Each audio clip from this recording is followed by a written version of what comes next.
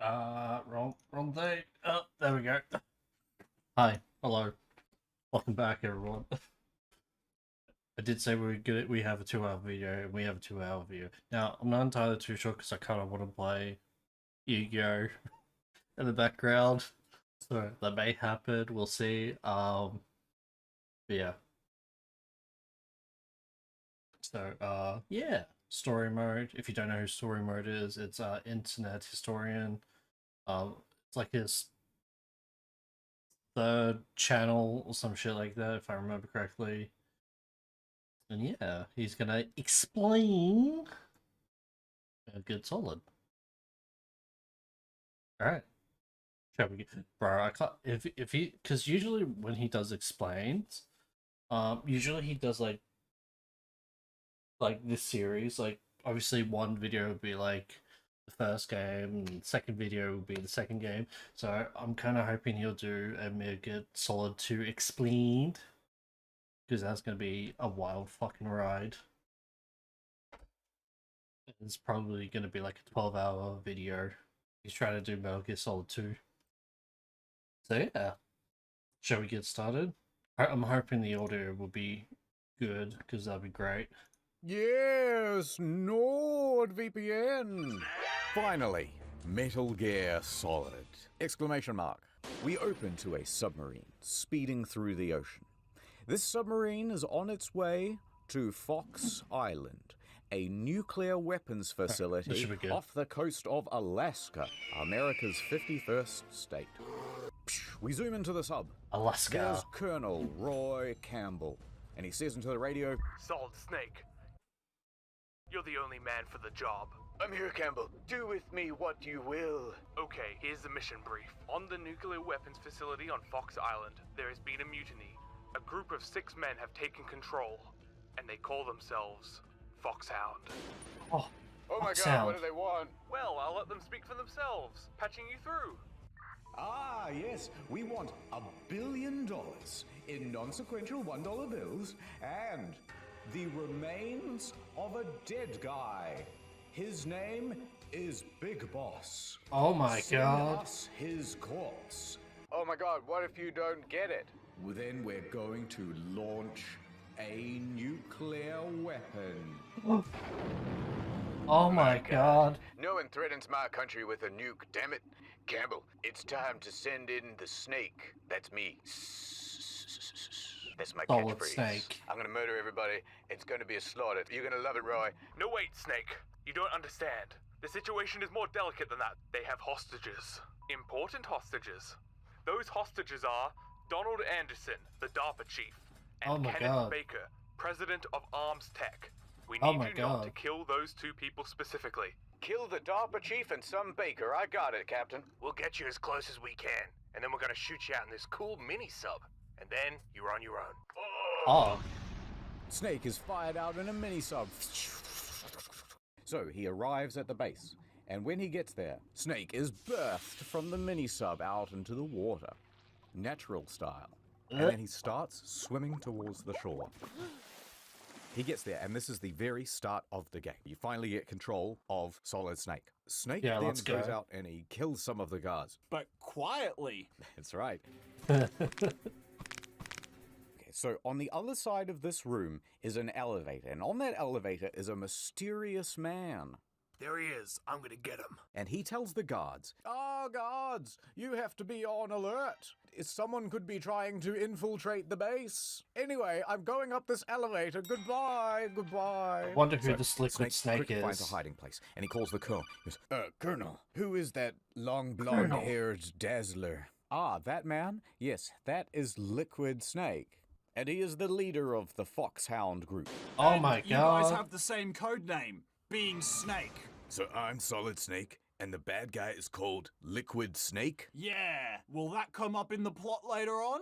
Nope. spoil it for me. Don't spoil it for me. Snake, take that elevator to the surface, but make sure no one sees you. That would totally blow the mission. Oh, that makes sense. All right. So, eventually you catch the elevator and then you go to the surface. He takes off all of his swimsuits, and there's a really fucking cool title screen that comes Solid up. Snake. Snake reaches the ground floor. And he starts looking around and he sees a bunch of guards and stuff. So he hides behind a box. And he quickly calls up the Colonel. Colonel, what am I supposed to do? There are guards everywhere. And it's so cold out here. How am I supposed to sneak around stealthily when my teeth are chattering? Hold up, Snake. Here's Naomi with some more info. Ah, Snake, don't worry about the cold. The fucking Discord. The fucking Discord ping. Well, it's not a ping. The fucking someone join in voice chat. You see, we gave you an injection. An injection? Yes, an injection. It has nanomachines inside of it Fuck that will Naomi. help you stay warm. Wow, very sci-fi. Although you'd think I'd be used to the temperature by now. Anyway, Snake, what's important is, you see, ever since Zanzibar, my latest mission, I decided to go into retirement. And from there, I was living in the wilderness of Alaska, on my own, blazing my own trail, lone wolf, MGTOW lifestyle. And anyway, what were you saying? But she has already hung up the call. Yeah, must fuck have got Naomi. disconnected. So Snake is sneaking around, and he's looking around corners, and he's loving it. And then all of a sudden, oh my god, a Hind D. He notices a helicopter. It is a Russian gunship. How odd. So he calls up the Why colonel, are the and he Russians goes, in "Why is there a Alaska?" Russian gunship here in Alaska? I'm not sure. Maybe you should find out, Snake. That is your job after all. Hey, too The true. Russian helicopter flies away. By the way, Snake, There's only 18 hours left until the terrorist deadline. So, Snake, you gotta hurry, man. also, one more thing. I promise we're going to get back to gameplay soon. Here's Mei Ling. She's our visual Hey, and Mei data Ling. processing specialist. She saves game. You call her up and it saves game. She's not terribly important, to be honest. Snake flirts with her for a little while. He goes, I mean, she's hot. world-class military technical person to be so cute and attractive and also single. I can't believe I'm being hit on by the famous Solid Snake. Hurry the fuck up. I'm going. The call ends and Snake starts roaming around. He sneaks and he sneaks and he's having a whale of a time and he finds a vent hole and he uses that to get into the facility. So he's in the vent and then all of a sudden Snake gets Rats. a call from his old master, McDonald Miller. He's his fighting mentor, I guess. Now, McDonald, he's retired just like Snake, and he lives out in Alaska now. He hasn't seen Snake since that last mission in Zanzibar, remember? Now, Yeah. Zanzibar was a big deal. It's where Snake fought Big Boss and won, killing Big Boss, thus turning him into a bunch of remains, which is what the terrorists want. My name is McDonald, but you can call me Master. Oh, okay. And he says, look, if you need any help, I'm here. I'm here to help. Oh, please let me help. Thanks very much. It's kind of uneventful. So he just Thank you, continues. Miller. But remember, Mr. Miller, Yes, the Master. Snake then sneaks through the facility. Finally, a chance to use the Metal Gear Solid music. Then he sees Yeah. a whole bunch of cells, and one of them has a Meryl. lady in it who is doing sit-ups. Is that a woman?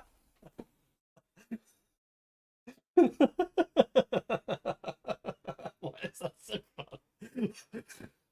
Why is that so funny? Is that a woman? No. And the other one has a man in it, and that man looks to be the DARPA chief, Donald Anderson.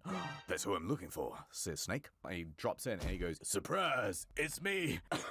And then he coughs terribly. Snake tells Donald, I'm here to rescue you. Donald says, you don't look like one of them. You gotta get me out of here. Yeah, okay, I'll break you out, but first, I need some information on the terrorists. Do they have a nuke? Can they actually launch the nuke? It's very possible they could launch the nuke. Oh my god. So, the camera then pans over to the next cell, where we see the lady doing sit-ups, right? And she overhears Snake and Donald's discussion. She starts listening and eavesdropping. So rude. Now, back to Snake. Snake says, I don't understand. This place is only meant to be for dismantling nuclear warheads. They shouldn't have access to a missile.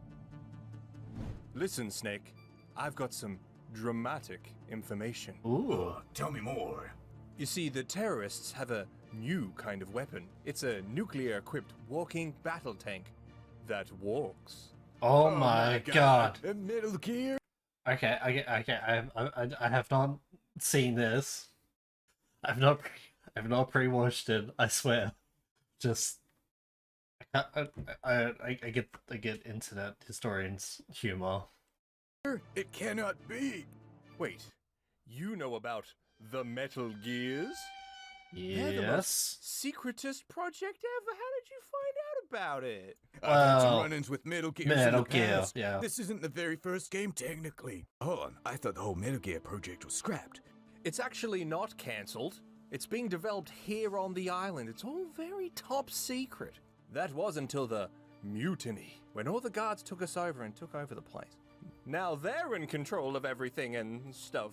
Then suddenly one of the guards comes along and he goes, "Shut the fuck up. Shut up in there. Hey, shut up your mouth. Keep it down in there." Donald and Snake go real quiet and then Donald waves him away. He goes, sorry about that. I didn't mean. I'll be quiet. Now, once the guard leaves, Snake then says, "Let me ask you about this. Do they have the detonation code? Do they know it's 1, 2, 3, 4? You know, the thing you need to input in order to launch the nuke? There's always a detonation code." It's set up so that you need 2 input codes. So you're telling me that they need 2 different passwords in order to launch a nuke? Correct. Who has the passwords? I have one, and Baker has the other. Oh, thank God. So the terrorists don't have the passwords, right? Wrong. The Ah, terrorists well. do have my password. Why'd you give him the password? Because he's a little Psycho bitch. Mantis read my mind, and he stole the password. That's that the as oldest well. excuse in the book. Are you working with them? Why did you do it? Why did you betray your country? There's some big accusations, Snake. I don't really appreciate I am this. the one that gave him the nuclear code, okay? So that means that if they get Baker's password, oh my God, they got both the passwords. They can launch the nuke. But Yeah. Snake, Yes? there's still a way to stop it. That's great news. All right, problem solved. I'll see you later. No. Let me tell you about how to stop it. Oh, okay, that's probably a good idea. There's these card keys, right? Right. I love. I love the fact that it's literally just a black bar trying to simulate them just fucking talking.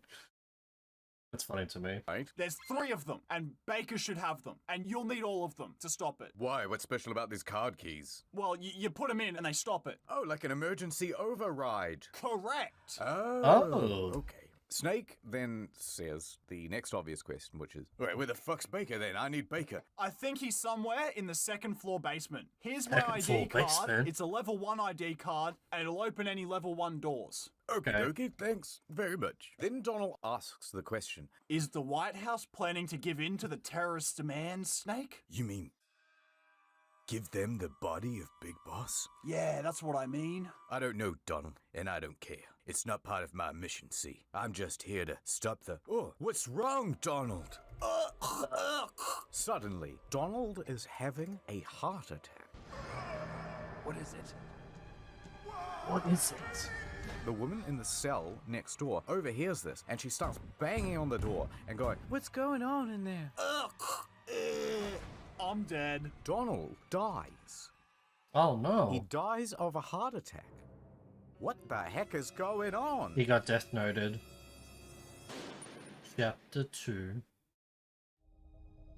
Snake gets on the phone. He goes, HQ, someone's going around. I just saw a man die right before my eyes. Oh, God. Naomi and the Colonel say, It looks like some sort of heart attack. now, Snake is very suspicious of this because what the fuck? What kind of weird timing is that? So Snake goes, "Colonel, are you hiding something from me?" And the Colonel says, No, but this op is security level red, meaning you need the highest security clearance to access the complete file. I can't even access the complete file, and I'm running the mission. "Oh my God, Oh I my need to go God. find Baker right now. But before I go get him, I had time."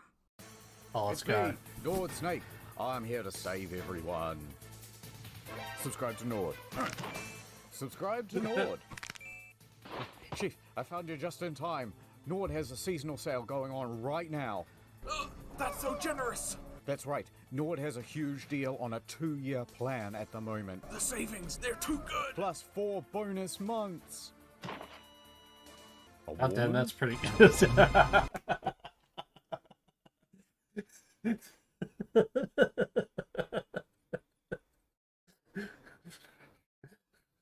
That will never not be funny to me.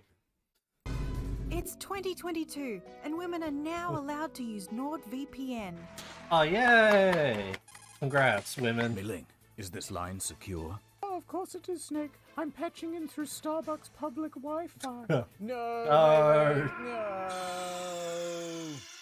It's Christmas. Go to nordvpn.com/story mode Look, it's too late for you to mail anything to anyone. You missed out. NordVPN.com/story mode for a huge deal on a 2-year plan, plus 4 bonus months. It's way better than a pair of socks delivered in January. Add over.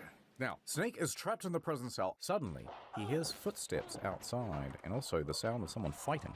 And then suddenly, the door unlocks. What the fuck? What is going on here? Snake walks outside and he sees, remember that guard from earlier that he waved away? Well, he is now Naked. nude. And also pixelated. Then suddenly, to his right, a gun is pointed directly at Snake's head. And the person holding the gun says, "So you killed the chief. How could you? I loved him like a chief."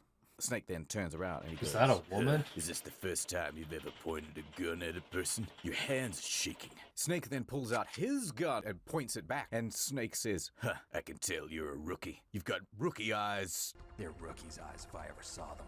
Okay, so basically what's happened is there was a lady in that cell, right? She tricked the guard into opening her door, and then she beat him up, stole his clothes, is now dressed as a guard, and then she then went to unlock the door for the DARPA chief, but he was dead. And she's gone, "Oh my god, you killed the DARPA chief." But we know he didn't. And then Snake goes, "Oh my god, have you even killed people before? Boo." Then all of a sudden, the door opens and a whole bunch of real guards come in. Uh-oh. Snake and the guard, they get into a firefight. And in this moment, the lady kills for the first time. And then the lady in the guard's outfit tries to run away. This is Oh, why damn. I fucking hate video games. Then, as he's staring at the back of Meryl's ass, he has a scene transition. We then see a cutscene. Now, there's a group of men surrounding a man who's strapped to a table. It looks as though this man has been tortured to death. And one of them says to the other, "You killed him, didn't you?" Right, so that person who just said you've killed him is Liquid Snake. This guy, his name is Psycho Mantis. This guy, his name is Revolver Ocelot. So Revolver these 3 Ocelot, are the Revolver elite Ocelot, members of Revolver Foxhound, right? Ocelot, 3 out of Revolver 6. Ocelot. So Liquid is chastising Revolver Ocelot. He's saying, "You killed him. You tortured him too much, and he died." We don't know who he has tortured at this point. And Psycho Mantis says, "Yup, good job, Revolver. Good job, Also, idiot." That guy that we tortured to death, I couldn't get through his mental shielding. It was too powerful, so I couldn't get any answers either." So Psycho Mantis really is psychic. He can really tell if you hold fingers behind your back, he'll know how many. Now, Liquid Snake is about to get really, really cross, but Psycho Mantis says, "Listen, I've got another way to get the information that we need. Just follow my lead."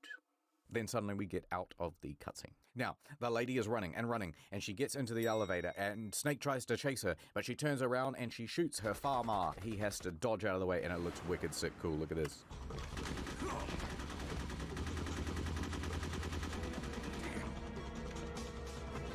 And she goes, "Yeah, victory." And then she catches the elevator. Very Suddenly, pog. a floating man shows up. What the heck is going on, Jeff? Oh my It's god, who Psycho are you? Mantis. Oh, okay.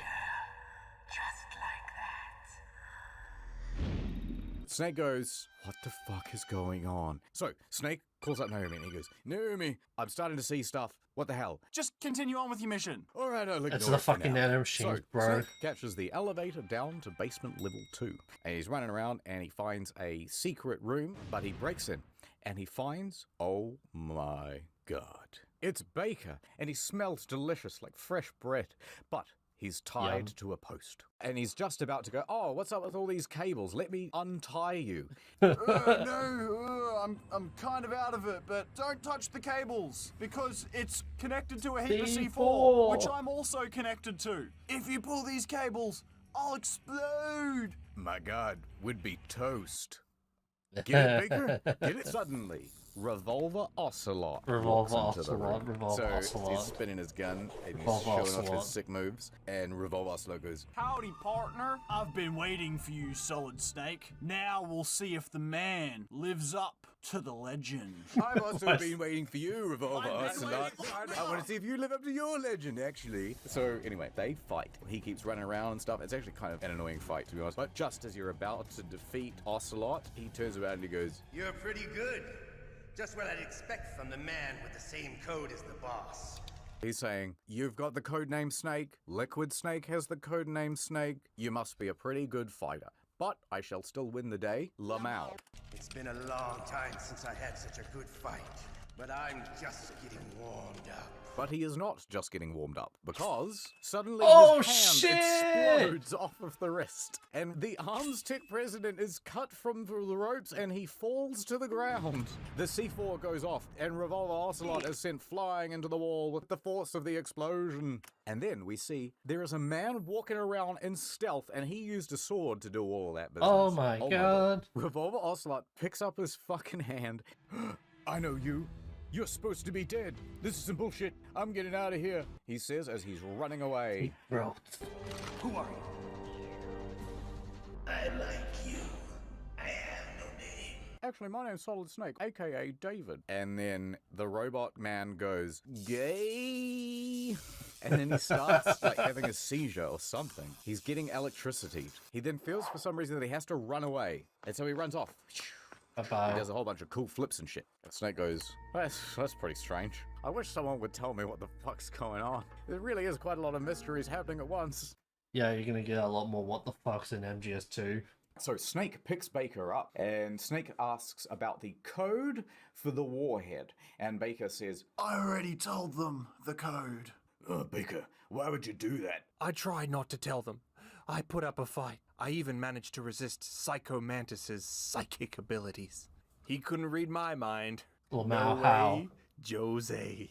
Wait a minute. How were you able to resist Psycho Mantis? Because of the surgical implants in my brain, obviously. Right. Oh, okay. Everyone who knows these top secret codes has it in their brain. Wait a minute. And he's thinking. Wait, if that is the case, then shouldn't the DARPA chief also have the thing in his brain and therefore cannot tell or should not be able to be extracted from Psycho Mantis? Even the DARPA chief? Yes, Oh my god. the DARPA chief definitely had one. What the heck, thinks Snake? Because remember earlier, he just said Psycho Mantis used his mind probe powers, right? Confused? Yep. What a mystery, fellas. Ooh. Snake then says, then how did they get your code, Baker, if they can't read your mind? They never taught me how to resist physical torture. Oh, physical torture. The worst kind. Just emotional and mental. So Baker was there in the room, and Psycho Mantis goes, I can tell you've got 3 fingers held up. And he goes, nope, wrong. And oh, shit, okay, we'll try emotional. I just couldn't tell because your fingers are so fat. That's still not gonna work. The emotional stuff don't work on me. Well, we Give him don't a actually tickle. want the password. Ah, that's reverse psychology. I've seen mental torture before. That ain't gonna work on me neither. Well, how about this cattle prod? Oh, all right, I give in. So, Revolver Ocelot tortured Baker. That's right. That broken arm is not just from a skateboarding accident. It was part of the torture. Now, Baker then asks... Snake, tell me about the DARPA chief. Snake says, sorry, Baker. The DARPA chief is dead. Not my best friend, the DARPA chief. This makes Baker very upset. He starts yelling at Snake. I hate you, Snake. You killed him, didn't you? You took my best friend in the world from me. I'll get you. Baker. You don't understand. I didn't kill him. I don't believe you. I didn't kill the DARPA chief. He seems to have died from a heart attack. A heart attack? Snake says, Baker, I need you to tell me about the card keys. I don't have them anymore, Snake. I gave them to a new female recruit. There's a whole bunch of guards here, Snake. But this guard, the female guard, refused to take part in the rebellion when that happened. So she was thrown in the prison. Wait a minute, could that be that woman that was wearing the guard's uniform? That woman is Meryl? Also, that woman who is Meryl is the Colonel's niece? I don't know, Snake, but she managed to escape. I was in contact with her over the codec before she was captured. Snake, you can contact her on the codec, but I can't remember the frequency. Oh, what is it? Oh, that's right. It's written on the back of the box. Okay, so they had this interesting fourth wall moment on the back of the Metal Gear Solid. This shit's so fucking dumb. It's so fucking good. Hold on. Oh, that's right. It's written on the back of the box. Okay, so they had this interesting fourth wall moment. On the back of the Metal Gear Solid case, there are a whole bunch of previews of the game, right? And you go, oh yes, I want to buy this. One of them is the codec, and you can see Oh, okay. That's pretty cool. 140.15. You remember Yeah, I remember this shit. Yeah, it caused me all sorts of grief when I was a kid because I did not have the case. I used to throw the cases away and I would throw them in a slip disc. Oh, this my tended to be God. like pre-internet days, or at least you used to have really spotty internet. So I was stuck. Now, Snake says, All right, I'm trying to contact her, but what do I do if it doesn't work? You will need to find Hal Emmerich. Emmerich is the team leader of the Metal Gear Rex program. If there's anyone who can figure out how to stop Metal Gear from launch, it's Emmerich. He's probably being held captive at the nuclear warhead storage building. Oh my god. so Snake then says, Why My Metal God. Gear? The nuclear age ended with the turn of the millennium. Snake, let me give you a little history lesson. The threat of nuclear war, it's not gone. In fact, it's greater than it's ever been. Alright, we ain't sitting through all this. Basically, he learns that there's a bunch of nuclear waste that is not being held very securely, and blah blah blah blah blah. In order to maintain our American policy of deterrence, we need a weapon of overwhelming power. So the plan is to basically just put a nuke on a walking robot mech suit type thing? Yep. Yes. My god, it's overwhelming. Wait a minute, haven't we basically already got these anyway with intercontinental ballistic missiles and also nukes from submarines that can go pretty much anywhere? No.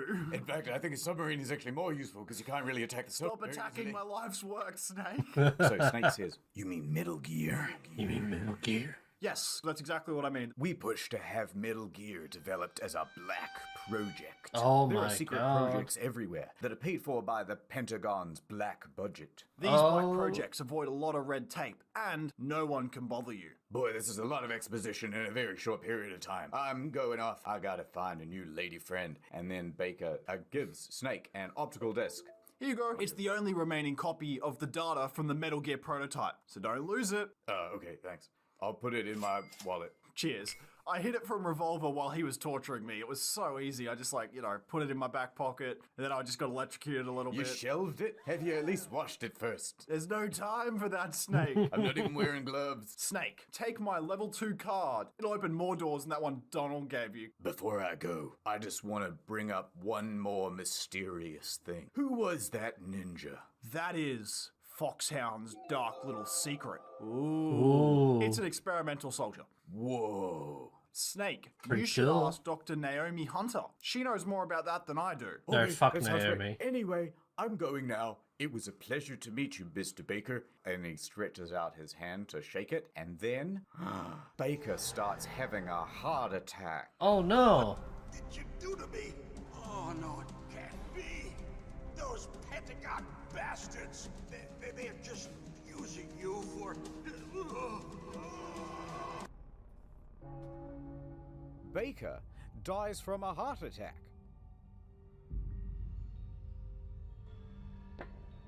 What the hell? Chapter 3. Alright.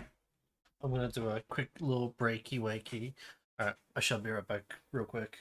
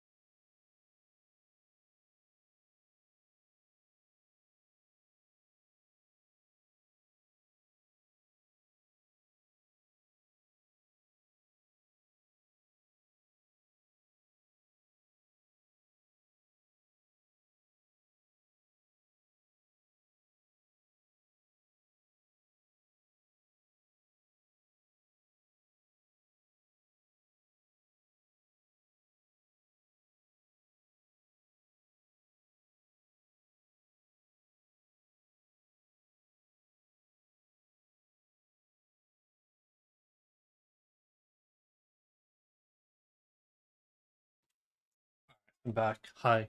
Hey everyone. I hope you're enjoying the video. We've still got an hour and something minutes left.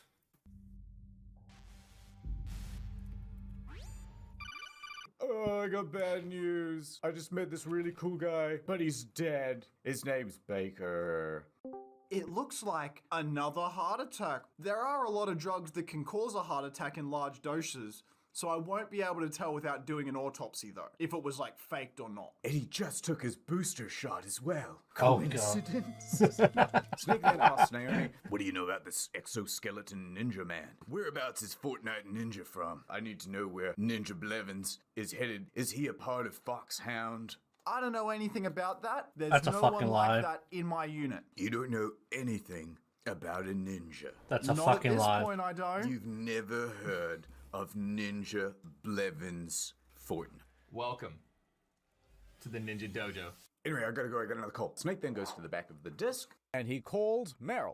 She picks up and she says, hey Snake, it's me, Pixel Man. I hope you're enjoying Metal Gear Nord. Have you heard that VPNs can help you watch international catalog stuff? That's right, just go to nordvpn.com/story mode. Oh no, I'm having a heart attack. Here's Meryl. Oh, Rip. Hello. Ripped old My man. name is Snake. I am a Pisces. I am 36 years old, and I've got a tier 3 sub for Ninja Blevins. And Meryl is swept off her feet immediately, and she says, Oh, sorry about before, Snake. I didn't know if you were one of the good guys. listen up, Meryl. Of course I'm one of the good guys. And also, I know that you are one of the good guys. I could see it in your eyes. You've got green rookie eyes. My eyes. They're not soldiers' eyes. And they're rookie's eyes, right? No, they're beautiful, compassionate eyes. Meryl's just like, Oh, Snake. Oh, I'm swept off my feet. By the way, Snake, can I just say, Snake is such a fucking flood in this game. you and the terrorist Liquid Snake share a striking resemblance. It's very hot. you're telling me I look just like the leader of the terrorists? Yes, and That- I like it. That's so strange. What another mystery to find out about and such. Look at this. I've got the key card. And Snake goes, it's a miracle you've still got them. And Meryl says, Well, women have more hiding places than men. are you talking about your vagina? I'll leave that up to your interpretation, Snake. I think she's talking about her vagina. All right, so Snake is off to find Dr. Emmerich. Turns out Dr. Emmerich is not actually in this building. He needs to go outside of this one, through the snow, and into the entrance of the other building, right? But to do that, Snake, you'll have to go through a bunch of lasers. They go up and down, and if they go off, the guards will be alerted. So to see the lasers, Snake takes out his cigarettes. And Campbell goes, what the hell did you get those? We strip searched you when you started the mission. And Snake goes, well, I hid them in my stomach. Thanks to the shot you gave me that suppressed my stomach acids. So he swallowed a packet of cigarettes and then he threw it up to smoke later. He's got a terrible addiction. They go, okay, cool. And then Snake has a cigarette and he goes, yeah, that is cool. Or, you could just use the infrared goggles. He makes it outside the building and into the snow. Now, as he's walking along, suddenly he gets a call, and it's from an unknown number. Who are you? You can call My me name Deep is Throat. Deep Throat. Deep throat. You Deep need Throat. to use a mine detector to traverse the snow and avoid the mines, because there's mines all over the place here. Also, Snake, there's a tank right in front of where you're standing, and it's waiting to ambush you, so, be careful about that. Oh, okay. Now, you don't actually have to do anything about the mines. All you do is crawl around on your belly and the mines can't go off. So, Snake crawls forward and then, tank time. There is a man. Oh whose shit, name there's a is Vulcan tank. Raven, and he pops up and he goes, oh, it's nice to see you, Snake, but Snakes don't belong in Alaska. it's only bears and incest. By the way, Vulcan Raven is part of Foxhound, so this is member 4 of 6, for those of you keeping track at home. So the fight is on between Vulcan Raven in his tank versus Solid Snake in his shoes. Boom. This shit, but that flip was like, oh fuck, all I want to do is be able to do that. So Snake and this tank are running around the map. Snake is throwing grenades and he's trying to get them into the mouth hole at the top of the tank. Oh, and one gets in there. Gobble, gobble, gobble. No, wait. The tank explodes, and a man is thrown up from there.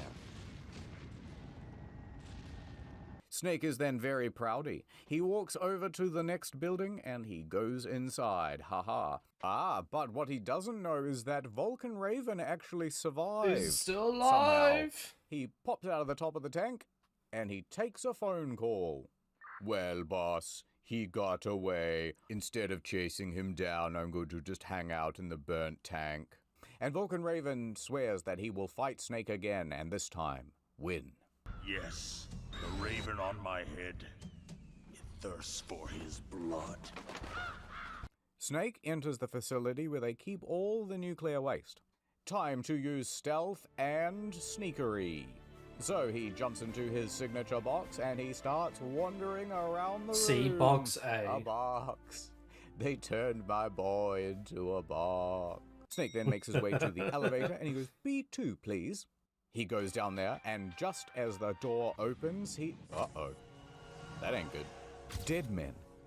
Blood and carnage. Oh my All god. over the place. My god, what has happened here? So Snake rounds the corner, and he sees... It's the cyborg ninja once again. He's holding a man in the air with his sword. So cool. A katana, in fact. And then he leaves through a door, which is not so unusual. Snake follows quickly, and he runs in. He sees the invisible man walking towards... Hal! Hal Emmerich. He's the scientist behind Metal Gear. The ninja keeps getting closer, and Dr. Emmerich's like, please don't kill me. I love anime. What's with these guys? It's like one of What my about Japanese animes? So anyway, And then they he piss his starts pants. just pissing himself. Yeah. Which is not... Like one of my Japanese animes pisses himself. a good thing to do in the cold winters of Alaska. But he is eccentric, it's kind of his thing. What's the deal? Everything on the battlefield is distinguished by either good guys or bad guys. I don't know which one you are. Neither enemy nor friend. I am back from a world where such words are meaningless. I'm just a humble cyborg ninja trying to make his way in this great big world of Zanzibar. Oh my god. So the scientist jumps in his locker, and Snake and the cyborg must punch to death. Then Snake wins. Yay! But before I run away again, I have to ask, do you remember me, Snake? It can't be. You were killed in Zanzibar. We're just going to spoil it. So that is a man named Grey Fox, a.k.a. Frank Yeager. Then all of a sudden, the cyborg ninja starts spazzing out. Now, I'm not gonna lie. When I first saw this game, I thought it was Raiden before 2. Obviously I'm wrong, and yeah, Frank Yeager is he's a pretty cool guy. Very tragic though. And since they spoiled it, I might as well spoil it as well. His code name is Deep Throat, so yeah. I'm pretty sure it's Deep Throat. Oh, I'm gonna fucking quickly check. MGS1, Frank Yeager. Actually, let's not type in. Let's not type in Deep Throat, okay? Yep, Deep Throat, alias Deep Throat.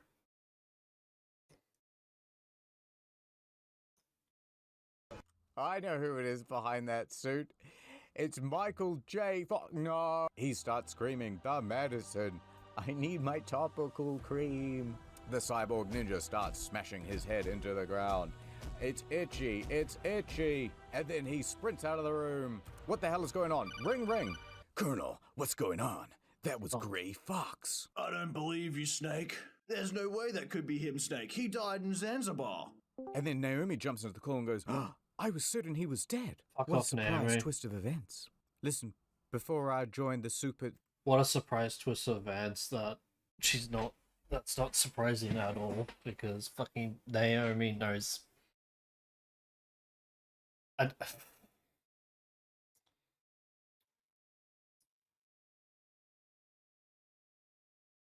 Naomi. Secret CIA medical team or whatever. I heard rumors about a man who had experiments run on him. That soldier was Grey Fox. They took him from the battlefield of Soldier Boy. Zanzibar, and he was dead at the time, but they revived him, and they kept him drugged up. And then they did all sorts of experiments on him, Snake. It was terrible. They'd have this maze, there was cheese in the middle. Oh my god, that's terrible. No, wait, I've got more. And then they'd do this other thing where they dropped food on the floor, and then they... Yeah, it's almost like she was part of the experiments or something. And even if she wasn't part of the experiments, she definitely knew about them. So, yeah, no, fuck Naomi. I'd go 1, 2, 3, and he would test to see if it was safe to eat. They got up to 5, 6, 7 seconds, Snake. He was the original tester of the 5-second rule. My Oh my god. By the way, bit of an insert. These soldiers are all called genome soldiers. Why is that, Mr. Branson? Are their names all genome? No, Mark, it's a little bit more complicated than that. Okay. So all of the soldiers at this base have undergone genome therapy. This makes them stronger and better at being soldiers. So they're kind of like, you know, soldiers from Crisis Core, Final Fantasy VII, the game that we just played. Stuff. Snake hangs up the call and goes, my god, I gotta go talk to this scientist that's still peeing in the closet. So, he opens the closet dramatically, and this is Dr. Emmerich. Now, the problem is, his legs are all wet, and as he walks around, it makes a squidging noise. Snake says, what do you know about Oh, that's fucked. Metal Gear? Metal Gear, yeah, I worked on that. But it was only ever meant to be for, like, defensive purposes, and I had no idea that they were going to use it to, like, attack people. Okay, are you telling me that you built the Metal Gear, but then someone else was building the weapons off to the side, and you didn't know that they were gonna combine the two like a Lego Bionicle with the weapon in his hand? You just thought it was gonna be the Bionicle on its own? Yes. Yes. That is what I thought. Yeah, but how would you know what kind of stability it would need? For example, when you fired a missile from it, wouldn't you have to know what sort of specs so that it didn't just barrel over backwards? These are great questions, Snake. Also, how would you need to know, for example, doesn't the Metal Gear have a railgun on it? Where's the power for that thing? Surely it's coming from the machine itself. Look, okay, I did not that it was just not that it was gonna fire nuclear missiles. Okay, I understand. That's satisfactory. Thank you. Lamau, this whole situation's pretty fucked up. Lol.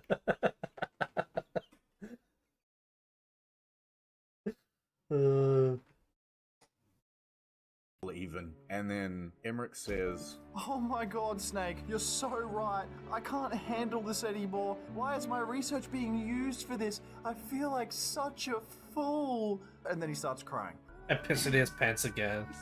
And Snake's just there with a Pepsi in his hand. Get a hold of yourself. You think on the fields of Zanzibar we were crying about making nuclear weapons or something? But you know what, Dr. Emmerich? Love is a battlefield. And I love you, Dr. Emmerich. Snake then asks the pertinent question.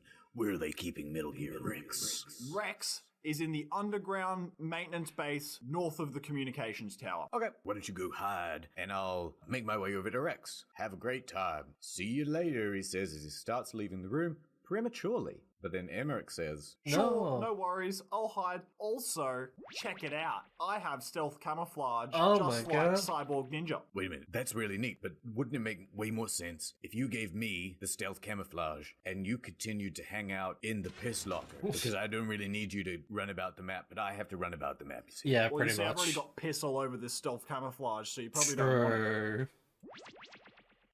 Aww. You can keep the stealth camouflage. Alright, I'll call you when I get to the, wherever, get to Metal Gear Rex or something, I don't know. And then he goes, but first, I gotta call my girlfriend. Hi, Meryl? How you doing? And she goes, I'm going really good, Meryl. Snake. But, suddenly, Meryl gets ambushed while on the call. There she is! Over there! Oh no! Damn, they've spotted me. And Emmerich goes, quick, Snake, take this level 4 card. Right, at this point, naturally, Snake thinks, you've given a lot of exposition, so it's about time you die of a heart attack, right? And he goes, you're not in any pain, are you? What's wrong? Getting all friendly all of a sudden. No, nothing. I'm glad you're okay. Also, you should call me Articon. Articon, a Tokyo convention. Goes, what? Why? Well, you see, it's a portmanteau of otaku convention. And Snake continues to stare incredulously. Fucking nerd. You see, otaku is Fucking weeb. a guy who likes Japanese animation. Glare. You know, when I started building robots, because I wanted to build great big ones like in my favorite anime. By this point, Snake's got his gun drawn and pointed directly at Emmerich head. Anyway, so call me Otacon. Why don't you go find Meryl? There's not much time to kill me right now. You can do that later. Okay, alright, I'm out of here. And so he leaves to find Meryl. Alright, by Otacon. Chapter 4. And he goes back up one floor to B1 and he starts looking for soldiers that walk with a certain wiggle. Nope, not that one. Nope, not that one. Ah, that one. Mm-hmm. It's just a box chasing a woman, don't worry about that. Now, the funny thing is, you can, of course, get into a firefight or, sort of isolate these other soldiers, and you can kill Meryl. Oh, yes, really? If you do that, you can lose The game the over, yeah. Yeah. The wiggly soldier then goes into the women's bathroom, which is a bit of a giveaway, but all the genome soldiers are male, so why would you use the females? But he follows her. We go into the bathroom. Now, if you go into the other bathroom, the other soldiers actually use the male bathroom as well, so you can run up behind them when they're using the urinal, and you can strangle them, which is pretty funny. And you like cock out. Anyway, Snake searches through all the stalls in the female bathroom, and then he finally gets to the last one, and there he sees a guard's uniform. What the heck? Maybe she's inside the toilet. Don't move. That's the second time I've been able to sneak up on the legendary Solid Snake. You're Meryl? I had no idea you were so feminine. This is no time to try and hit on me, Snake. When I joined up, they gave me psychotherapy to destroy my interest in men. They filled up my vagina with concrete. But here's the thing. Snake is such a rugged and handsome hero. Eventually, she's gonna come around. What's that mark? Huh? Oh, this? It's a paint tattoo. It's not real. I was a fan of Foxhound way back, and guys like you and my uncle were in it. None of that gene therapy like there is today. You guys were real heroes. Okay, we didn't want to overcomplicate it, so we didn't mention it. But Snake used to be in Foxhound, but then everybody left. So these 6 new people, he doesn't know any of them, so we just didn't mention it. Foxhound used to be good. Now it's all bad. Yeah, he used to. I like the old Foxhound. I'm not a hero. I'm just a man who's good at killing. I only know war. You know that book, War and Peace? For me, I scribbled out the last 2 words of the title. And you fight for the people. I've never fought for anyone but myself. I've got no purpose in life, no ultimate goal.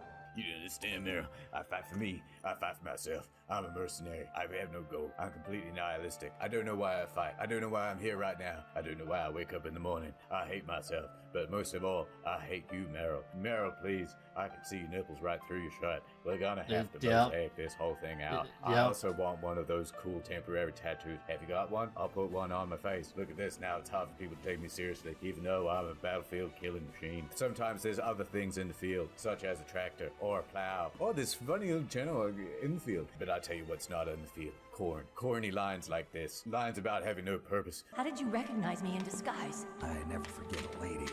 So there's something you like about me, huh? Yeah. You're awesome. Oh, I see. Yep.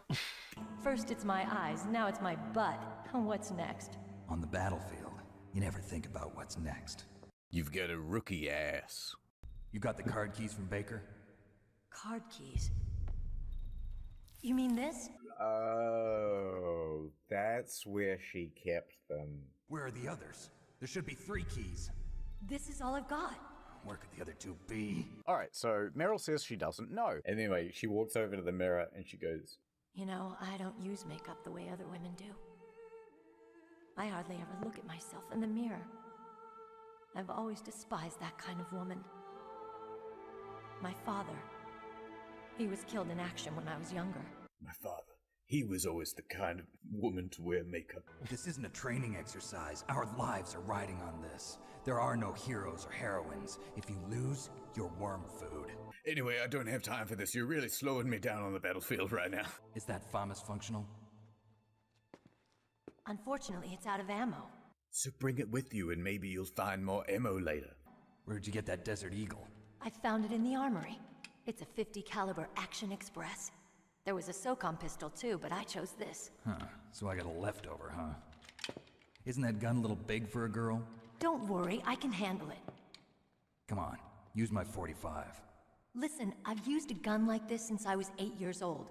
I'm more comfortable with it than I am with a bra. And Meryl pulls out a clip of ammo from her bra. Meryl then gives Snake a level 5 card. It's got a holographic on it, so they head off. They need to get to the commander's room because they think they will find something there that will help them disarm the nuclear weapons or stop Metal Gear Rex or something. And then Meryl turns to Snake and she says, That's strange. There's no guard.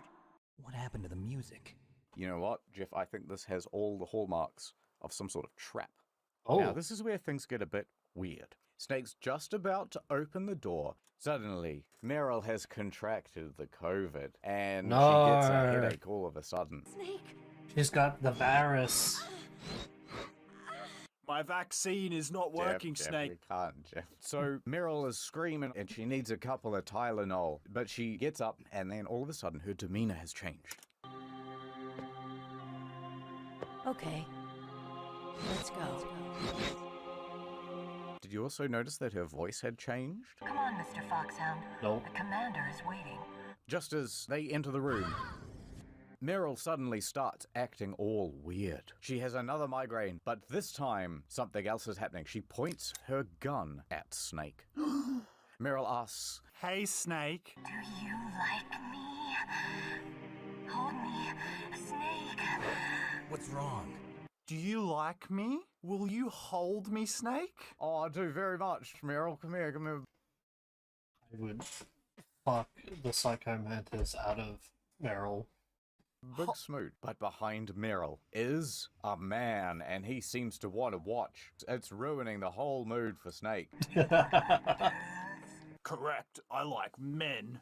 Real men. And some women, but none that have rookie eyes. So, Meryl has been confirmed to be under control of a man named Psycho Mantis. Now, Psycho Mantis has all sorts of telekinetic and telepathic powers. Very cool. And remember, I hope he doesn't do anything with the PS1 controller. Psycho Mantis is the guy that read Donald Anderson's mind, the chief of DARPA. And he is controlling Meryl, but that means that we can't kill her, unfortunately. Anyway, long story short, Snake has to knock Meryl out, and then he has to fight Psycho Mantis. And so basically, he's like, look, I can do telekinesis, and he tells you, I will show you my psychokinetic power. Put your controller on the floor. and you do it, and then he just runs the vibration function, and he pretends like he's doing it with his mind. It's so neat. This is like back in 1998. Yeah, this shit was so fucking and all cool. this stuff just blew my mind. And then he also starts reading your memory card. Yeah. You like Suikoden. You like Castlevania, don't you? I see that you enjoy Konami games. He also starts rating your gameplay. You're a careless man, aren't you? Anyway, you fight him, and he can fly around, and he can do stealth, and he's knocking things around the room. But if you try to shoot at him, he constantly dodges out of the way. And then he has all these cool, like, fake-out moments as well, where he pretends like your TV is changing its input. I'm about to say, do we want to address the fact that instead of video, he writes Hideo? After a while, you start to get pretty fucked up, and you go, oh shit, what do I do? So you call up the Colonel, right? And you go, oh, Colonel, I don't know how to fight this guy. And Colonel goes, why don't you try unplugging the controller from slot 1 into slot 2? Which was a really fucking neat concept. And the idea is, because you're using the wrong controller slot, he can no longer predict your inputs on the controls. Yeah. Anyway, so he does all that stuff. And then Mr. Mantis goes, what the heck? Fine, I know what I can do. And he wakes up Meryl, and he starts getting her to do this. Stand right where he can see you and throw your brains out. But it's fine, you knock her out. Anyway, finally, you shoot him, and he goes flying. Now, Psycho Mantis, I reckon, was one of the coolest characters, and he had a pretty good backstory, too. So we're about to find that out now. Now, you have defeated Psycho Mantis, and they take off his mask so he can talk properly. Oh, gross. Meryl's the best. Ew, grody. Okay, so we finally get to see Psycho Mantis's face here. Right, he has had the top of his head cut off. Yeah, and then yep. he's had the top, like, kind of badly stitched back together. You Yep. know what would fix this? Instead of a big mask, cool bandana. And he decides, you know what, I'm going to help him after all. They're not so bad. And in fact, I'm kind of on Snake's side now. And Snake rightfully asks, yeah, why are you helping me? But you are different. You're the same as us. So Psycho Mantis goes on to explain that he would read, you know, hundreds of people's minds, but deep down, all they really wanted to do was reproduce. Every living thing on this planet exists to mindlessly pass on their DNA. We're designed that way. And that's why there is war.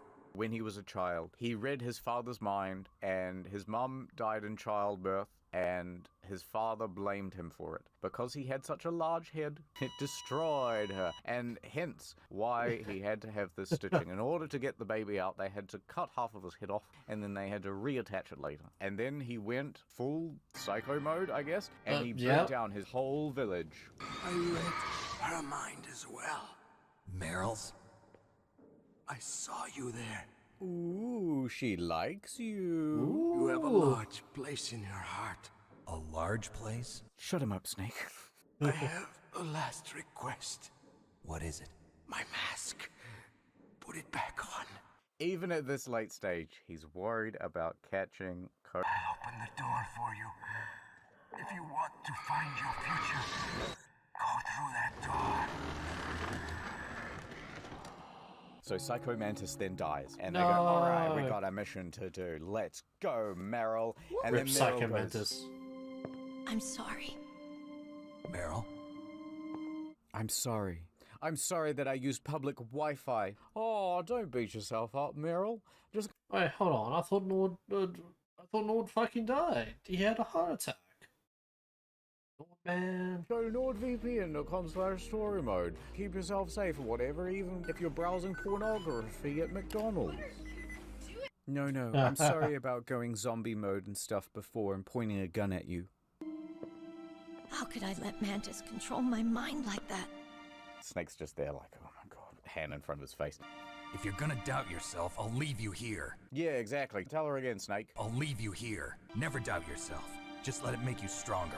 Learn something from it. You're always right, Snake. So Meryl goes, tell me, Snake, what's your name? I'd love to know it. Your real name, not your code name. And Snake goes, a name means nothing on the battlefield. There are no names on the battlefield. How old are you? Now, I'm going to predict he's going to say, old enough for the battlefield? Old enough to know what death looks like. Close it up! That's what I'm going to put when, like, I go to the doctor's office. They make me fill out those forms. So what's your name? There are no names on the battlefield. What's your age? Old enough to know what death looks like. Sex. There is no sex on the battlefield. Do you smoke? Yeah, I always keep a pack in my stomach. So they rush through the door. Now, when they rush through the door, they find themselves at a hallway. They are out now in the snow. And in these walkways, there are a whole bunch of wolves. So they fight their way through it. Now, at this point, they get to the big walkway. Ooh. Of course, the other building. Within this building, we will see the nuclear weapons. And we will see Metal Gear Rex. And well, I'm glad that this corridor to the building where Metal Gear Rex is unguarded, and Snake and Meryl can just go straight through. And it will be super neato. Then all of a sudden, cut to black. And then the camera opens up to a targeted sniper rifle. Oh my god, what's happening? Meryl turns around. A laser. Oh no. Oh god. Suddenly, those 3 packets of spicy Doritos are repeating on her. No, Meryl. Also, she has been shot by a sniper. And then she reaches out for her gun. I'm not going down that easy. But then the sniper shoots her hand too. And the sad music begins. And even in this moment, she decides to get all annoying and wistful. And she goes, I guess I never was built for the battlefield. I was a rookie all along. You know those rookie eyes? You're right. I've got 2 of them. And Snake says, don't say that, Meryl. I'm coming to help you. And Meryl says, no, don't do it, Snake. It's the oldest trick in the book. The sniper's using me for bait to lure you out. It's not the oldest, but it's one of What's the oldest then, Zoc, huh? the oldest trick in the book is when you take your thumb, leave one of these bad boys, and then they think, oh my god, his thumb's fallen off. Right next to the stole your nose one. That's number 2. Yes, that's right. And then I think number 3 is tying someone's shoelaces together. That is good. Number 4 is baiting someone with a sniper. My gun. I can't reach it by myself. I promised. I wouldn't slow you down. I can still help. I want to help you. I was a fool. I wanted to be a soldier. Shut the fuck up now. But then the colonel calls and he's like, oh, my niece. In case we haven't mentioned it, Meryl is Campbell's niece. Colonel, take it easy. I'm gonna save Meryl no matter what it takes. Okay. Thanks. Chapter 5. Naomi tells you all about who the sniper is, Shut the and fuck up, you may be Naomi. surprised to know that it is in fact a woman. Oh She's a my sniper, God. And she is, super patient sniper. She can sit there for days, for hours, just waiting for her chance to strike. So Snake goes, well, how am I supposed to defeat her then? And they go, well, you're going to need some sort of sniper rifle. And he goes, oh, wait a minute. I know where I can find one of those. It's back at the old building. Which means you have to run through the wolf bit again. Yeah. All the way back to the old... But anyway, we're going to skip over that, though. But by the time he gets back, Meryl is gone. Where is Meryl? Now, we've got our sniper rifle, and we are about to take out Sniper Wolf in a one-on-one duel to end all duels. There she is. Now, I remember this bit. You're walking up this corridor and you're like, okay, I guess I've defeated Sniper Wolf, but it's very airy. It's like, where is everyone? Where's Meryl? What's going on? Now, it's at this point you're about to go through the door and suddenly, ambush. Ugh, they got me. Some rookie-eyed dazzlers got me, says Snake. It's hard to miss when you're this close. Toss your weapon over here. Fuck, it's Sniper Wolf. Surely she's got to be cold. That is a hella low-cut shirt. Well, she's from Russia, you see, so she's used to the cold. Oh, man, I remember, being a kid and seeing the Sniper Wolf lady and being like, oh, I think she's nice. So Sniper Wolf says, I am going to seduce you, and then I shall cut your face. And then I shall have one of my guards knock you unconscious. You are knocked down. And then the screen is all black, and they say, Don't kill me yet. I'm a temple man. Leave it to me. I want no more accidents like that dark chief. Yes, he's my target. Mine. Now, we wake up and we're looking at a hexagonal-shaped light thing. Oh, we are at the dentist. So the mysterious man who is talking says, well, I knew one day I it's would British Snake. And also, my birthright, I was supposed to be the legendary Snake. And I hate him British. so much. And anyway, let me sort out those molars. Also, by the way, we need Big Boss's DNA. As was stated at the very beginning of the game, we need Big Boss's DNA. He's got the best DNA. Then, all of a sudden, the chair lifts. Do you regularly floss? Snake lies and says, of course. There definitely is a resemblance, don't you think, little brother? Or should I say, big brother? I'm not British sure. Snake. Anyway, American doesn't matter. Snake. How is there a resemblance? You could put Psycho Mantis right next to him and say, there's a resemblance, don't you think? I go, All of these models look the same. It's 1996. and Liquid Snake suddenly gets a phone call. Hello? Really? Then what? Those idiots! Those bloody All right, idiots. Raven. I'll be right there.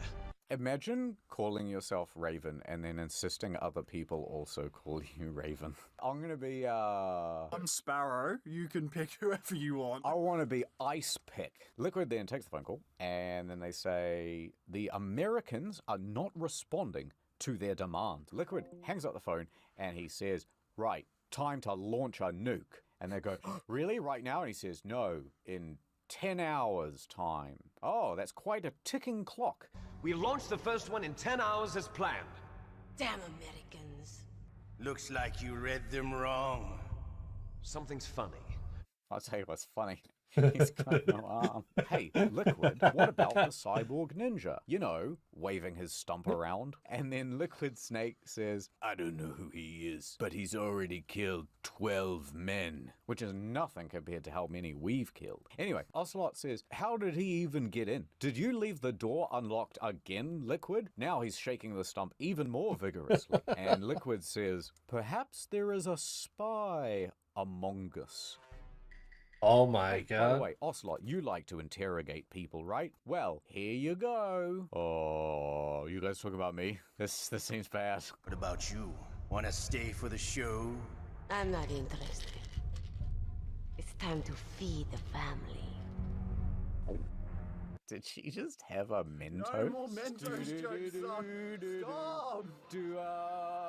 No. When you're a sniper We and can't stuff. keep doing Mentos. See you later, brother.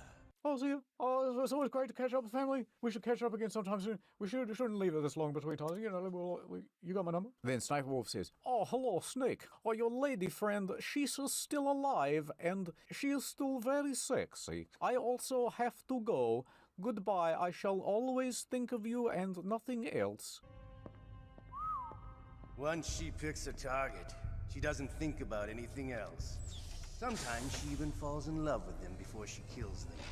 That is why I walk into wall, and editor has to animate. Alright, so she leaves. Finally, just the two of us. How are you feeling? Finally. Nervous, to Gay be honest. sex. Also pretty cold. Got a nice nap on this revolving bed of yours.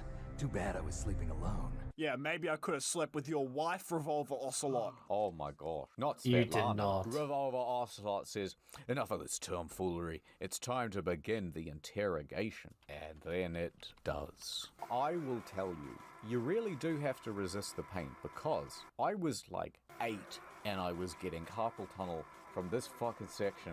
And if you give up, they'll decide to kill Meryl. I gave in to my fear.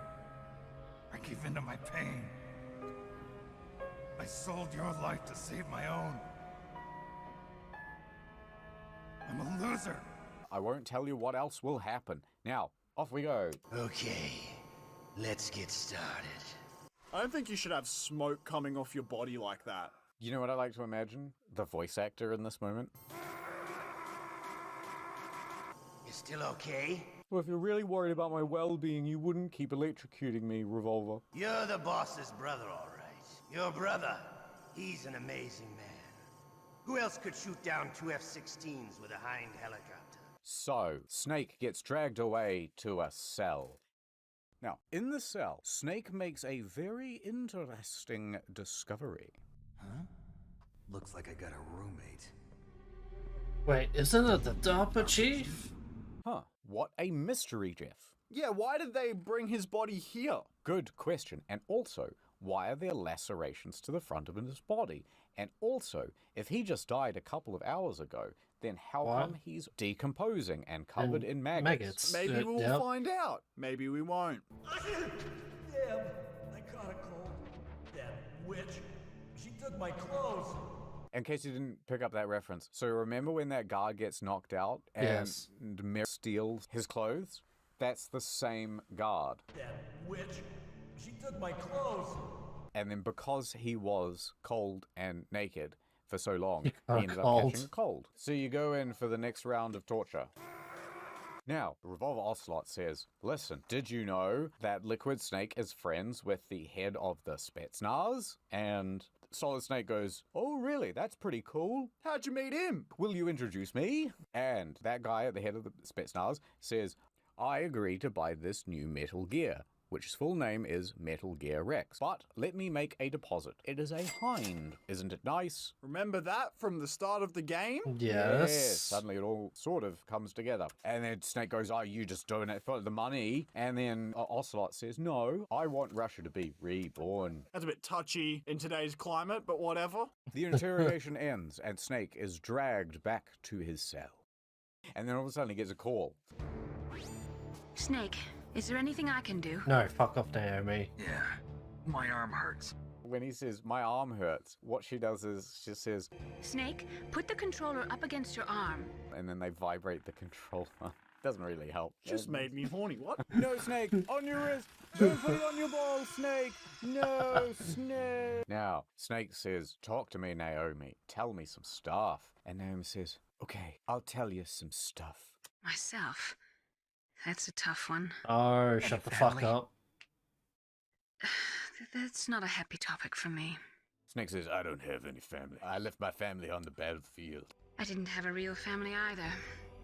Just a big brother who put me through school. We weren't even blood related, and he was much older than me. Where is he? He's dead. Oh my god, Naomi. Friends? Frank Yeager. What? Big Boss's most trusted lieutenant, and the only member of Foxhound ever to receive the code name Fox. Gray Fox. I learned a lot from him. But didn't you try to kill each other? That's true. We did, in Zanzibar. Remember, when they fought originally in Emmerich's office, Snake then realized at that point it was Grey Fox. And he calls the Colonel, and the Colonel doesn't believe him because Grey Fox should be dead. Because he died in Zanzibar. Yes, but they brought him back to do tests on him, the 5-second rule, all that stuff. I guess I got into genetics because I wanted to figure out why I am the way I am. So anyway, he ends the phone call, and then he calls Otacon. And he says, you got to get me out of this jail cell. Naomi is so boring. I don't care about what she studied in college. And then he goes, all right, Snake, I'm on my way. Anyway. Oh, my stomach. This guy gets diarrhea, and he runs away. And then Otacon shows up. Hey, Otacon. Capture you. Hurry. Now, he gives you the tomato sauce, and he gives you a handkerchief. It's a handkerchief. I got it from Sniper Wolf. She's only supposed to be thinking about Snake. I was taking care of the dogs here. After the terrorists took over, they were planning to shoot all the dogs. But Sniper Wolf stopped them. Snake says, shut up about Sniper Wolf, you idiot. They're going to launch a nuke. I don't care that she likes dogs. Oh, jeez. He's coming back. See you later. Now, he has a ration, a handkerchief, and a bottle of ketchup. So what he does is he lies on the ground and then he uses the bottle of ketchup and it looks as though blood is spilling all over the floor, and he lays there and waits for the guard. Now the guard races over, unlocks the door, and then all of a sudden Snake springs into action. He also grabs all his stuff. Now when you get all your stuff back, there's actually an explosive in there. So you have to quickly throw it away, otherwise it goes off. Really? Yeah. Alright, so Snake sneaks out of there. You Pretty gotta get sneaky. all the way back. Jesus. That's where Meryl was shot. Oh my god, she also spilled her bottle of ketchup. Oh yeah, I forgot. They do this like flashback thing. Oh, right, yeah. Anyway, you remember Meryl, and it's very, very sad. Then Snake goes, oh man, I feel bad about stuff. I better tell the Colonel that his niece is dead. So, I wasn't able to protect her. Snake. She's a soldier. She Didn't knows that Sniper Wolf prisoners are a literally part of say war. that Meryl's fine? She joined up of her own free will. I'm sure she was prepared for this. No. You're wrong. Hold on, I'm gonna take my pants off. Meryl thought she had to become you a can soldier. hear the music change. Thought it was the only way. That's actually just me on the piano, She Jeff. said she thought You're it would very bring her talented, closer very to her skilled. dead Oh, father. thank you. Then all of a sudden, Miller shows up. It's me! The Hey, Master. Miller. Sorry for eavesdropping, but I just couldn't listen anymore. I just couldn't listen to this whining anymore. Snake, you can have regrets if you want to. It's only natural. But you can't keep attacking yourself for things that happened in the past. Stop being a bitch, That Snake. road leads to madness. Believe me. Snake. What? Meryl. She's pretty special to you, huh? She's the first woman soldier I've ever met. Do you know if she has a BF? Is that all? Come on. I mean, Snake literally only known Meryl for like a couple hours, so... Yeah. This is like a police interrogation. No, I guess it's in the genes. Genes? What are you talking about, Colonel? No, I just remembered about Naomi's grandfather. I think Naomi said he rose as high as assistant secretary in the FBI during Edgar Hoover's time. Is that right? Yes. Yes, he was Japanese, and he became a special undercover investigator to nab the mafia. If I remember correctly, Naomi is half Japanese, half British, half American. What the fuck is her nationality? I forgot. Naomi.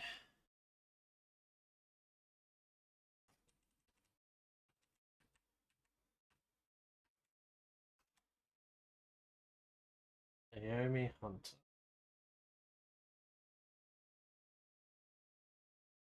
Nationality, Rhodesian and American. During Edgar Hoover's time. Is that right? Yes. Yes, he was Japanese, and he became a special undercover investigator to nab the mafia. He infiltrated some sort of underground group. 456 of them there were, and they were all competing for a large sum of money. Naomi, I thought you didn't have any family. Oh, good question, Oh. Master.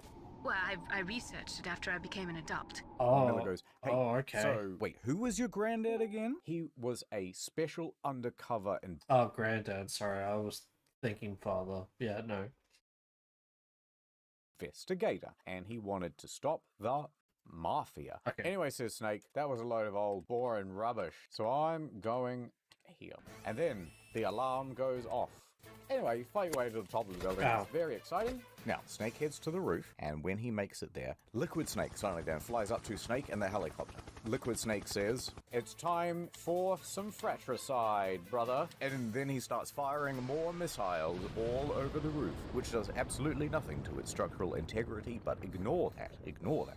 Snake then does a very cool action dive, and he jumps off the side, and you rappel down the side of the building. Snake makes it down a few levels and back inside the facility. He tries to take the elevator, but it's not working. Out of order. He finds Otacon. Oh, It's me, Snake. Otacon, it's so good to see you. Oh, listen up, Snake. I caught a ride over here on one of the guards' trucks, using this stealth camouflage. Fa-ding, fa-ding. Look, I'll press the button. Fa-ding. But Snake, I've just got to ask you one question. Fa-ding. There are no questions on the battlefield. It's just one quick question. Hey, Snake, do you think... Just let it play. Just let him say the stupid line. I was wondering if even soldiers fall in love. What are you trying to say? I want to ask you, do you think love can bloom even on a battlefield? I'm not into it, Otacon. The only thing that goes in here is cigarettes. There's really a lot more on the line at the moment, Otacon. No, love does not bloom on the battlefield. That's not what you actually say. Let's see what I say then. Yeah, I do. I think at any time, any place, people can fall in love with each other. But if you love someone, you have to be able to protect them. I think so too. I have a favor to ask. He's like, oh, can you repair the surface elevator for me? It doesn't work. And I go, yeah, sure, I guess I can do that. Thanks very much. In the meanwhile, I'm gonna go destroy a helicopter. Oh, okay, awesome, says Otacon. And then he goes. Along the way, he picks up the Stinger missile. They call that one the Stinger. They don't let you use that one no more. Stinger. Then he goes up to the roof. Snake then goes out and Wrong confronts that Hind D. And it's time to have a showdown with Liquid Snake. Are you ready now, my brother? Why are you calling me brother? Who the hell are you? I'm not your bro. And Liquid Snake says, well, actually... I'm you! I'm your shadow! I'm you, but British. Ask the father that you killed. I'll send you to hell to meet him! That's my favorite subtle thing in the whole game. Oh, hold on, what was it? I'll send you to hell to meet him! Oh, yeah. That's my favorite subtle thing in the whole game. It's so funny. So we fight on the roof, and it's all very cool. Anyway, you fire enough missiles at the helicopter, one would do, but you know, you fire enough at the helicopter, and eventually...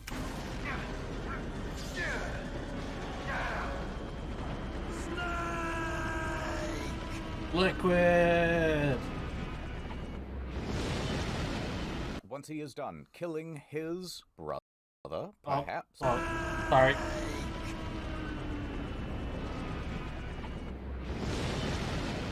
Once he is done killing his brother, perhaps, That takes care of the cremation. Oh. he calls up Otacon and he goes, "Yeah, well, after you crashed a helicopter into the side of the building, it really, rattled the whole thing, and now it just worked, I guess." So, bing, bing, bong. Now we wait for an elevator. Snake leaves the elevator and he goes running outside. Then what happens, Jeff? He is shot. Snake recovers and he calls Otacon. Someone's been firing at me. Oh my god, it must be Sniper Wolf. But don't kill her, Snake, please. I love her. Are you serious? She's got, she's pretty. And It's then hot, yeah. all of a sudden, Sniper Wolf patches in somehow to their radio and she goes, "Ah, Snake, I've been looking at your online activities. Looks like you They're should off. have That'd be used cool. NordVPN." That's why you can go to nordvpn.com/story mode. Right, 2 years plus 4 bonus months. But also, I'm gonna kill you. And Snake says, "Well, I'm gonna kill you, Miss Wolf, if that is your real name." And then they start duking it out. Now, instead of a sniper rifle, Snake sometimes uses a Nikita missile. He cops her in the leg with a missile. I had never used that. That is so funny to see. She never sees it coming. So, he has defeated Sniper Wolf, and Campbell calls up. Colonel, listen to me. I found a parachute near the wreckage of the Hind. A parachute? You don't think that Liquid survived? Impossible.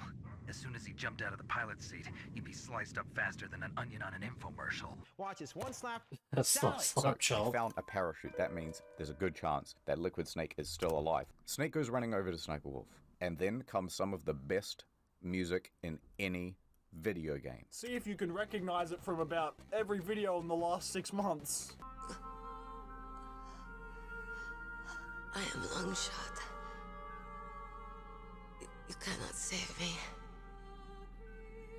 Please. Just finish me quick. I am a Kurd. Oh, I always thought she was Russian. Never mind. Okay, so she's from this region in the Middle East. Kurd. So that's why you're called Wolf. I was born on the battlefield. Raised on the battlefield. Gunfire, sirens, and screams. They were my lullabies. Mom, can you sing me a lullaby? Yeah, no problem. Yeah, thanks, Mom. No problem. The governments of the world turned a blind eye to our misery. But then, he appeared. My hero. You mean Big Boss? So, Big Boss was like a father figure to Sniper Wolf. This is a very serious topic to be discussing with a mouthful of food, Zuck. Well, look, it's a long recording. Solid asks her, "Hey, did you kill Meryl?" And Miss Wolf says, "No, I don't kill people who aren't my target, so she's alive." Please. Set me free. Okay, dokie. Why? Why? I loved you. I loved you. You guys met this afternoon. Well, that's not true. I'm pretty sure Otacon and Sniper Wolf knew each other for quite a bit since they were, essentially grouped up in the same building. And also the fact that, Otacon fed the dogs, so obviously they'll probably have a couple of interactions and whatnot, but yeah. I'm pretty sure they've known each other for a little bit. What is it? My gun. Give it to me. She's looking right in his direction, and she ignores him and goes, "Yes, my gun." Okay, hero. Set me free. Goodbye. So Snake shoots her directly in the tip of her nose, and then he puts a handkerchief over her face and says, "Go on, Otacon, give her a kiss." Otacon goes, "Hey, you gave up your one and only handkerchief. How could you do that? You might need a handkerchief later." And Snake goes, "I don't have any more tears to shed." Now, Otacon is obviously mad at Snake for putting a bullet in his new girlfriend's face. Yeah. However, he says, "I still want to keep helping Snake." And Snake says, "Yeah, whatever. Okay, that's cool." And so then he leaves. But then, just as he's running away, Otacon goes, Snake! Fuck you. What was she fighting for? What am I fighting for? What are you fighting for? "There's a nuclear bomb that's gonna go off in the next 12 hours. Chapter 6. Snake steals his heart and carries on. He marches down the steps into the nuclear facility. Oh yeah, that confused the shit out of me when this first happened. You just walked the wrong way. Is that the vibe? Disc 2. We insert Disc 2 and we make it into the underground facility. The top layer is a big fuck-off foundry. There is liquid metal all over the place. Now you sneak past all the guards and you make it into an elevator. Then something interesting happens. Bunch of birds or raven. You can shoot these birds, and if you shoot enough of them, Colonel calls you and he goes, "Snake, we're not paying you to be a scarecrow, you know." Poor things. Ravens are God's creatures too, Snake. It's very funny. Shut the fuck up, It's a call Naomi. from the Master. Interesting. What has he got to say? "Snake, I've got Noah? something to tell you about Naomi Hunter." Oh, okay. "What about her?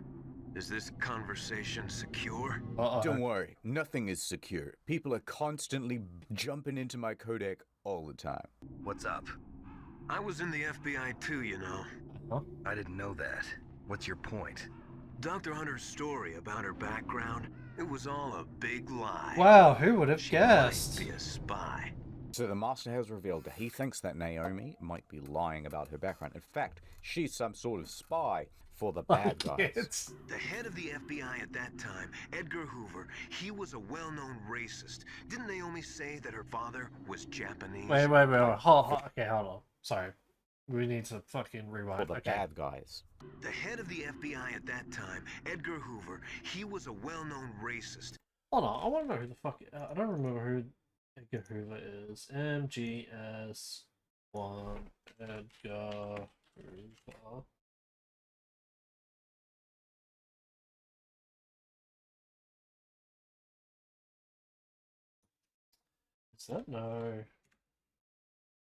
Is that no wiki about Edgar Hoover?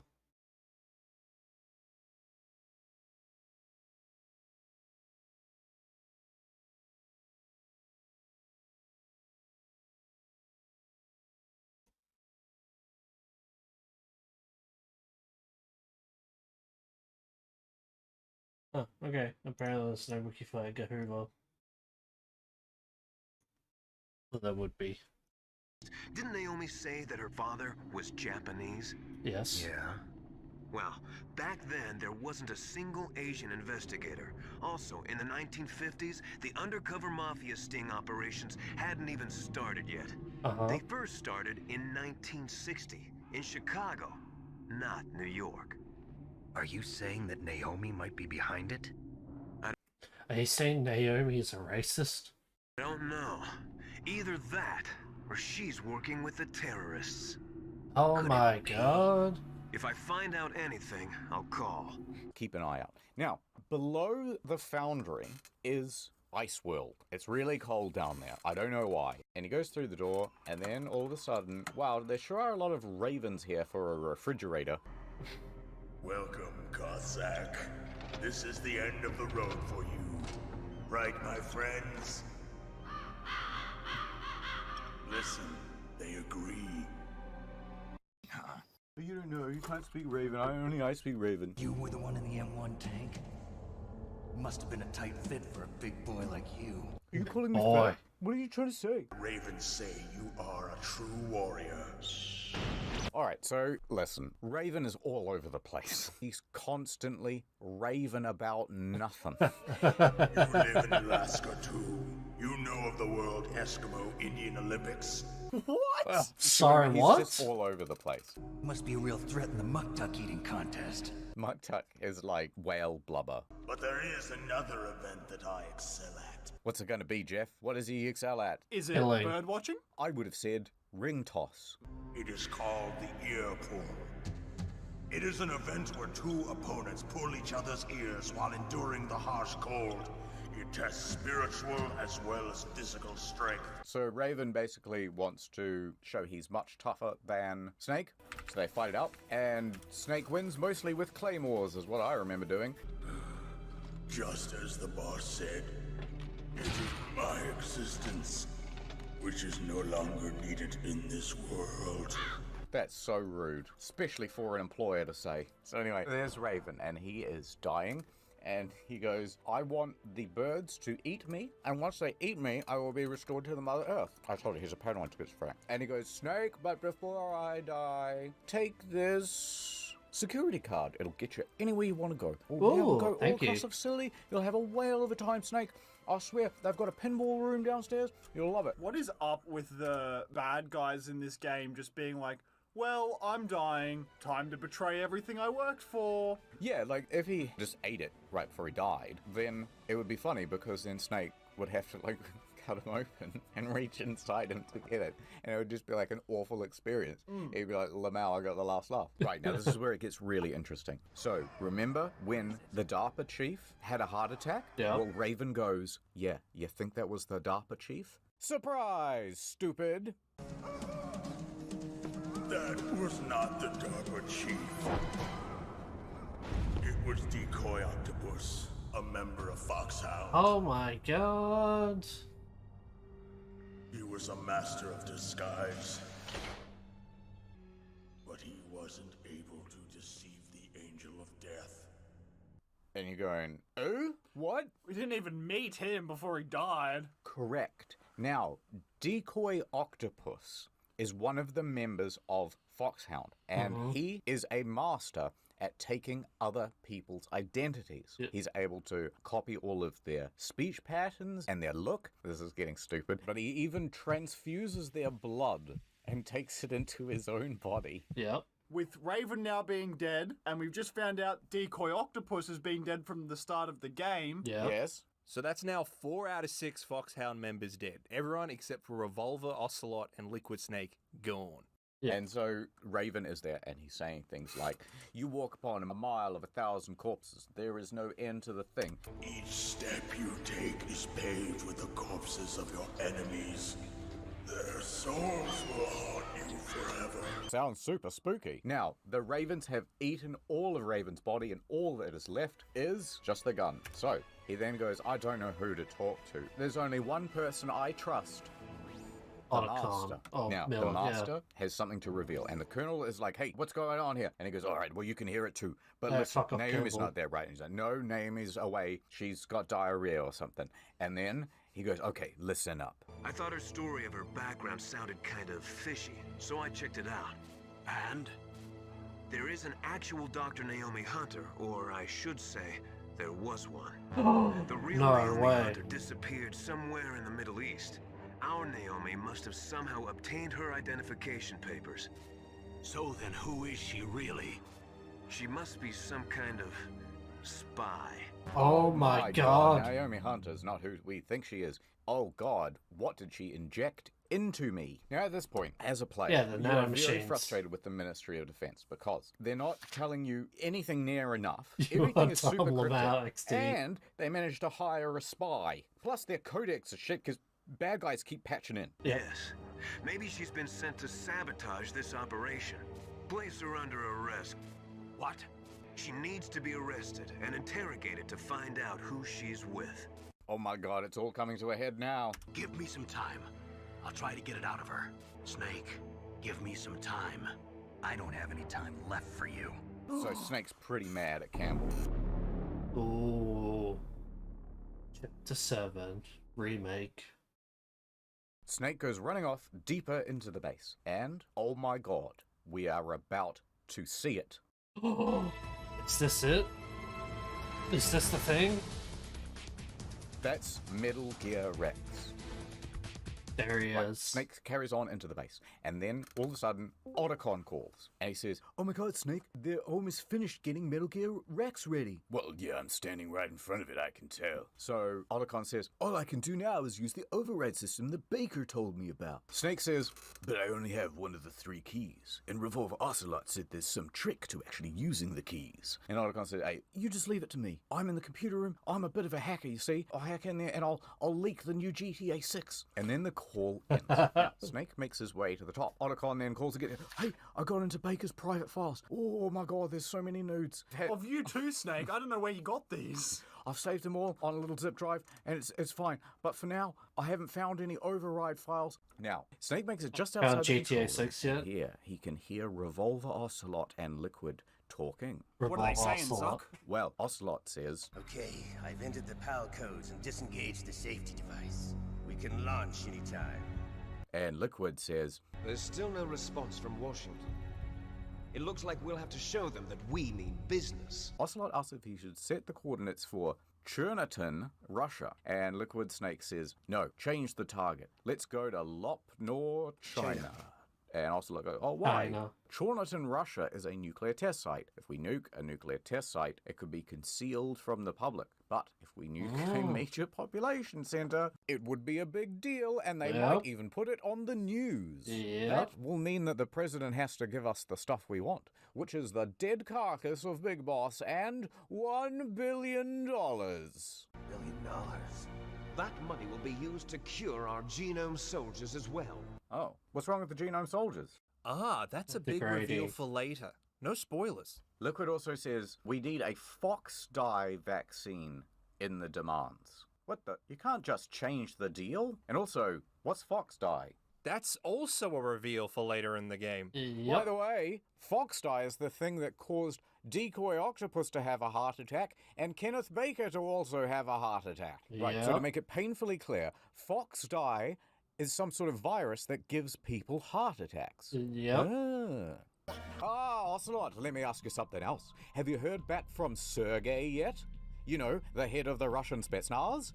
Well, I think Galukovic's having second thoughts about buying the Metal Gear. Although he did make that deposit. You know, the Hind D helicopter from earlier in the game. I think they still really want it.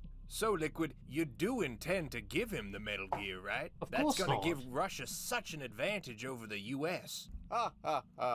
Nope. I'm gonna do a psych, and I'm gonna keep it for myself. Cause I got big plans, Ocelot. Huge plans. I'm gonna take that money and Big Boss's remains. I'm going to start my own nation state. Yes. That was Big Boss's dream. Are you trying to carry on his legacy? I sure am, Ocelot. And what's more, I'm going to name this nation state Outer Heaven. Oh my god! That will be important in the later games, but not now. Oh, baby, do you know what that's worth? We'll call heaven a place on Earth. And we pan over to the doorway. Ugh, I can't believe this. Big Boss was trying to make a stateless nation of warriors called Outer Heaven and take over the world, so I killed him. Back in Zanzibar. Now some dazzling new blonde-haired dazzler shows up and tries to do it all again. Ugh, I gotta stop him. We're still talking. Shut up, Snake. Oh, what should we do about Meryl? Oh, leave her for now. She's Campbell's niece, and Snake cares about her. Ooh, how gay. We can use her as leverage. She'll be our ace in the hole. Or toad in the hole, as we call it here in England. Suddenly, Ocelot sees Snake. Oh, I cannot believe he was listening the whole time. He is a big spy. Shoot with gun. Damn! Ocelot shoots the card right out of Snake's bloody hand, and it goes sailing over the balcony into the darkness below. Snake, time for you to die. Send in the Genome Soldier Guards. So, Snake manages to fight off the guards, and then he manages to hide somewhere, so he has survived. But he is still kicking himself because he lost that key. Then Otacon calls Snake. Otacon says, hey, by the way, since we're doing exposition anyway, I know how to deactivate Metal Gear. Oh, tell me about it. The keys work like a switch, so... You put them in, it turns it on. If it's already on, it turns it off. But have you noticed that I only have one key? Ugh. I need 3 keys, stupid. Wait, no, that's the trick, Snake. You already have 3 cards, man. The card's made out of some special kind of alloy. Shape memory alloy. That means that it changes shape depending on the temperature. So that one key card you have is actually all 3. All 3. So But that he card lost is it. really important, Snake. Do not lose it. Don't lose it. Anyway, so Snake finds it pretty easily on the ground somewhere. And then you gotta change the key's shape. So you go over to the foundry and you heat it up. Then you come back, insert the key. Then you go down to the fridge and you cool it down. And then you go and you insert the key. Yep. And then you just hang out for a bit with it in your pants. And it heats up. And then you insert it. 3 out of 3, you did it, Snake. Yep. Needed to be hot, needed to be cold, and needs to be warm room temperature. Master then calls Snake and he goes, you just hang out for a bit with it in your pants. And it heats up. And then you insert it. 3 out of 3, you did it, Snake. I liked how he used the Final Fantasy X victory fanfare. Not 10, 12. I was meant to say 12. It's Final Fantasy 12.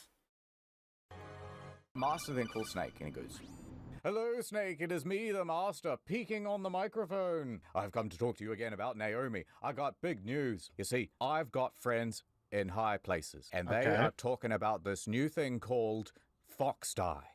I heard Liquid and Revolver Ocelot talking about it.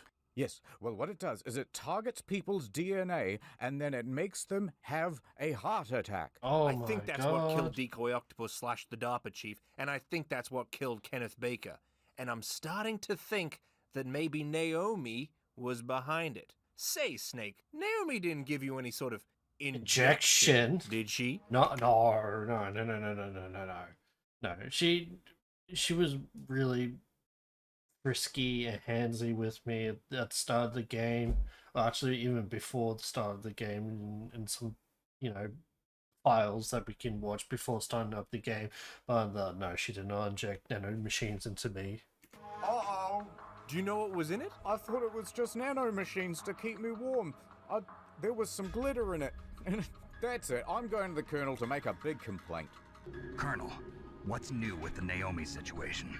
I just placed Naomi under arrest. Let's go. Arrest? She was sending coded messages back towards the Alaskan base. That's where I am. I just don't want to believe it, but she must be working with the terrorists. I've got bigger shit to worry about than this right now. Can we move on? Well, you may be infected, Snake. Yep. How's your heart? The only thing that's wrong with my heart, Master, is that it's swelling. Swelling and inflamed. Inflamed with swelling love for Meryl. And also shortness of breath and tingling in my fingers. Goodbye. And then Colonel's like, all right, goodbye, bye. Okay, so the call ends. So Naomi has been arrested. She is in custody as we speak. But then she escapes. And then she steals a codec as she's running down the hallway. And she gets on the line to Snake. Mushy, mushy. Snake, I've got big news. Fuck off, Naomi. Nord is doing a deal right now. And it gives you 4 bonus months. Simply go to nordvpn.com/story mode. And he goes, I hate you, Naomi. You're the worst. Especially because you infected me with fox AIDS. And then Naomi goes, hold on a minute. Cue some sad music. Let me tell you some background. No, you shut see, the fuck up. It was the 80s. I was an orphan back No, I in don't care. Rhodesia. That's now known as Zimbabwe. Yes, the politics there have really gone uphill. Don't Google any of it. Anyway, I had a big brother. His name was Frank Yeager, a.k.a. Graveheart, a.k.a. the Cyborg Ninja. And he died. You killed him, Snake, on the battlefield. Uh-huh. Which is why I put the fox dye in you. We're repeating things. Anyway, later on, it was Big Boss who brought me to the United States. Remember? The guy who died, whose corpse everyone's after because his DNA is so great? Yeah. But I have never been able to shake my African accent. You may not have noticed. It is very subtle. So from that point onwards, you vowed revenge and joined Foxhound? Yes, and then I tried to get revenge on you. But then it turned out that my brother was not dead. Whoopsie doopsie. Is Grey Fox here to kill me? I do not think so. Grey Fox just wanted to fight you, Snake. He wanted a final battle with you. Tell me something. What you want to know? I want to know about the fox dye, Naomi. The thing you put into my blood. Alright, I'll tell you. Listen, All right. I was not the one who made the decision to use fox dye. It was part of the operation. That's right, Snake. The people in charge of the mission, the Pentagon and CIA, the guys who killed JFK, they are the ones who want you infected. I just slightly altered it so that you were also included in the list of people who would die when they got in contact with the virus. You get it? So they had this virus, and it was supposed to infect all the Genome Soldiers, and Foxhound, and Kenneth Baker, but I just added you to that list. Also, one more big important thing. She didn't say anything, did she? She didn't reveal any information. She told me that you guys did the fox dye deliberately. No, Snake. I also have an African accent. No more joking around. I hate you, Colonel. You double-crossed me. I'm gonna die now. Listen, there's no time for all that. Snake, you need to stop Metal Gear, please. Anyway, I gotta go. The microwave just beeped and I got a Hot Pocket in there. Snake hangs up the call with Campbell. Alright. Chapter 8. I'm gonna take a quick break before we continue on. Alright, I shall be right back.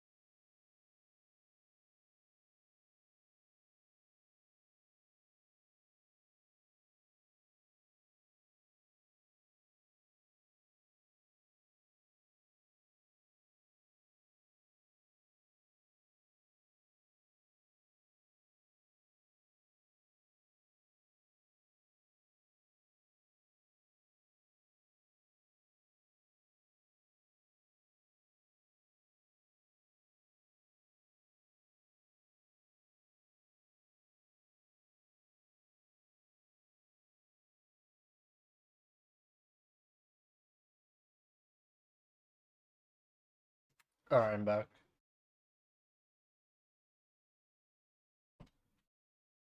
It's off. Alright. I am back with butter chicken, so if you hear fork clanging noises, I am sorry. Hopefully it's not loud into the microphone. Alright, is everyone good? Is everyone ready?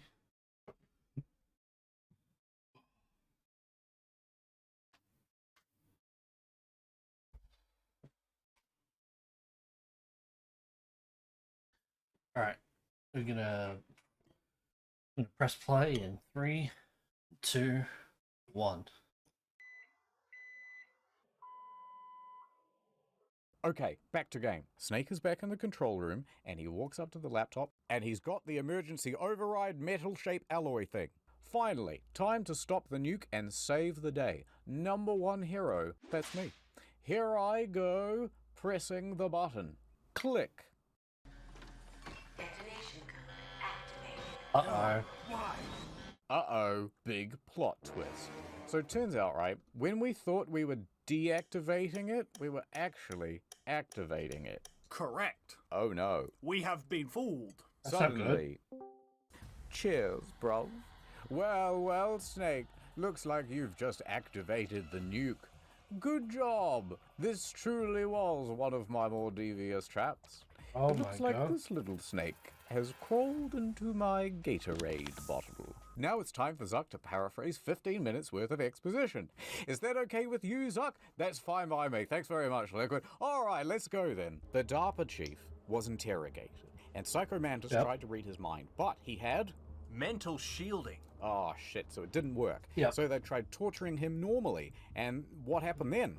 He died. He died. Whoops, said Ocelot. So they went, maybe Solid Snake will know something. So let's have a guy called Decoy Octopus pretend to be the DARPA chief, and he will get a bunch of critical information, including about the security override, and trick Snake into activating the nuke for us. And it technically wasn't blackface when he did it. But then, Decoy Octopus suffered a heart attack, which was not part of the plan, and that happened because Fox died. Now we're ready to launch.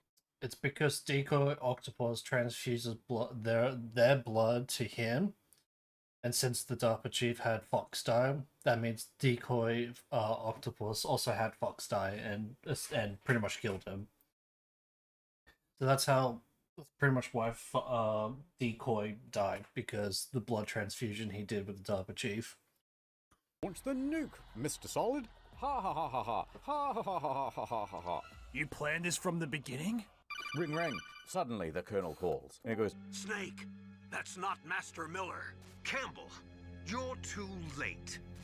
Master Miller's body was just discovered at his home. Oh He's my been dead God. for at least 3 days.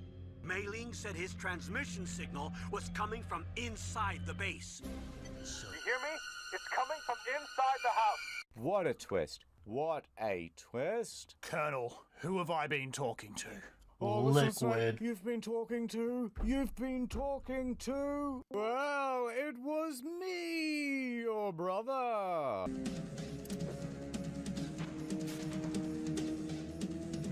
And then she took down her ponytail and took off her glasses, and she was beautiful all along. Liquid, how the... Surprise, says Liquid. It's trap time. The room suddenly seals, and it fills with poisonous gas. Snake is going to die. But then he calls up Otacon. He goes, Otacon, it smells real bad in here. Something's going on. And Otacon says, Don't worry, Snake. I'll hack the doors and let you out. But this might take me a while. And done. Oh, that's crisis pretty easy. averted. Now, Snake walks back outside of the room, and he finds that Liquid Snake is shirtless there. Yummy.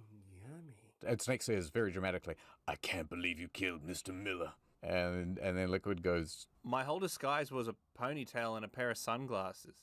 Snake, I don't think you two were that close. Anyway, it's time for some exposition, brother. I kind of just want to fight you so I can play the game. Yes, so here's what happened. This was a plot all along by the Pentagon. Oh my They god. infected you with Foxdie 19. Then they sent you here to infect everyone. Then the plan was for everyone here to die, and then they would swoop in like a hawk or an eagle or Or a a raven. paraglider, and they would take the Metal Gear.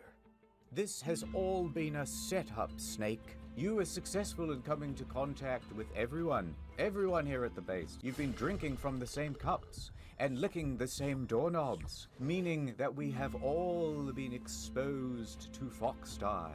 Snake says, they wouldn't do that. Shut up, Liquid. Ah, no, it's true. And let me tell you some other things you don't want to hear, Mr. Solid.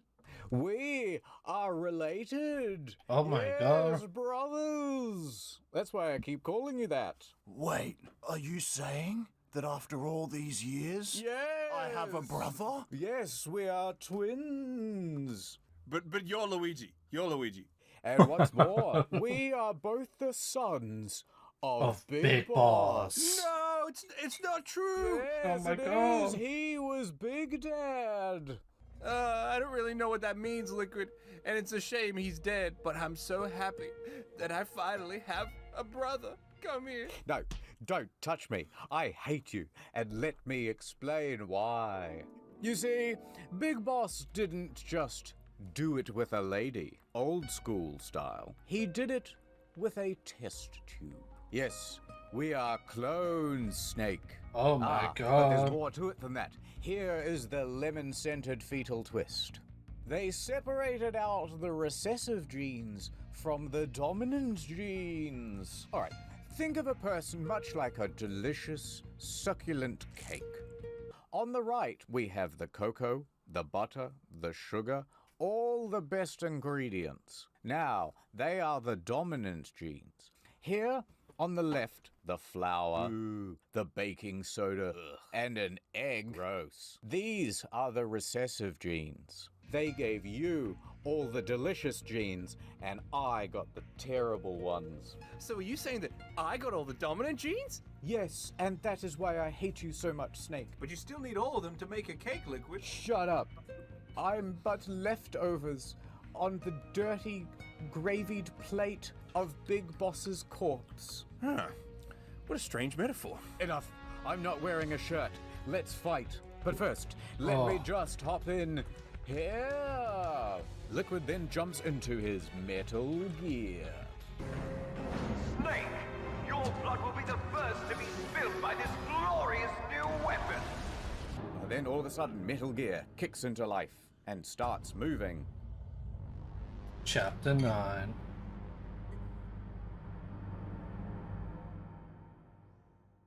So the Metal Gear pretty much has impenetrable armor, and so Snake can't do anything to it. So he calls up Otacon, and he says, Otacon, what do I do? I can't scratch the thing. Snake-kun, radar ni tatakaemasu. I don't know. Otacon in English, please. Snake, you gotta destroy the radar dish. So Snake shoots at it with the Stinger missile, but he can only do some damage, he can't quite destroy it. Did that do it? It did not. The Metal Gear kicks back into life and goes running at Snake, and there's very little time for Snake to get out of the way. He's gonna be killed, or he's gonna get shot up by the penis gun in between Yeah, the the two penis Rex gun. legs. But then, all of a sudden... Deep throat. Hurry! Get away! Grey Fox. The name from long ago. It sounds better than Deep Throat. The Metal Gear goes to put its foot straight down on Snake, but Grey Fox intervenes and holds it up with one arm. My god, he is strong. So it is you. You look terrible, Snake. You haven't aged well. Oh, come on now, I'm doing my best. Oh, it was just a joke, I did. Now, Liquid Snake rudely interrupts the conversation. And he lifts up the leg, and then he goes to smush Grey Fox. But then Grey Fox does a cool, wicked sick flip.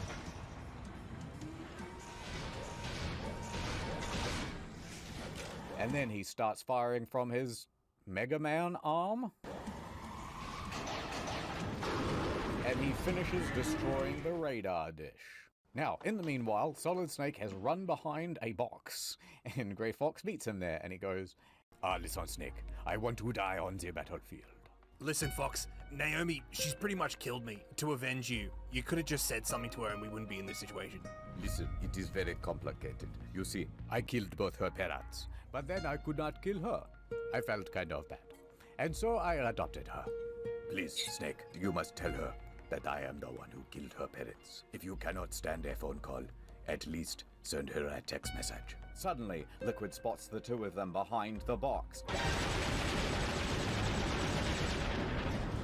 We're just about out of time. Here's a final present from Deep Throat. I will show you why they call me Tips. No, I will get Metal Gear to stop moving. Grey Fox then runs out from behind the box. Alright, check out this shit. This was the coolest thing ever. Remember, this is on the PS1. I'll stop it from moving! Yeah. Deep Throat's pretty cool.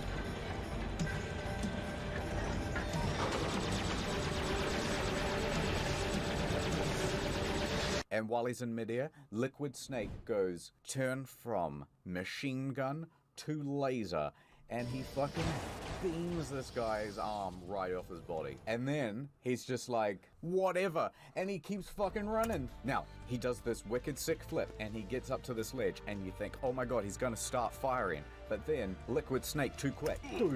He gets absolutely slammed into this wall. And Liquid Snake is so fast, he already has a fucking speech prepared. He goes, how strong is that exoskeleton of yours? Grey Fox is being crushed to death, but he has just enough strength to fire from his hand cannon, and he destroys the radar tower on the Metal Gear. So, because the radar dish has been destroyed, Liquid Snake has to open up the face of the Metal Gear. That means it is now vulnerable to attack. Liquid then lets go of Cyborg Ninja's body. At that point, Grey Fox says, now, fire the Stinger missile. No, they don't let you use that no more. If you try to kill me now, you'll kill him too. Solid Snake is in a precarious moral situation. But then he remembers that he is on the battlefield. And on the battlefield, there is kill or be killed, live or love, laugh or dance like no one is watching. And he picks up the Stinger missile and he aims it at the Metal Gear mouth. Grey Fox gives his goodbye. Goodbye, Snake. Farewell. I hope you do good. Have a nice life. I will miss you. Snake, do not forget. Liquid Snake has had enough of this and he decides, fuck it, and he smushes Grey Fox. No! But he's still not dead. Snake, you must remember that we are not just soldiers, even though we are both soldiers. Where did you get food from, Grey Fox? Then the Metal Gear pulls back, everything goes blue filter, and Liquid says, smell you later. Snake, farewell.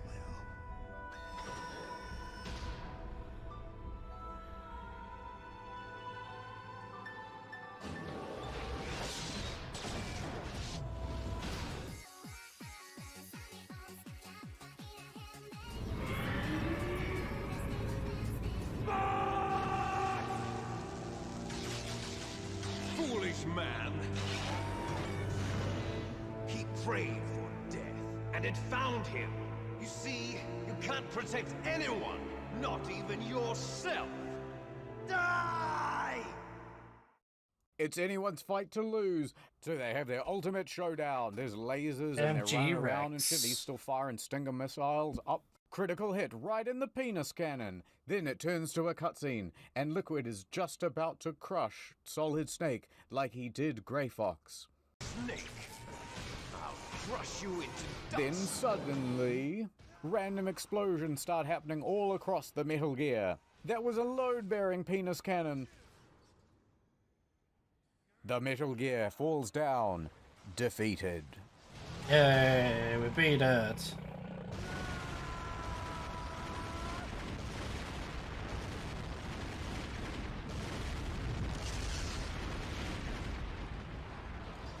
The force of the explosion throws Snake against the wall, kadoof, and he is knocked unconscious. Chapter 10.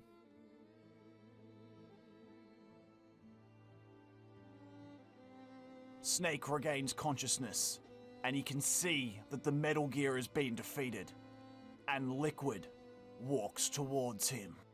Liquid has been bested, the Metal Gear is out of commission. He's also possibly infected with fox dye. So he walks over to Snake's half-unconscious body, and he begins monologuing. Ah, brother, I simply won't die until I can kill you.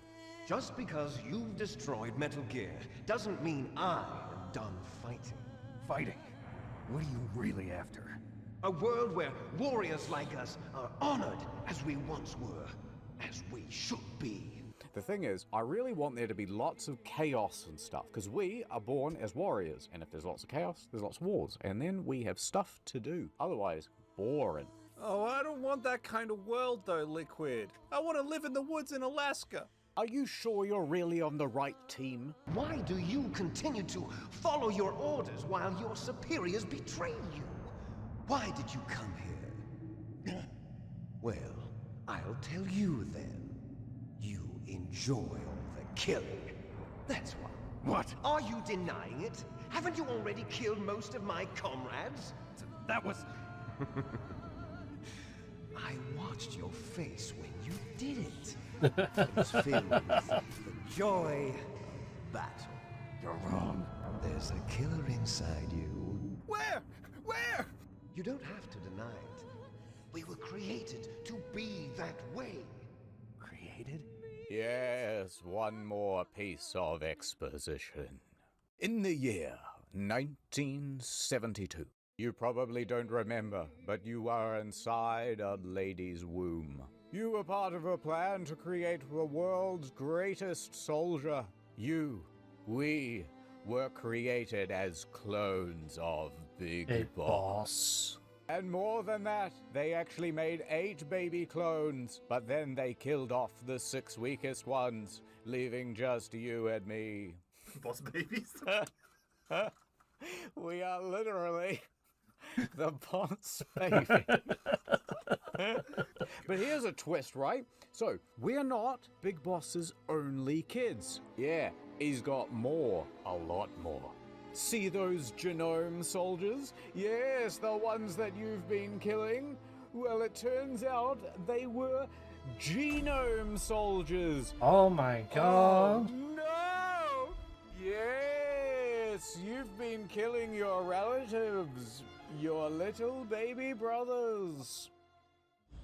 And then Liquid says, Look behind you.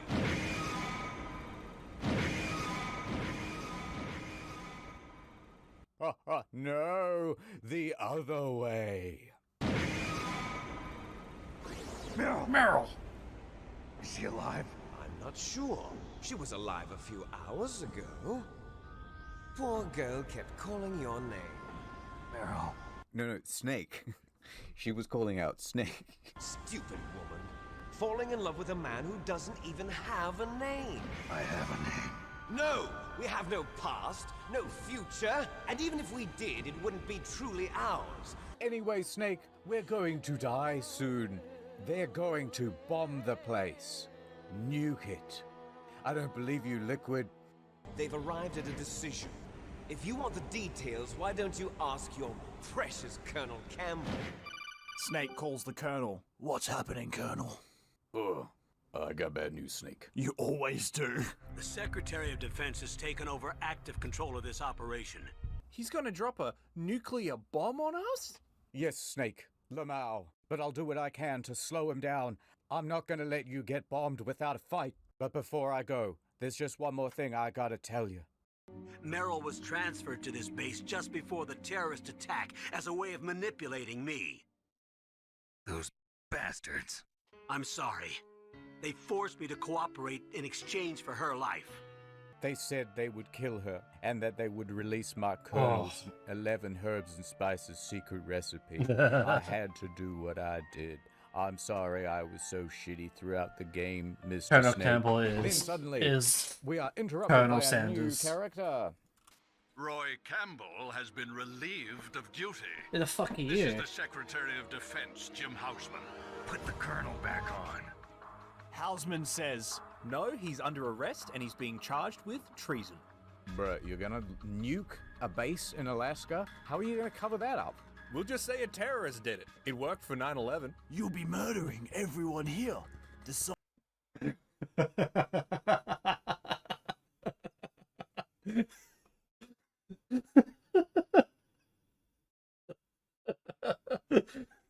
For fuck's sakes.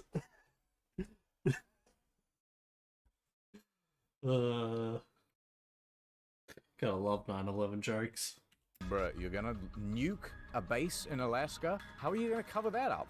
We'll just say a terrorist did it. It worked for 9/11. You'll be murdering everyone. Was it? Is it? I legit don't remember, but isn't MGS1 taken place before 9/11? MGS1. Yeah.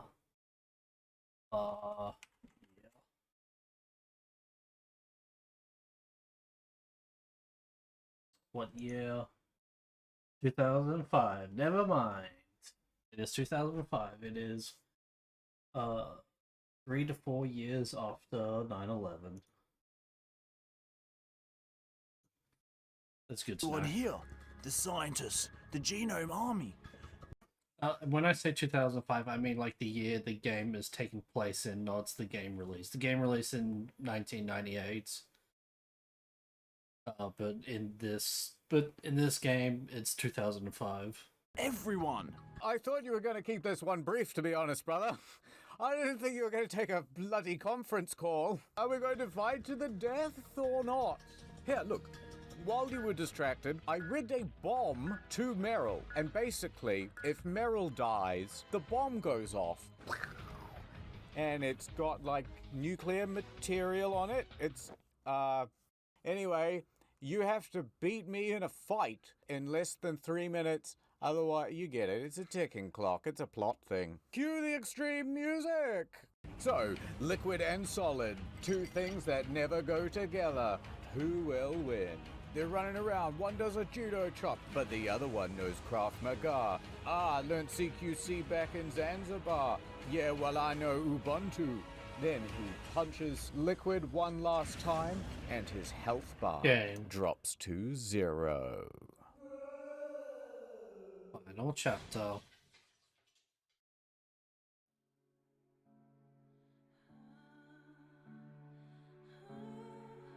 Snake runs over to Meryl and he holds her in his arms. Please, wake up. I love you.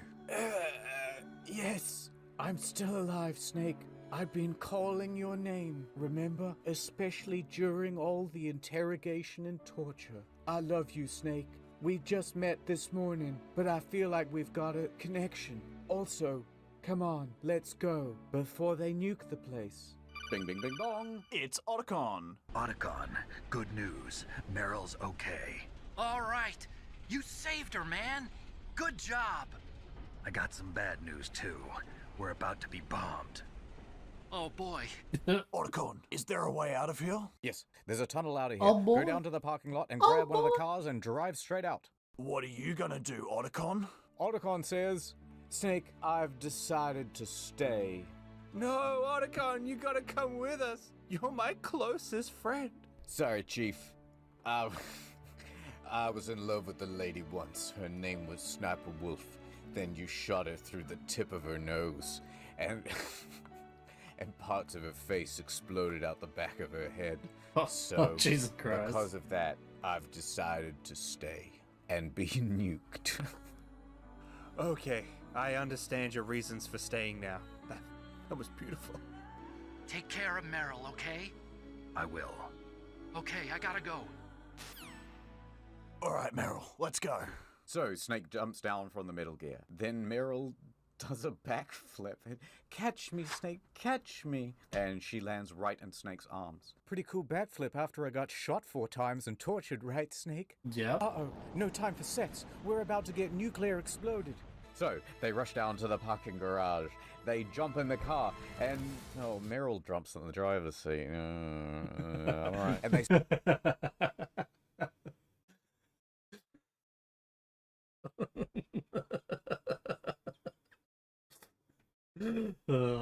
women. women driving. Start heading for the surface. Meryl, you've still got the bloody handbrake on. Come on now. Sorry, Snake. Anyway, Solid Snake has no time for all that. He starts firing wildly from the machine gun at the top. He's got to get through the guards. He's got to get away from the impending nuclear explosion, which is going to happen in T-minus 10 minutes. They're gonna make it, but then, oh my God, are those headlights coming up from behind us? Not yet, Snake! It's not over yet! Liquid isn't dead after all. Oh my God. Snake opens fire on Liquid. It's a fun driving and gunning scene. Step on it, Meryl. I'm trying, Snake. I'm in 4th gear. That's the highest one. Snake, maybe I should parallel park. No, Meryl, no!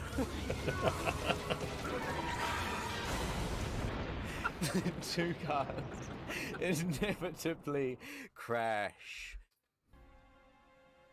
The cars are all fucked up. Will this be how it ends? Suddenly we cut to, underneath the car is Solid Snake and Meryl. What happened to Liquid? I can't see him. Then suddenly Liquid comes out from behind the other flipped car. Ah, but my car is less fucked up than yours. Liquid Snake then walks very slowly towards Solid Snake and Meryl, and he has a gun. Don't do it. Ah, but I'm going to, says Liquid. Here I go. I'm going to squeeze the button on the gun. I'm doing it. The moment I do that, the firing pin will hit the back of the bullet casing, causing rapid expansion of gas. That will launch a projectile out to which... No! Something's wrong with my tummy. I think He it's got the virus. died.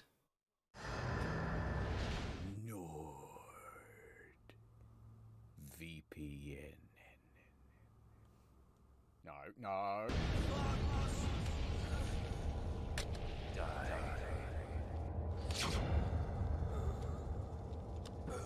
He has succumbed to the Fox Die. My God, Liquid Snake has finally been defeated. But it's not all good news. You see, they're still trapped under a car and a nuclear bomb is going to go off. And also, if Liquid just died from Fox Die, then Solid Snake is going to die from Fox Die as well any minute. They're twins, remember? If Liquid's dead from Fox Die, this might mean that I could be next. Don't say that, Snake. No. Maybe it's something totally unrelated. Maybe it's just pericarditis. You know, like a thing that we can't talk about with males between 19 and 45 who are especially susceptible to... Don't say it, Meryl. Snake looks up and sees... Where are the bombers? Where are the planes? What happened to the air raid? No stealth bombers in sight. The Colonel then calls Snake. Snake, I got some good news, I think. Listen, the Secretary of Defense, he is being arrested. And also, we have a new 6-piece special meal deal going at limited restaurants. Are you bringing back the 9 for $9.95 on Tuesday? Listen, there's no time for that. I managed to get in contact with the presidents. Guess what? What? Well, it turns out that the Secretary of Defense, he was acting alone on it. He was going rogue. He wasn't really allowed to do all the things that he was doing. So they rescinded the order. Washington wasn't going to just use nukes to cover up a few secrets. That would have been a very bad idea. The danger's over. You're fine. Except for the Fox Die. I hope that doesn't happen to you. I'll bet the boys at the DIA and the NSA never expected you to come home alive. Me neither. I better not show my face around here. No danger of that. Snake and Meryl, you are officially dead. You died when your Jeep sank into the ocean. Also, there should be a snowmobile nearby. You and Meryl can jump on and then ride away. Enjoy your new life, Snake. I love you. Dr. Hal Emmerich should be somewhere on the base. I want someone to bring him in. I understand. Leave it to me. Just one more thing. Tell me about Fox Die. Meryl will be fine. She wasn't included in the program. Yeah, but what about me? Well, Naomi said that she wants to talk face to face with you about it, so it's probably good news. Nick, I heard about my brother. I'm sorry, Naomi, but I have one last message from him. What is the message? Fox said, forget about him. Go on with your own life, and he'll always love you. Also, there was something about your parents, but I can't remember what he said. I wasn't really listening. Naomi, Liquid died from Fox died too. What about me? When am I gonna go? And she says, well, according to my calculations, I don't know. What do you mean, you don't know? When am I gonna die? Snake, you only truly die when you stop living. So live your life. Yeah, live life to the fullest and shit. When am I gonna die? Literally. Live, Snake. That's all I can say to you. And they never tell us. He doesn't know whether to plan a year-long trip of the world or literally skip dinner and watch the sunset, because he could die any second. Anyway, Snake, this video is very long, and I want to go now. Oh, okay. Bye, Naomi. Thanks for everything. Thanks for your help. Yeah. Thanks, Naomi, you fucking cunt. Snake and Meryl then find the snowmobile. Until today, I had only lived for myself. Maybe it's time I lived for someone else. Someone like you, Meryl. I've actually got a boyfriend. So, where to, Snake? David. My name's David. My name's Jeff. So where to, Dave? And then they ride off into the sunset, and that is the end of the game.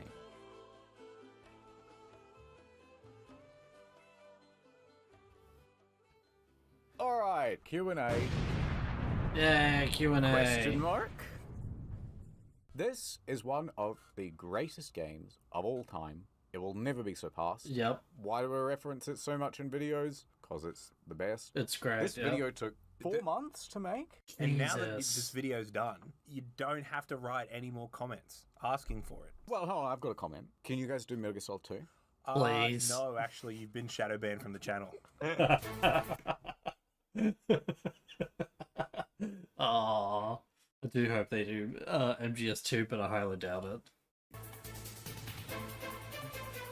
Right, so how old is Meryl? I thought she was like 22, and Snake is like 36, but apparently... Oh, no, okay, Snake is 33, and Meryl is 18.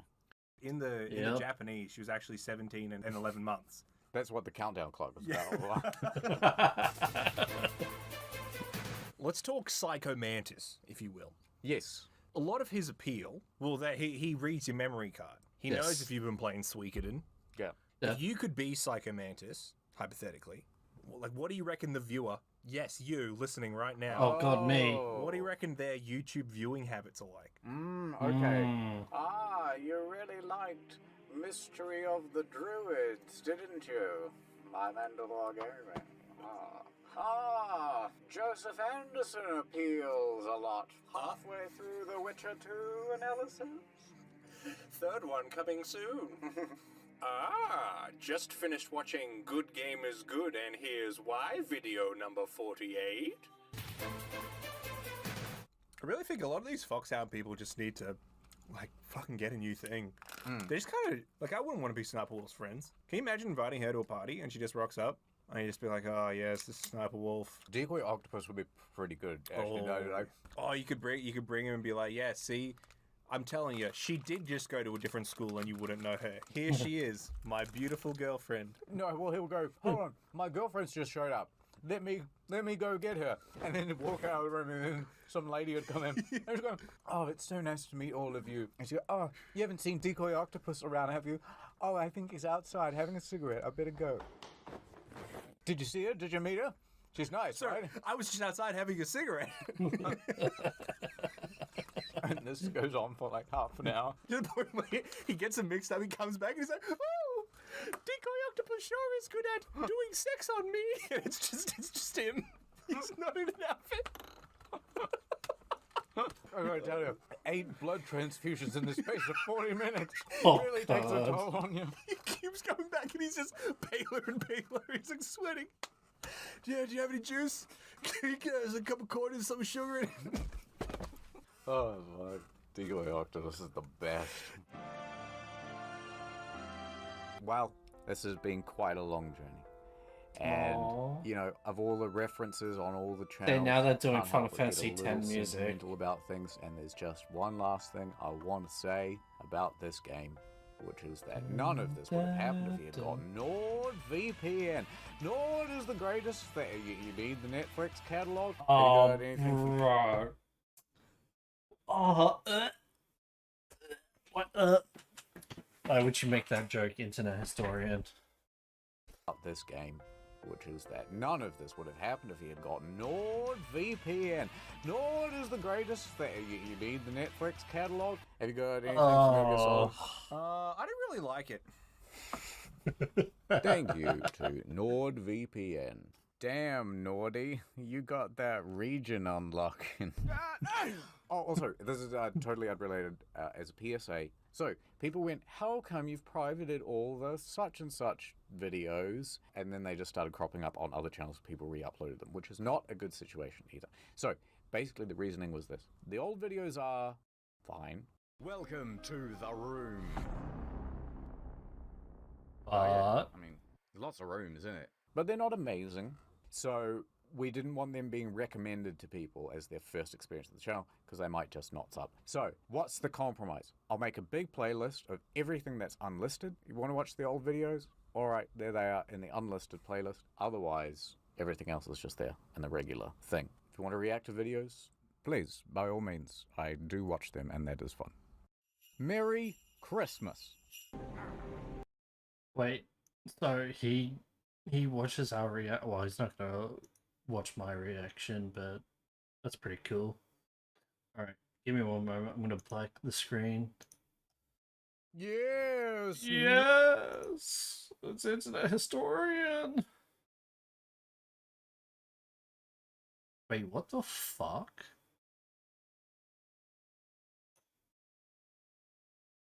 Jesus Christ. Okay.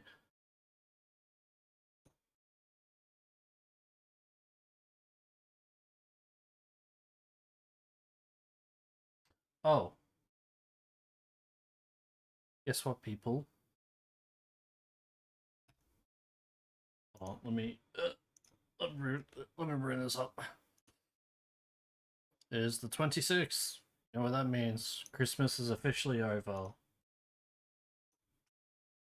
So, yeah. Put this on. Yep, there we go. Alright, cool. Alright, Christmas is over. No more fun. No more Christmas fun. We're back to normal. Alright. What shall we fucking do? What should we... I kind of want to do...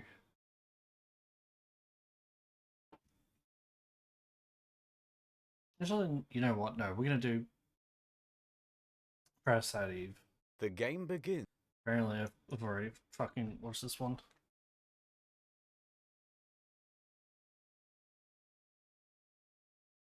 Okay. Everything seems to be good. You know, it was often said that Marlon Brando, he wouldn't even bother to read the script beforehand. Call me Marlon Brando, baby. Parasite Eve. Right, so this game is a sequel to a novel of the same name. It's like Die Hard, right? The game begins in New York on Christmas Eve, 1996. It's exactly like this is Die Hard. Welcome to Die Hard. Yeah, pretty much. We play as Officer Aya Brea, and Aya is on a date. Oh, that's nice. Oh, kind of spooky though. Spooky tone. And her date are attending the opera at Carnegie Hall. And Aya says something like, oh, this is very nice. And the man says, I even have my dad get us the best seats for tonight. I tell you what, if bragging about your dad doesn't get a woman into bed, you're doing it wrong. Aya then sprints away from the man. Yeah, okay, she's gonna go find her dad. So, the opera begins. Opera is happening. The songstress is singing It's all auto-tuned, but don't worry about that. But then the songstress, she spots Aya in the crowd, right? And like looks at her like, "Rrr." And then suddenly everyone on the stage and the members of the audience all catch fire. Oh my god. Oh, that's hot. As the opera house burns, Aya knocks over her date and whips out her gun. And then she confronts the songstress. It Freeze pulls out a fucking NYPD. Glock. No, wait, the order's wrong. She goes, bang, bang, bang, bang, bang, bang. Freeze NYPD. The songstress is unfazed, but she does take note that Aya is unaffected by her singing. The point is that she's the only one who hasn't caught fire. Is that right?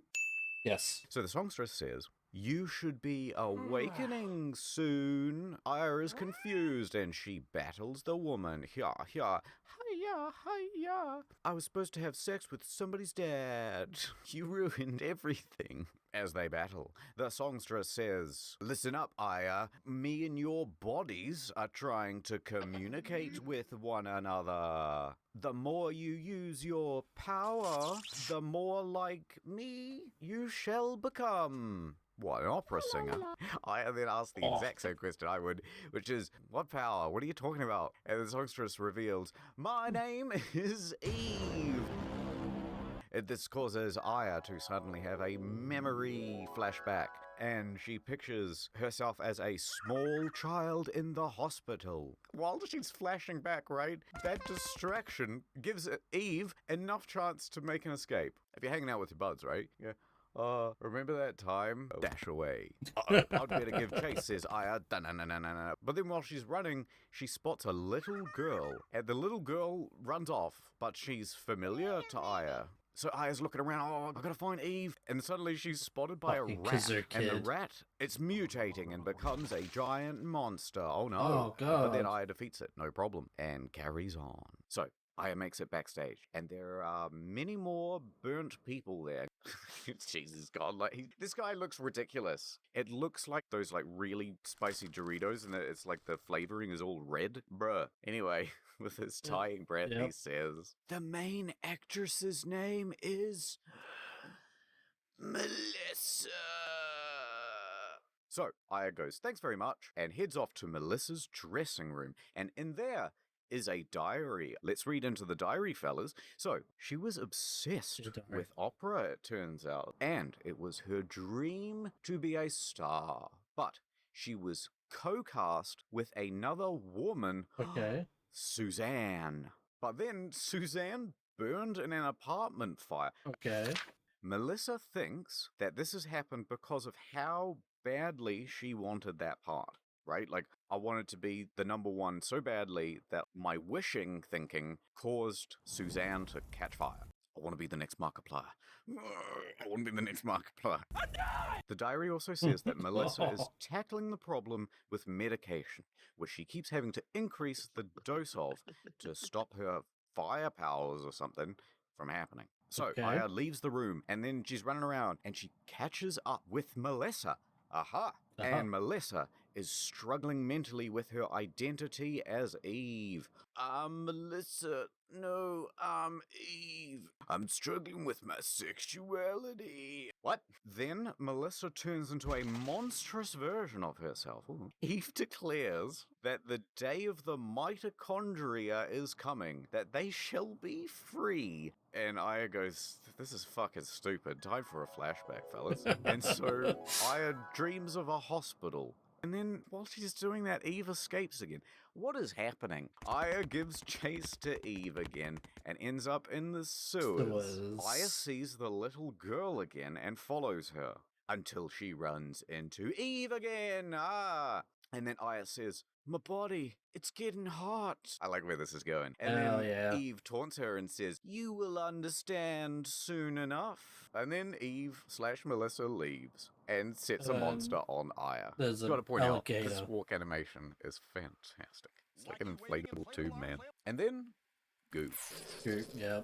Aya defeats the monster and returns to the surface. I'm so glad I'm out of that sewer, but my shoes are ruined. But just as she gets to the surface, a reporter is there and asking her for an interview. What is it like in the sewer? No, I presume they actually want to know, hey, what happened with all the fire and stuff, and how come you're the only one who didn't catch fire? No interviews. Then suddenly, her partner Daniel walks up, and King hits the man. How could this happen to me? What, like in the back of the head? For asking a question? Yeah. Now, that's some policing I like to see. Then Daniel takes her home. By the way, what happened to my date? Daniel says, Oh, he fucking I heard died. from a cop that your boyfriend ran out of there like a wuss. Oh, He didn't that. even want to be on fire. And Aya gets real defensive. No, it's not like that. I had him escort me out because he was pestering me for a date. Daniel, shouldn't you be with your son anyway? Fuck you. It's Yeah. Christmas Eve. You're a bad father. And then Daniel goes, He knows his dad's a cop. My boy understands that he doesn't get a Christmas or a birthday or dinner. and then Aya falls asleep with her eyes open. Day 2. So, the next morning, she reports this to the is police Christmas station. Day. Hiya, listen up, fellas. Some sort of ESP from Melissa set the victims on fire. What the hell is ESP? There's nothing in the script that says ESP. Alright, the answer for ESP is on the screen. It's a mystery to me, though. Extra spicy poison. But the officers are skeptical. But Daniel says, I believe you. You know what? I'm gonna put you on the case. As the sole survivor of the incident, it makes perfect sense. Aya joins Captain Baker at a press conference. And the captain Another says, we Baker. believe that this is a terrorist attack. No. Hear me out. Not a terrorist attack. There's this chick. Her name's Melissa, right? And she was taken over by this other chick, and she's called Eve. She's a real bitch. Anyway, the reason I survived is obviously thanks to my mitochondria. And the captain's just going, It's like, excuse me? Anyway, after the press conference, the captain scolds her. Damn it, the media's gonna have a field day with this one. Mayor's on my ass. You can't just be shooting up orphanages willy-nilly. I'm You sorry, gotta have what? warrant. The police then receive a call from American a cops be Japanese like, scientist. And he says orphans? that I might know Where? some stuff, and I'm Don't see on my any. way. And another police officer just goes, by the way, research at the Museum of Natural History just published a new theory on mitochondria. So Daniel and I head there. Really? I'm sure there's lots of fucking studies on mitochondria. Oh, I'm not saying that powerhouse of the cell thing. That's stupid. What is this, Reddit? Thank you, kind stranger. Here they meet Dr. Clamp. When Aya sees him, however, she gets another flashback. Jesus Christ, woman. She thinks that Dr. Clamp could be the man in the hospital visions. Obviously, it's like her as a little kid. Something happened to her in hospital as a little kid, and that's the reason why she's not affected by the fire. So Dr. Clamp says, mitochondria. No, get in trouble. He doesn't have a distinguished voice. So, mitochondria actually possess their own unique... I think Clamp is Japanese. There is a Japanese character in Parasite Eve. He'll come into the picture very soon. Genetic code, like a separate organism. Is that true? Comment section, is that true? Dr. Clamp also explains that humans are only allowed to exist because the mitochondria allow it. The mitochondria are even capable of discharging massive amounts of electricity and heat energy. For a human to burn, 1600 degrees of heat must be generated. It's not true at all. What? And also there are hundreds of mitochondria in every single cell. So if all the cells were activated at once, achieving that effect would be easy. Dr. Clamp then turns dramatically and returns to his work. Anyway, Daniel and Aya return to the police station. The chief informs them that Melissa is scheduled for a concert in the Central Park amphitheater tonight for Christmas. They did cancel the event after last night, but the public is gathering there now and unaware of the potential danger. Daniel becomes upset.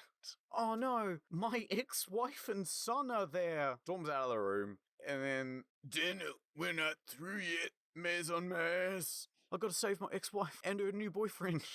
Alright, Daniel and I are hurrying over. So Daniel tries to enter first, but as soon as he gets close, he starts to burn up. Okay, so there's like a force field thing, right? And you walk into it and you start catching fire. Holy fuck, okay. So he quickly backs away. And Aya must go in alone, because she doesn't catch fire. Aya goes in, and she discovers Eve is there. Eve suddenly says, soon you will be free of your host. The strength of the self-evolving mitochondria over the weak humans, she says. Anyway, members of the crowd start melting and merging into one another. I didn't see that coming. Aya runs up onto the stage and confronts Eve and says, "Stop what you're doing. It's not very nice." And Eve runs away. Aya gives chase with images of the little girl once again guiding her. Oh, the flashbacks are helping. She fights some monsters along the way. Pew, pew. Yeah. And Aya eventually catches up to Eve, which is nice. And Eve is waiting Gotta on a love that horse and fucking carriage. horse. Hey, I know we've been fighting and stuff, but you want to go for a carriage ride? Aya accepts and boards the carriage. Oh, this is very romantic. Alright, that's awesome. Let me just set this horse on fire. Oh, they actually do it, okay. The benefits of never reading the script in advance. It starts sprinting. It's going real fucking fast. And Eve It's a asks man Aya now. some questions, but they can't hear anything because they're on a rickety fucking carriage and they're going at 1,000 miles an hour with a horse on fire. Why are you siding with all the humans? Cause I am one, fucking dummy. Yeah, but your mitochondria brought you to the opera the other day. Actually, that was my date. Why don't you join forces with me? Together we could take over the world. And Aya says no. And Eve leaves. And the carriage then crashes.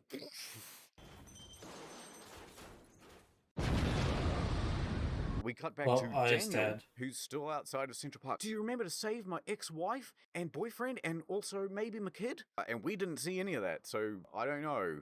Oh, good. She did. Daniel's son, Ben, then comes running up. Ben says he was there with his mum, but his mum was caught in the slaughter, and only Oof. Ben managed to escape. Now, Daniel returns to the police station and leaves Ben with another officer, Kathy. He informs the captain of what happened, and they begin to evacuate Manhattan. He then goes to search for Aya. Meanwhile, the Japanese scientist has arrived. He approaches a roadblock and explains who he is. But apparently there's a language barrier between them. Konnichiwa. What? What does that mean? Domo arigato. Oh my god.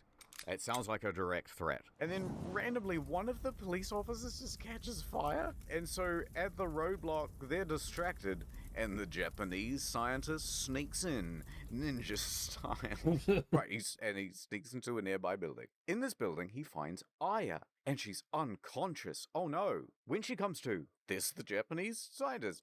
And he introduces himself as Maida. And then suddenly Daniel comes in, alright? And Maida says, it's exposition time, fellas. Did you know that this once happened in Japan? It wasn't just a manga. It happened many years ago, although on a smaller scale. Those Japanese, they're light years ahead of us. Oh, that's quite clever. Right, so the events he's about to describe are actually a short summary of the events that What happened happened in the book, yeah. Parasite Eve. This game is actually the sequel to the book. Yeah. I've never seen that before. You haven't seen that either. Shut up. Maida explains that all of this started when a scientist's wife was involved in a car crash. The scientist tried to cultivate her liver cells in order to keep her alive, right? And he called the cells Eve. But he found that the liver cells multiplied too much, like a cancer, and her mitochondria eventually took over her body. Eve then acquires a scientist's sperm to try and create an ultimate being. I mean, deep down, aren't we all? This is because her host body wouldn't last very long. After the accident, her kidneys were transplanted into a young girl. Eve then implanted a fertilized egg in the young girl, and the young girl gave birth to an ultimate being. Oh, no, Researching all of this Is it led Aya? Maida I don't here. remember. And so Aya can't help but think, maybe I'm a monster like Eve, because I'm also immune, and, this has got stuff to do with me. So she sends Maida and Daniel away, fearing I shall cause you too much harm, please go. And then she thinks of her sister, Maya, who died in a car crash with her mum. What? I'm confused. So here we have come to the midpoint, and I think it's a good idea in these very scary videos for us to reflect on what has happened so far. So, there's a lady. Her name is Can't remember. Don't worry about that. Now, she goes to the opera, and there's a lady on stage Melissa. singing, and then everyone catches fire, and it's the lady on stage's fault. And then there was a man who didn't have any skin. I think someone lost a kidney. All right, I think that's everything. Day 3. Aya leaves the building, and she finds Maida waiting outside. So Daniel pulls up in his police car, and then Maida joins Aya and Daniel in their investigation. Yay, a team of 3. But the city has now been evacuated and is empty. So Maida takes a sample of Eve from Aya's clothing. Anyway, so he tests it at Dr. Clamp's lab while he's away. Please don't tell Dr. Clamps. You'll get me with the clamps. Editor, use the clamps meme from Futurama. Thank you. That's how I get things done. I just bark orders at the editor. Yeah, he explains that normal mitochondria cannot generally take control of the nucleus, but Eve's mitochondria, well, they're special, and they've undergone massive evolutionary changes. You go, girl. Now, Aya wants her own blood tested because she doesn't want that to be true of her as well. Maida does that, and he finds that Aya is also infected with Eve's mitochondria. Listen up, fellas, there's a twist. Turns out that Aya's own mitochondria is fighting back with their own power. Yeah. And then the script has a typo, and it says, Hidea is unsure of why this is. And then they are interrupted by Dr. Clamp. Oh no, he's got the clamp. And he is very upset about the trio using his lab. He then inspects Aya's blood, though, and he is impressed that Aya's cell is fighting off Eve's. Your cells are very impressive. Oh, thank you. But then Daniel interrupts, and he goes, everyone shut the fuck up for a minute. My son and my ex-wife's name are on a list here. On your computer, Dr. Clamps. What's up with that? Anyway, Dr. Clamps doesn't tell her nothing, and they are on a stalemate. And then the trio leave. Then they drive over to the police precinct. And along the drive, Hidea informs... Is there the same typo, or is there a new person? I'll find out in the edit. Hidea informs them that the list was an HLA type listing. It's a list that says whether organs will or won't be rejected when transplanting. So they arrive at the precinct. But the precinct is in ruins after an attack from Eve. Now, most officers in the station have been killed. Aya follows the trail of Daniel's son, who is being protected by the police chief. And he finds the chief and Ben, who are being cornered by a mutated police dog. Aya kills the dog, hooray, and rescues the chief and Ben. I'm kind of sad that he didn't mention it, but the dog's name was Shiva. Shiva as in, like, you know, it's pronounced Shiva, but it's written as Sheva, and it's supposed to be a reference to Shiva, the summon from Final Fantasy, because this was a Squaresoft game, and, you know, Final Fantasy is a Squaresoft / Square Enix game franchise. It wasn't worth it. Look at this kid. Oh, thank you for the follow. Oh my god, I'm gonna butcher your name. I am so sorry. Giorgio Maporo. Giorgio Porio. Thank you for the follow. Look at this dumbass kid. It just you killed the wrong one. It's day 4 now, fellas. Are you spooked yet? The remaining police officers decide to put Daniel in charge and help take down Eve. Maida thinks that the attack on the police station was actually just a distraction, though, and Eve's body is most likely starting to break down, so she is probably going to seek out a sperm bank in order to give birth to the ultimate being. Heist at the old sperm bank. Happens once a week. Put it all in the bag. Well, the dye packs go off. And it's just, okay, enough of that. That's disgusting. Anyway, Daniel states that there's a hospital, right, with a sperm bank nearby at St. Francis, that's the hospital's name. Should have led the sentence with that, but I didn't. Aya and Maida then go to investigate, leaving Daniel behind. Along the drive, Maida wonders, hey, why didn't Daniel come with us? He was the head of the investigation. Aya says, no, well, the thing is, he wants to dig up some dirt on Dr. Clamp and also be with his son. And then Aya asks what happened with the ultimate being that was born in Japan. I don't even remember that bit. Maida says, died a long time ago with its father due to a cellular rebellion. rebellion. That's when you can't get good. The mitochondria that came from the father didn't connect with the ones that came from Eve. Because of this, the being began to deteriorate, and the father held on to the dissolving flesh as they both died. Bummer. Anyway, scene transition. They arrive at the hospital. Maida decides to stay outside, and Aya heads in alone. So, Aya is in the hospital, and then all of a sudden she has a vision of a little girl that was once there. Ooh. And then Aya wonders if that's Maya, or just her own reflection. Who's Maya? So Aya hops into an elevator, but Eve turns off the power to the elevator, and it forces her into the deeper levels of the building, must be. As she wanders around the hospital, she can hear Eve's voice. She's taunting Aya, and then the script says you need to do a taunt type joke. The quality on story mode has been going downhill at a steady rate. Is that a good taunt? You keep that in. Now, Aya finds some stairs, but Eve collapses those stairs, and it nearly kills Aya. Wow, she should be pretty dead. Alright, fuck it. We need to do things a bit quicker. If we don't get a move on, it's going to be October 32nd by the time I'm finished, you know what I'm saying? So, montage time. She runs around and she's fighting some monsters and she finds some fuses and she replaces the fuses and she gets the power going and then she uses the elevator and she heads to the upper level. Exits the elevator, sees two smooth girls at the same time. It's Maya and Aya as she enters the hospital, a hotel room or whatever, and she's shocked to find out that at the same time it's her visions and still unable to figure out why. And she got to leave, but she makes it to the sperm bank. You know, I gotta slow down. Alright, go on, what did she do at the sperm bank? Here she finds the same list of names that Dr. Clamp had, and also here are patient records of her mother, her sister, and Melissa.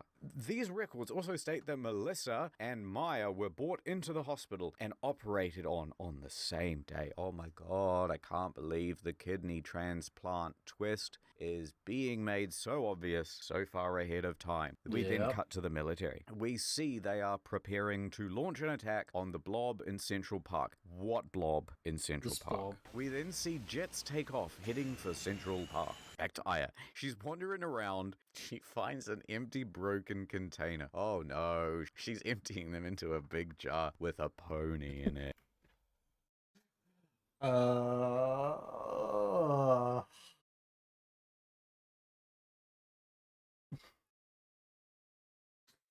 Yep, he had to make that fucking joke. The pony cum jar. Central Park. Back to Aya. She's wandering around. She finds an empty, broken container. Oh no, she's emptying them into a big jar with a pony in it. And then Aya continues onto the roof and she finds Eve. She goes, did you save some for me? Eve then, well actually there's a typo. It says Even then liquefies all the jet pilots. Oh Even, how could you do it? And then the jet crashes into the hospital roof. Oh, and it forces Aya to quickly jump over the side, and then Eve leaves to go give birth. Single mothers these days, am I right, fellas? Aya then reaches the street and you're right. It's with Daniel and me. They drive back to the police station, and whilst there, Detective Warner gives them some new information. Some time ago, in a land far away, a doctor at the hospital was fired for selling patient records. How could he? Also, Melissa was seen going into the hospital late at night. Several times she was. Anyway, then Daniel gets mad and says, Clamp and Eve must have been working together. Let's split up and find them, he says. What just happened? Day 5. Okay,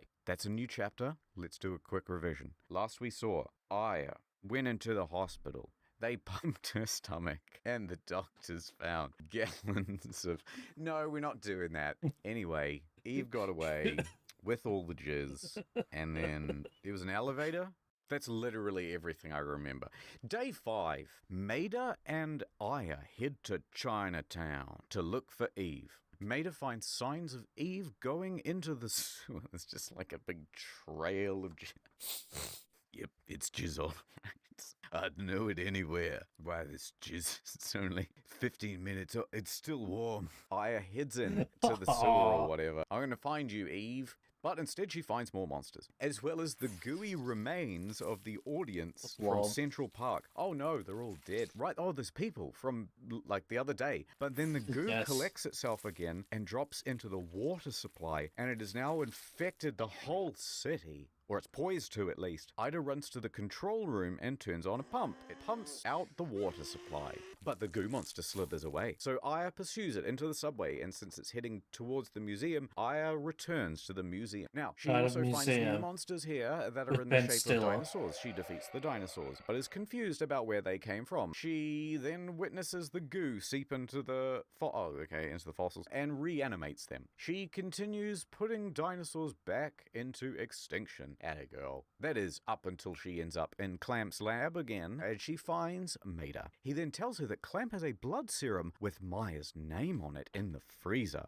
and that blood serum was under the research code EVE. Oh my god. What a twist. The blood serum was made up of liver cells, and Clamp has been culturing these cells for years. Let me culture you. He's like showing it anime and teaching it the violin.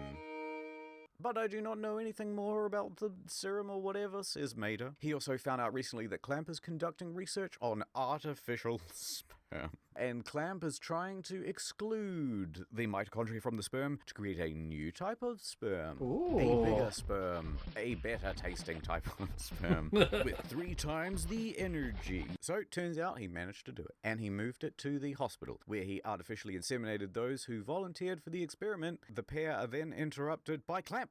He's walked into the room. Aya then tries to arrest Clamp. You're under arrest. But then he attacks Aya. But just as he does, Daniel comes from behind and hits Clamp, knocking him out. Your license has been revoked. Suddenly, Clamp regains consciousness, and Aya asks him, what are you planning? Clamp then says he's waiting for the birth of the ultimate being, and he's succeeded in creating sperm without the mitochondria. You did it. And now, Eve is pregnant with Melissa's body. What? Clamp then raises his hands in a hallelujah pose and says, Eve, I'm ready. He then starts to burn up, and then Daniel and Maida rush out of the room. Eve then races through the museum to get to Eve.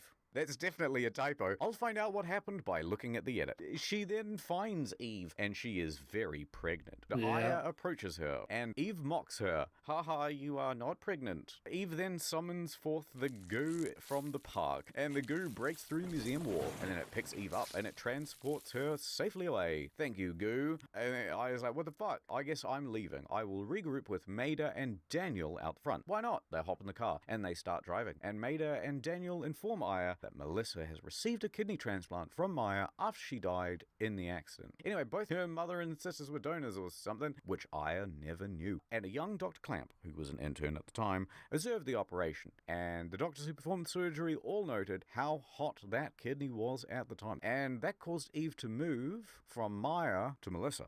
Yeah, I mean, we guessed that a while ago. I mean, I'm not even paying attention and we knew that.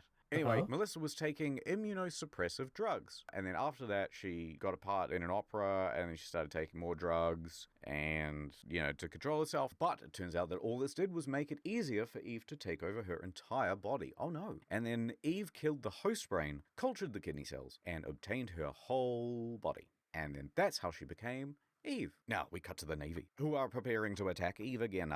Eve, your days are numbered. So they send out their helicopters. And then, back to the car. And Daniel hears over the radio, the attack has started or whatever. They say on the radio, and the trio rush to stop them and try to avoid what happened yesterday with all the jets. Why, what happened with the jets? I can't remember. It must have been something bad. Anyway, they spot the giant creature, which is turned into a giant shell or something to protect Eve, and the Navy helicopters attempt to destroy it, but it's no use. And the helicopters explode, and then they land behind the trio, and it's very action-packed. And then the officer runs over and asks them, you gotta report this to the Navy's aircraft carrier, why not? Which they do. Anyway, the captain asks Aya to drop a nuke from a helicopter onto the creature, since she's the only one that Eve can't ignite. And then Aya goes, yeah, that sounds good. Cut to the helicopter, where she's got the nuke. I thought that was a joke. Alright, they're flying towards the goo. And it's positioned next to the Statue of Liberty. Oh my god. Not that gift from France. Yeah. By the way, did you know that the Statue of Liberty was originally a bronze color because it is made of copper, and then over time it went green because that's what copper does, and that this lady is only 1/16 of an inch thick on average, which means she is the same thickness as an Easter egg. Just thought you'd like to know. Sorry, we're in the middle of an action scene. Anyway, the pilot dies, but Aya shoots the nuke into the goo. Take that, and it knocks the creature back, and it topples the Statue of Liberty. Oh no, chocolate Easter egg lady. Eve, however, emerges from the goo. Aha, I am not even harmed. My goo has protected me. And she is evolved and unharmed. And so Aya parachutes down from the helicopter to finish the job. Eve gloats again and says, haha, humans have just been, you know, whatever, I'm gloating. But they no longer need them, so mitochondria will evolve or something and become human beings and rule the earth. Eve then begins to evolve. Oh my god, nudity. Aya then fights her with her gun. Oh, and wins. Well, that's handy. So, Eve breaks down and dissolves into slime. And then Aya turns around and she does a cool one-liner cop. And it goes, there must have been some mitochondria that underwent a different type of evolution. Think about it, Eve. She should have said something like, nice to meet, goo. Or, let's meet up, nukes week. Or, I might have contact you later, Drea. Hold on, I gotta keep all these in. Something, powerhouse of the cell. Or, don't be so selfish. That's not so bad. I like that one. Where are we? Day 6. Let's do a quick recap. We defeated Eve, and we nuked New York. Hooray! Yeah, 2 birds, 1 stone. let's go. Anyway, so, Daniel and Maida congratulate Aya. It's New all York, over no now, more. they say. Uh-oh. But then an earthquake happens, and it turns out that all that goo all over the fallen Statue of Liberty is actually a uterus for the ultimate being. And then all of a sudden, an oversized baby emerges. This is fucking great. An oversized baby emerges from the slime crying. Disgusting! And as it emerges, all the naval ships catch fire, and it heads for Aya. I'm gonna kill ya, Aya, says the baby. Aya knows that she's the only one who can fight this baby, so they fight. But as they do, the creature keeps evolving with no end in sight. But then we see, it's Maida and Daniel in a helicopter to the rescue. Maida has special bullets with Aya cells in them. What a Deus Ex Machina. Daniel grabs them and jumps out of the helicopter. He starts to burn up, but throws the bullets to Aya before safely landing in the water. Anyway, Aya uses the bullets and defeats the creature, but it is not dead. And it's writhing around, and then Aya baits the creature into the engine room of the ship. There's more sperm in there, fella. And she overloads the ship to self-destruct, and then she escapes just in the nick of time. As the ship explodes, and it's very scary. And then she joins Maida and Daniel on the shore, and Daniel says, it's finally over. And then Aya says, I wonder why I only have this power. And then Daniel and Maida go, you fucking dumb, we explained this like 3 days ago. Well, it's here, so we're going to do the explanation again. So there was a part of Maya that was transplanted into Aya, and then Aya was born with a... Wait, what? This is different. Aya was born with a defect in her right eye, so Maya's cornea was transplanted into Aya. Then Maida suggests that Aya's mitochondria underwent a different evolution to Melissa's. Who's Melissa? And this caused the mitochondria to live symbiotically with Aya. But then Maida also muses that, I wonder if mitochondria are to humans what humans are to the earth. Think about it. Think about it. It's kind of deep, right? And then they decide to watch the sunrise together, but they don't directly look at it because it's bad for her eyes, especially considering she had a cornea transplant. And then, to make up for Christmas, hey, do you want to go to the opera later? And she says, no, I watched like 500 people die last week there. Why would I want to go back? Oh, they actually went. All right. A while later, they're at the opera again. But then, during that performance, a new power wakes up within Aya, and it spreads to the rest of the crowd. And then she turns to the camera and goes, sequel perhaps? ? Just a big question mark comes up in the middle of the screen. Analysis. So, usually we do discussions, but there's no one here. And it's dark and it's kind of spooky. But what did I think of this story? It's pretty straightforward. It's like Resident Evil, but with less nonsense. It's like Resident Evil, but with a Final Fantasy cutouts or a body, or it's very similar in that regard. And the G virus, and the T virus just does away with all that stuff. It's like, okay, no, here's the thing. It's Eve. It's called Eve. Easy. So I like that. Did they ever do Parasite Eve 2? Yes, they did. That'll be up on the screen. Oh my god, what is that sound? Oh no, there's an Eve in the room. Ah, I'm dying. Rip Mark Zuckerberg. He's never gonna do story mode ever again. He doesn't do Yes, P2. NordVPN. Yes.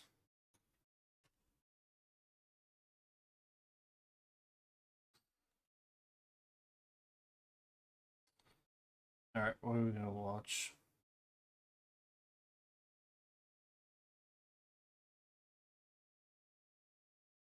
What are we? I kind of want to watch Silent Hill 4, but if we're gonna watch Silent Hill 4, we're gonna need to do all the Silent Hills.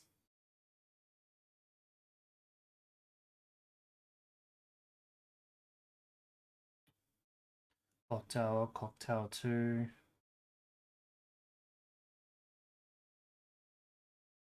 Oh, he did Half Star, okay. Or Eve.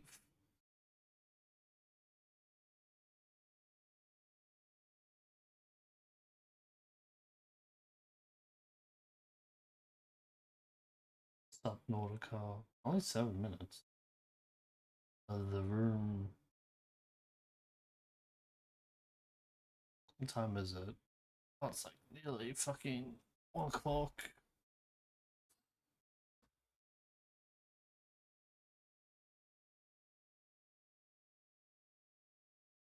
Alright, give me one moment. I'm gonna black the screen because I just wanna check.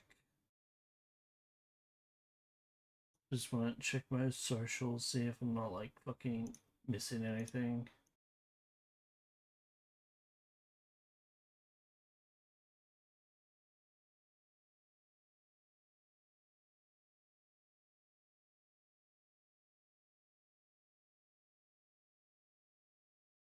Cool.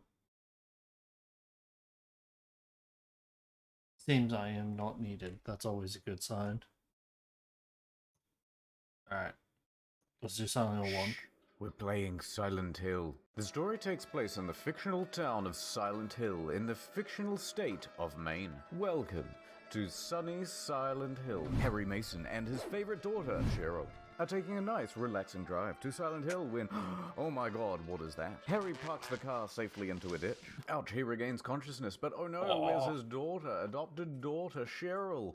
She's run off. I'll just wait here. No, he decides to panic, and he leaves the wreckage to look for his daughter. Oh, that's weird, the whole town is abandoned. Surely someone would say something about that. Nope. Harry spots Cheryl in the distance running away. He gives chase and ends up down a dark alley. Cheryl, you dummy, stop running. And we hear a siren in the distance. Suddenly, everything's dark. Using a lighter, Harry sees that he's moved into a different dimension, and everything's kinda spooky now. Everything is covered in blood, and the upholstery is in a terrible way. Unfazed and still determined to find Cheryl, Harry continues down the dark alley. What's this? A horrific corpse. Ah! Stop! I could have dropped my croissant! Harry, look out. He's attacked by a... Alright, so, quick little thing. I did not play Silent Hill 1, but I did, oh, what was it?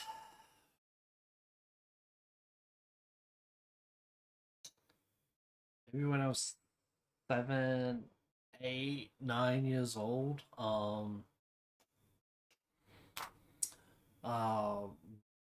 my older sister's ex-boyfriend played Silent Hill 1, and I watched essentially the opening to this game, and it scared the fucking shit out of me. I was terrified of it. I mean, look at it. It's like it's filled with like it's dark. It's filled with gore. Like as a kid, this shit is like fucking terrifying. But yeah. But now as an adult, so it's pretty fucking cool. But yeah, I was terrified of this segment of the game. a bunch of creepy monsters. Harry is overpowered and he blacks out. Harry regains consciousness in the deserted cafe 5 to 2. Harry meets Sybil Bennett, a name that sounds made up. I'll have a grande frappuccino, please, but she's a police officer and she's from the neighboring town of Brahms and is investigating the mysterious deserting of Silent Hill. She gives Harry a shotgun because it's America. She leaves to look for help. Harry finds more weapons in here and a knife. Before Harry can poke around the cafe anymore, though, a huge winged creature comes crashing through the window. With the help of his new best friend, the shotgun, Harry defeats the monster before getting the hell out of there. I don't know if that's a joke or I just not knowing the difference between a pistol and a shotgun. I'm assuming it is a joke, but it's kind of funny that he just calls a pistol shotgun. There with all the free plastic straws he can carry. In the alley where Harry first got his ass served to him, he finds a note supposedly left by Cheryl, directing him to the school. Harry makes his way through the town to Midwich Elementary School. There he meets some child-sized monsters called Mumblers. Speak up, then. Classic. Harry finds 3 riddles. The answer is the school's clock tower, so he heads there, but it goes all spooky again. Now he's in the Dark Realm version of the school. Harry sort of stumbles through the Dark Realm until he comes across a face with a shadow known as the Split Head. The clue's in the name. Harry tussles with the split head, eventually defeating it if you're good, and returning everything back to normal, sort of normal-ish, good enough. Harry makes his way to the school's boiler room where he sees a girl for a moment before she disappears before his very eyes. No time to dwell on that freaky occurrence, Harry. Did that just say disappear and gives me into yeah. It's the church. Do you hear that bell? It's ringing for you. Get in there before Jesus scolds you for being late. In the church, he sees a woman praying at the altar. The woman is Dahlia Gillespie, also sounds made up. She seems to be a sweet old woman, albeit very creepy and definitely part of a cult. Dahlia hands Harry a mystical item called a flower rose and points him in the direction of the hospital. Before Harry can pop a question or two, Dahlia dashes out of there. Harry crosses a bridge to Central Silent Hill. It's not much nicer, but the real estate prices are outrageous. Monkeys. Harry enters the hospital, and instead of a monster, he finds Dr. Kaufman. Kaufman tells Harry that his daughter is probably dead, and time to make a new one with his wife, but then Harry tells him that his wife is dead, and he goes, oh. Anyway, we find a strange red liquid called Aglafotis. Harry then heads down to the basement to turn on a generator. After getting back into the elevator, Harry notices that there's a 4th floor now available to visit that wasn't available to visit before. And because Harry just still hasn't got the gist of what's going on, he goes there and finds out that it's a Dark Realm version of the hospital. Oh no. Here he fights some more monsters and some sexy nurses. It's time for your sponge bath. But instead of a sponge, it's death. And instead of a bath, it's death. While exploring, Harry finds a picture of a girl we saw in the boiler room, and this time it's been conveniently labeled with her name. Alessa. Sup, Lisa? Exposition time, perhaps? We're under strict order. The world starts to leave the dark and goes into the light version, and Lisa leaves with it too. Boo. Waking up, Harry is met by... Yes, Dahlia Gillespie. What's going on? Darkness. Dahlia knows a lot about what's going on, but she won't give a straight answer, and instead gives Harry a key and tells him to head to an antique shop. In the antique shop, we meet up with Sybil. Keeping on theme, she fills his mind magazine with 16 hollow point rounds of exposition. Sybil apparently saw Cheryl walking on the lake, Jesus style. Sybil also discovered a drug trafficking ring run by Dr. Kaufman. He's selling Percocets and weed to tourists without a prescription. Harry and Sybil find a hidden altar in the antique room. The altar enables Harry to telepathically communicate with Lisa, the nurse. Well, it's not telepathic, he actually teleports there, and then because you get the idea. He's doing a message. Talking to Lisa, Harry learns about some Silent Hill history. Before Silent Hill went all spooky, it was a resort town, run by a cult that dabbled in black magic. As new people started to move into Silent Hill, there were mysterious deaths, and it was chalked up as some sort of curse. Harry asks her about Dahlia and finds out that her daughter died in a fire a few years ago. Harry wakes up from his telepathic chat, and he goes to find the lake that Sybil saw Cheryl moonwalking across. On his way there, Harry enters the mall, where some television screens suddenly show a terrified Cheryl, followed by some odd symbols. Then Harry stumbles upon Kaufman being attacked. Harry saves Kaufman, yay, thank you. Then he picks up a vial of red liquid alga photos that Kaufman dropped. Kaufman snatches it back from him and tells him to get lost. Leave me alone! Harry finds himself back in the hospital where he sees Lisa again. She gives him directions to the lake. And luckily for him, those directions happen to be through the sewer system. Once out of the sewers, Harry meets up with Sybil and Dahlia again. Dahlia has inferred that the darkness consuming the town has something to do with this Alessa chick. It's all her fault, she says. Dahlia tells Harry that Alessa is in the lighthouse and sends him off to go fight that thing, even though no one thinks he'll win. Harry runs to the lighthouse to his certain doom, where he briefly sees Alessa before she disappears again. So instead, Harry goes to the amusement park. Whee! Never mind, there's Sybil doing business. She's been investigating the place, and this roller coaster is definitely not up to standard. But oh no, Sybil is possessed! Harry exchanges a few punches and also bullets with Sybil before giving her some of that red goo.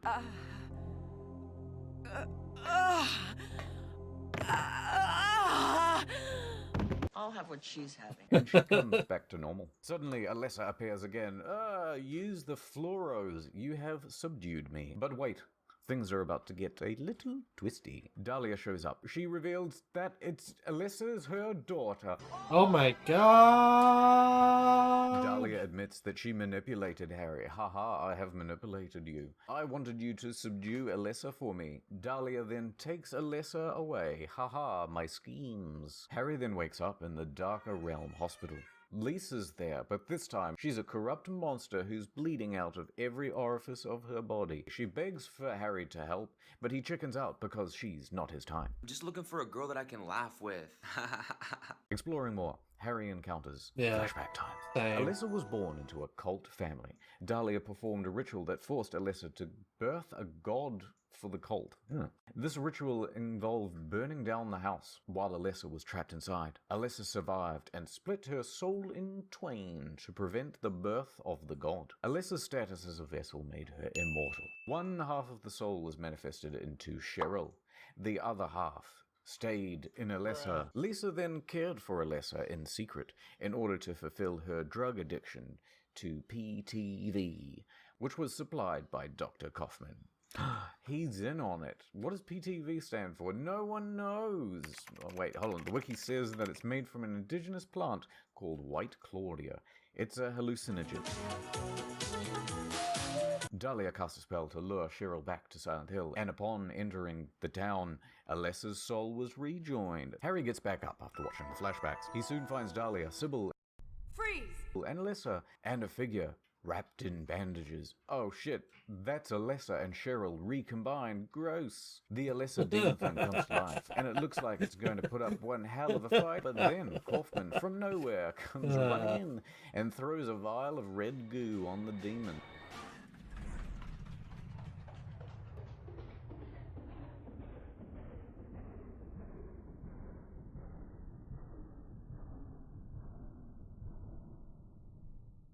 Oh, fuck. I can't believe you've done this. Somehow exercising it. From the writhing, dying demon thing, an incubus emerges from its back, and the incubus kills Dahlia. No, Dahlia. Harry then fights and defeats the incubus. Amongst the flames and chaos, we see an Alessa Cheryl hybrid, who hands Harry a baby. Here you go. Thanks. Harry, Sybil, and Kaufman make their escape, but before all three can, Lisa appears and drags Kaufman down to... Oh, bye, Kaufman. Harry and Sybil are so close to escaping, but the darker realm is collapsing too. Oh no, it's coming for you. So, using the last of her powers, the Alessa Cheryl hybrid stops the destruction, enough for them to be able to leave before everything's engulfed in flames. Sybil, Harry, and the baby make it out alive. Yay. Well, not really. Harry's daughter is dead, and now he has to care for this random baby. But at least he gets to keep the shotgun. One take, I'm a busy man. We're back in the Silent Hill. James Sunderland has arrived in town, and he's received a letter from his wife, Mary. That's nice. Mary, could you really be in this town? But there's a twist. She's been dead for 3 years. We know that this letter is from her because it has her handwriting. Can't fake that. Mary claims that she is waiting for James in their special place. James thinks that's very odd. What's going on here? He heads down to Silent Hill in pursuit, but then he realizes that the main road is blocked, so James decides to go on foot. Bad idea. He first arrives at the Silent Hill Cemetery. Here, James meets Angela. James asks her for directions. However, Angela warns him that there is something wrong with the town and that you must stay away. Never mind that. He says he's going anyway. Now, by the way, it turns out that Angela is also looking for someone. Her mum. And also her dad. And also her brother. Wait, she's the one who's lost. Her family has lost her. James wishes her luck on the search and makes his way towards Silent Hill. When he finally reaches town, he discovers that it's not so nice, and there are monsters and such. Still determined to explore the town, he decides to find Rosewater Park, believing that to be the special place of the giant. However, in classic Silent Hill fashion, the road's fucking blocked. Of course it is. Everything's So he has to go fucking blocked. around to get to Rosewater Park, and that means going through an apartment complex. No city is designed this way. Okay. He tries to find his way through the building, but he encounters a little girl who purposely steps on his hand. Ow. Yeah, little cunt. She's a little shit. No time to worry about that, James. Look behind you. You are now face to face with a pyramid head, the strongest of all the polygon-shaped heads. James successfully defeats Pyramid Head and continues searching for a way out of the complex. But instead of finding the road, he finds a man called Eddie who's drinking from the toilet. And then he leaves. In a different apartment, James bumps into Angela again. She's lying in front of a mirror with a knife, contemplating killing herself. James convinces Angela to hand over the knife for her own safety, but in doing so, Angela becomes skittish when James approaches, and she runs away. James leaves the apartment and runs into his old nemesis, the little girl. James is about to give her a stern talking to, but then the little girl says, actually, James, if that is your real name, I know all about Mary, and I know that you never even loved her. Oh my gosh, what a shocking turn of events. And then the little girl makes a run for it. He's come all the way to fucking Silent Hill, and he never remarried, and it's 3 years later, and he's putting his life in danger on a hunch. Look at all the monsters around him. He's willing to give himself like a 95% likelihood of dying in order to possibly see his wife again, who died 3 years ago. That's actually quite devoted. I don't think I'd do that. James arrives at Rosewater Park, and oh my, it's Mary. Except her hair is different, and also her clothes are different, and also she's acting different, and also her name is different. It's Maria and not Mary at all. James is at a dead end. Oh, what do I do? This was supposed to be the special place. Turns out that it ain't. Then suddenly he has an idea. The Lakeview Hotel, of course. The place where we used to do it. Along with Maria, James heads off to the Lakeview Hotel. The pair pass through Pete's Boulderama where they meet up with Eddie again and the little girl again. As they turn around, and I think the little girl's actually great. Look at this. So what'd you do? Robbery? Murder? Nah, nothing like that. Huh, you're just a gutless fat. Anyway, as soon as the little girl sees James, she books it. Bye-bye. Eddie explains that the girl's name is Laura. And then they head outside and Maria insists that we gotta find Laura. We gotta make sure she's safe. Really? Right, fuck her. James and Maria see Laura head into the Brookhaven Hospital. While looking for her in the hospital, Maria falls ill and decides to rest in the hospital. James continues looking and soon finds Laura. James goes right in and he says, "Oh, you little shit. My wife's been dead for years. How do you know all this stuff?" So Laura tries to kill him again by locking him in a room with monsters. What the fuck? After James defeats the monsters, the hospital suddenly changes into the dark version. The upside down place from Stranger Things. The Nether from Minecraft. The dark place from Silent Hill. James goes back to see Maria, only to find that she's missing. Oh, for God's sake, Scooby-Doo and the gang, you gotta stop splitting up. Just walk together in a big group, nothing bad ever happens. He later finds her in the basement, and she's mad. She claims that James abandoned her and doesn't care whether she lives or dies. You don't even care. After this tiff, they continue to look for Laura, despite the fact it's like 3 times she tried to murder James. Never mind that. Oh my god, it's Pyramid Head, he's back. Oh no, they're gonna look at him at just the right angle and try to use him to measure how long the seasons will be. It's an Egyptian reference. Alright, they try to escape through an elevator, but the elevator doors jam. Oh no! And Maria is killed. No! Oh, Maria's death makes James sad. He decides that he needs to focus on fighting Mary, though. Everyone else is kind of getting in the way, to be honest. In order to get to the Lakeview Hotel, James needs to get a rowboat from the marina. And it turns out the only way to get to the marina is by going through the Silent Hill Historical Society. Alright, so it turns out that the Historical Society is built atop a Toluca prison. James throws all caution to the wind, as he does for the entire game pretty much, and jumps down a big black hole. No discernible bottom. He dies. Silent Hill 3, next week. Now, he ends up in a series of labyrinths within the prison. Within the labyrinth, James miraculously finds Maria alive and locked in a cell. However, Maria talks strangely of memories shared between only James and Mary. How could she have known? Then she talks of a videotape that he and Mary made during their last visit to Silent Hill. Oh no.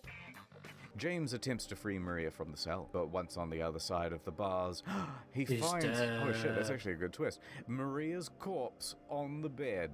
She was dead in it. Let me submit that creepypasta to No Sleep on No Sleep. Exploring the labyrinth more, James finds a newspaper clipping. Angela had murdered her alcoholic father and brother, both of whom had... I'm not saying that. They got the Harvey Weinstein treatment. The mother more. James finds a new dead. She was dead in it. Let me submit that creepypasta to No Sleep on Reddit. Exploring the labyrinth more, James finds a newspaper clipping. Angela had murdered her alcoholic father and brother, both of whom had... I'm not saying that. They got the Harvey Weinstein treatment. The mother did nothing to help or actively abet anything. James then finds Angela in a different cell. I must help to save you from this monstrous, grotesque representation of your father's badness. Afterwards, Angela expresses her distrust in men in general, including James. Fair cop. Before fleeing, Angela calls James a liar who didn't want Mary around anymore. Yes, that makes perfect sense. That's why he's risking life and limb. Towards the end of the labyrinth is a reunion with another old friend, Eddie. Except he has gone absolutely bananas, and now he is holding a gun. There's another dead body in the vicinity of Eddie. Eddie tells James that one time he shot a dog that was belonging to one of his high school bullies, and then he shot that bully in his other favorite pet, his leg. Eddie claims that he's willing to kill another leg if someone laughs at him. So, James says to Eddie, Eddie, have you gone nuts? Get up, dude. Eddie attacks James, and James kills Eddie in self-defense. And then James is sad again. James takes another look at the letter from Mary, only to find a plot twist. It's blank. Did the letter not exist?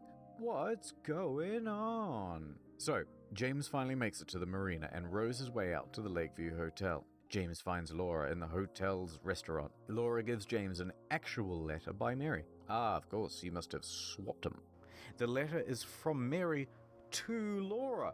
Third plot twist, bet you didn't see that coming. Indicating that they met in the hospital last year, and Mary plans to adopt Laura. This confirms that Laura did in fact know Mary. Dun dun dun. James heads to room 312, the room where he and Mary had stayed in their previous trip. Here he watches the video. Oh god, okay, close the door. Yep. He watches the video back. Fourth plot twist. It shows that James killed Mary with his own bare hands. He could not bear to see her suffer an illness any longer. James sits in shock for a moment. Then Laura waltzes in and asks if they can leave Silent Hill already. James chooses to tell Mary the truth. I killed me wife. And the 8-year-old goes, I hate you, as you would. And she storms off. And then the radio starts to sound. It's Mary, and she's asking James, come find me. James explores the rest of the hotel. As he walks down the long hallway, we hear a fight between James and Mary. He finds Angela on the staircase. The staircase is on fire, and either side of Angela are 2 corpses, stitched into a frame. It's her father and her brother. Angela asks James for her knife back. James says no, and also that it's hot as hell. To which Angela replies, for me, it's always like this. Ugh. And then Angela walks up the burning staircase and disappears amongst flames. Down in the lobby, James finds Maria. She's alive again, another twist. Oh wait, she's dead again, another twist. Then James fights 2 pyramid heads. And then in the middle of the fight, he realizes that the monsters have been created to punish James for his signs. Once he realizes this, the pyramid heads just stop. Job done. And you may not have the delicious mummy inside. On the roof of the hotel, James finally sees Mary. Oh my god. But then, another plot twist. She turns into a monster that James must fight. And then, that's the end. But, there are one of 5 possible endings. Right, ending 1. Upon the monster's defeat, James is granted a final meeting with the real Mary. Mary gives James a real letter, and he reads it. Then he leaves Silent Hill with Laura. Ending 2. Mary turns into a monster, and once defeated, James gets to meet with the real Mary, who tells him that he has suffered enough for her murder, and gives him a letter. Mary then has a coughing fit and dies as James holds her hand. Very sad. James decides that he is unable to live without Mary and realizes that he came to Silent Hill in the first place to commit self-dying. James then drives himself to the lake with Mary's corpse. James then drowns himself.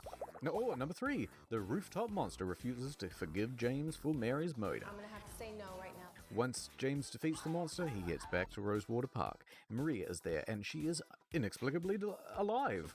James then leaves town with Mary, deciding to start a life together. But as they leave, Maria suffers a coughing fit, implying that she has the same illness that Mary had. Number 4.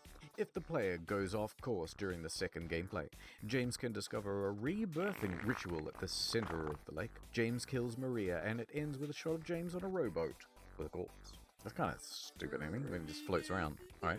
And number 5, the true ending.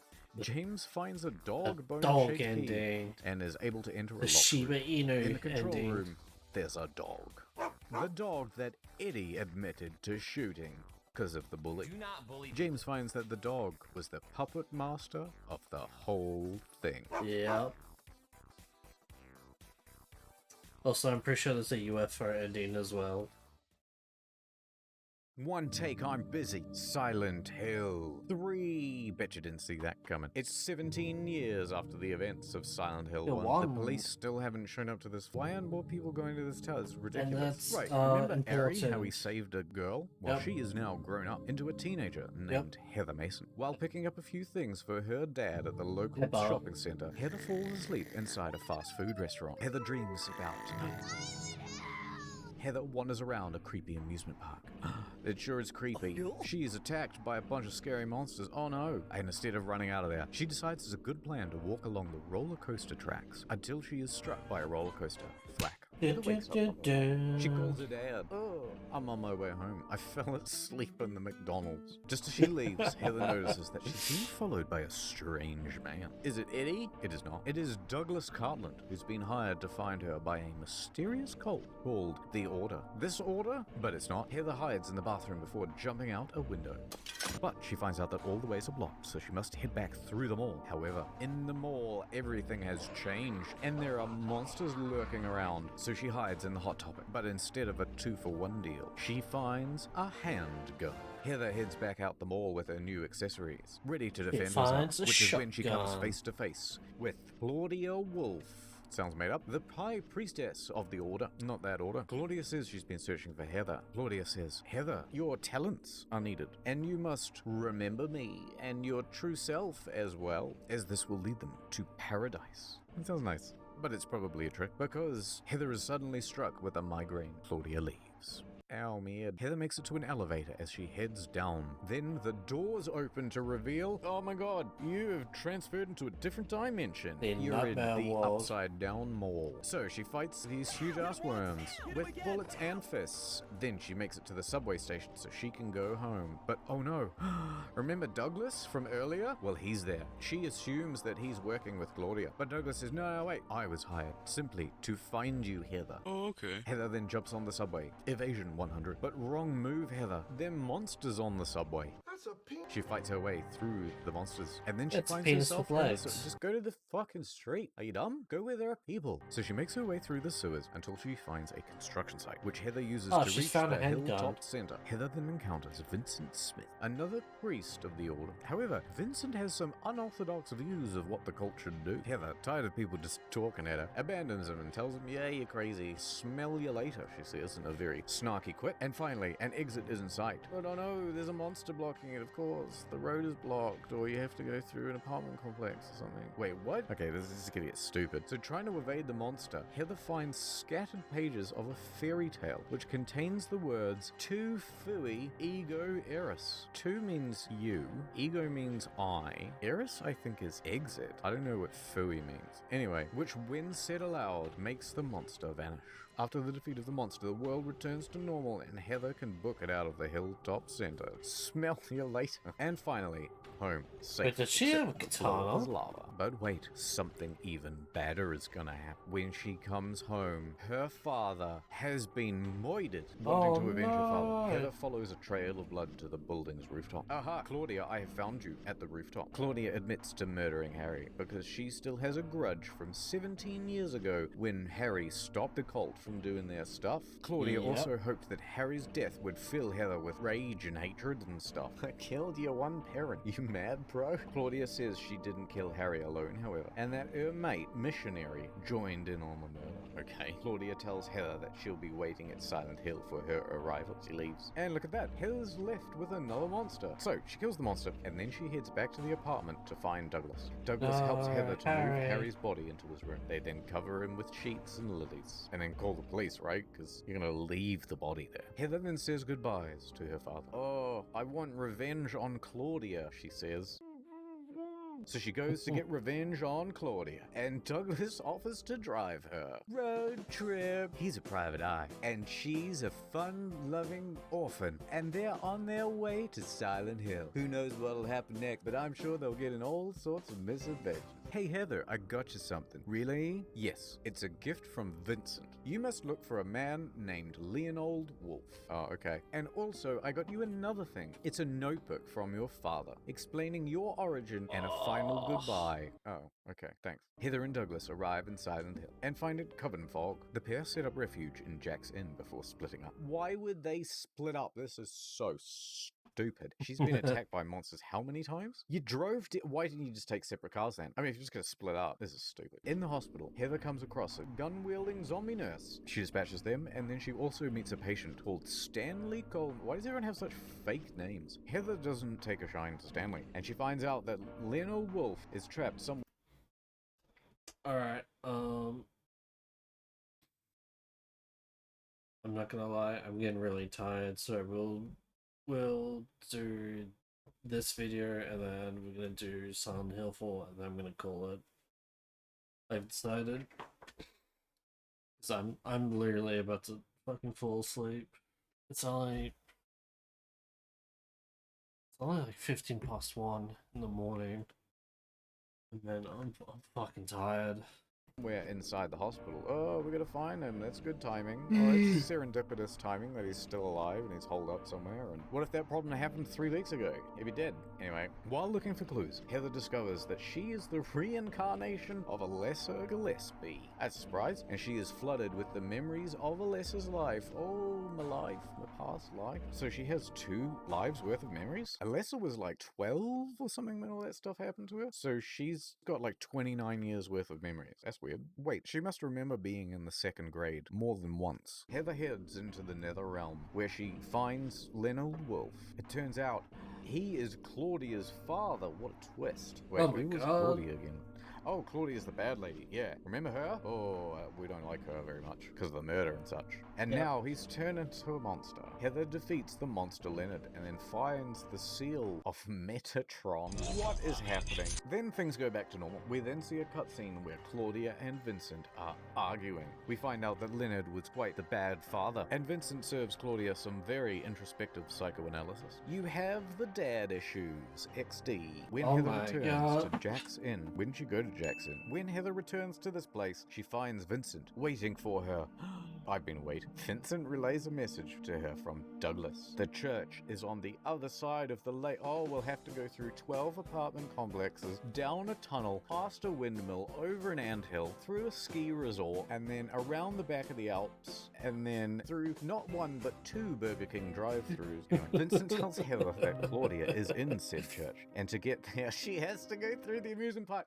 I hadn't even read that far through the script, and I knew it was coming. See what I mean? I told you, what do you think I play these games? I just read from a script. I'm busy. Once Heather reaches the amusement park, you guessed it, things go downtown bad town. These things all seem very familiar to Heather. Flashback to a dream. Heather decides to walk along the roller coaster tracks anyway, even though that's where you died last time. But this time, the roller coaster thing comes straight for her, and she manages to jump off the tracks in time. I did this one before. You missed me, bitch. On the other side of the park, Claudia is having another argument. This time with Douglas. Wow, she gets in a lot of arguments. Okay. It seems that Douglas has had his feelings hurt by Claudia, and Claudia claims that Heather was kidnapped and brainwashed. Right, Douglas was in on it. Now that's a plot twist. Oh my but you didn't see God. that coming, you fucking plebs. It's quite aggressive. Sorry, I'm just trying to put energy in. I didn't see it coming. Claudia then delivers the epic exposition. Hello, my name is Claudia. I need to get Heather back in order to birth the cult's deity. The deity will then bring in new world without pain, hunger, sickness, old age, greed, and other bad stuff. I am Douglas. I think that is dumb. That will not work. I am Claudia. I pity you, Douglas. Douglas mad. He pulls out his handgun on Claudia. What am I gonna do next? Cliffhanger. Meanwhile, Heather's been enjoying the amusement park, and she bumps into Douglas.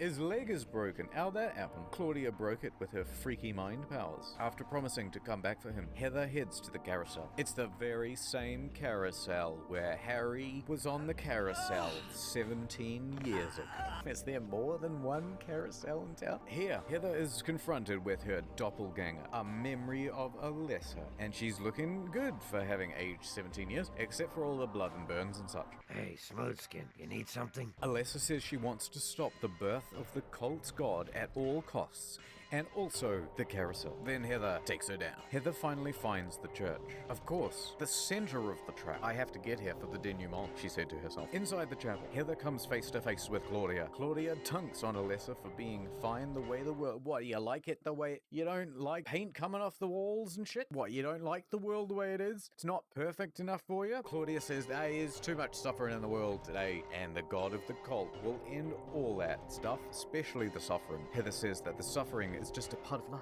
Don't you understand? And she gets real, like, philosophical and shit. She also said, I'll never forgive you what you did to my dad, murdering him, that is, just to clarify. And fair enough. Heather suddenly starts to feel some intense pain. Oh. And Claudia books it out of her. Heather makes her way through the church. She finds Vincent in the library, reading a book. Vincent says the seal of Meta. Are they really going to call it the seal of Metatron? That's stupid. Oh, of course. It's the Chintamanti stone of Shangri-La. Claudia says that the talisman is in fact useless. Before killing her, Heather is starting to get really pissed, and she calls Claudia a bitch, which is rude, but fair, because she killed your dad. Heather reaches for her pendant necklace that her father gave you. Gave this to me on my birthday, she said. Harry, the crafty devil, had filled the pendant with Aglaphautus. Do you remember this? From number one, right? It all comes back round. Remember the thing? Heather swallows some of the goo.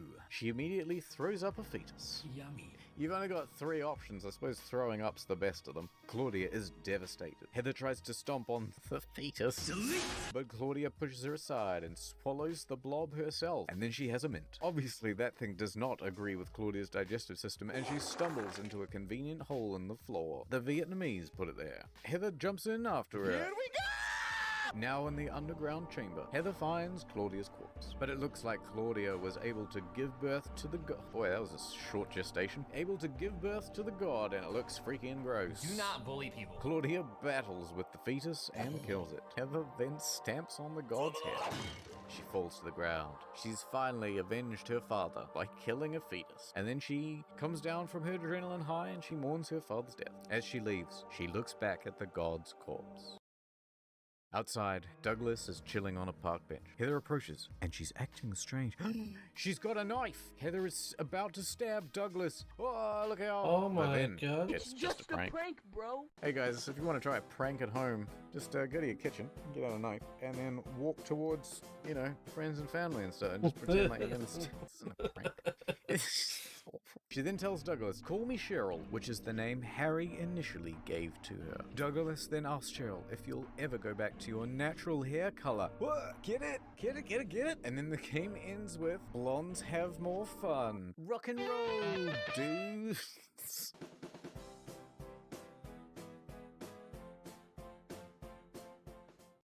One take, I'm busy. In fact, so busy I had to bring someone else in. Silent Hill 4. Wait, start again, I wasn't ready. In the town of South Ashfield, about half a day's drive from Silent Hill, lives a man called Harry Townshend. It says Henry on the wall. Oh, called Henry Townshend. He lives in the South Ashfield Heights lives apartment in a room number 302. And despite his... Read it. I don't want to read the commentary bit. And he is very content with his life, despite his haircut. However, he's been having a recurring nightmare. Roll the footage. And also, he's been chained in his apartment from the inside, and he can't get out. Oh, he's quarantined. There must be COVID. The window won't budge, and no one can hear his knocks and or screams, and his phone, TV, and radio have all stopped working. Should probably pay those bills. He seems to be in quite the pickle. Oh my hang on, it says God. here, Henry is trapped for 5 days. He's dead. Okay, so he's got food? Does his plumbing work? On the 5th day, he discovers a mysterious hole is opened up in the bathroom wall. Oh god, oh no. I didn't even put that together. This is a PG game, right? Henry grabs a steel pipe and enters the hole. The hole leads... That just shows you how tired I am. I literally just got the joke. It was a glory hole joke. Very nice. Henry to a subway platform. Oh, like in Silent Hill 3. Wait, wasn't he on like the 3rd level of the apartment buildings? Then Henry meets Cynthia, who believes that this whole thing is just a dream. Get out of the way.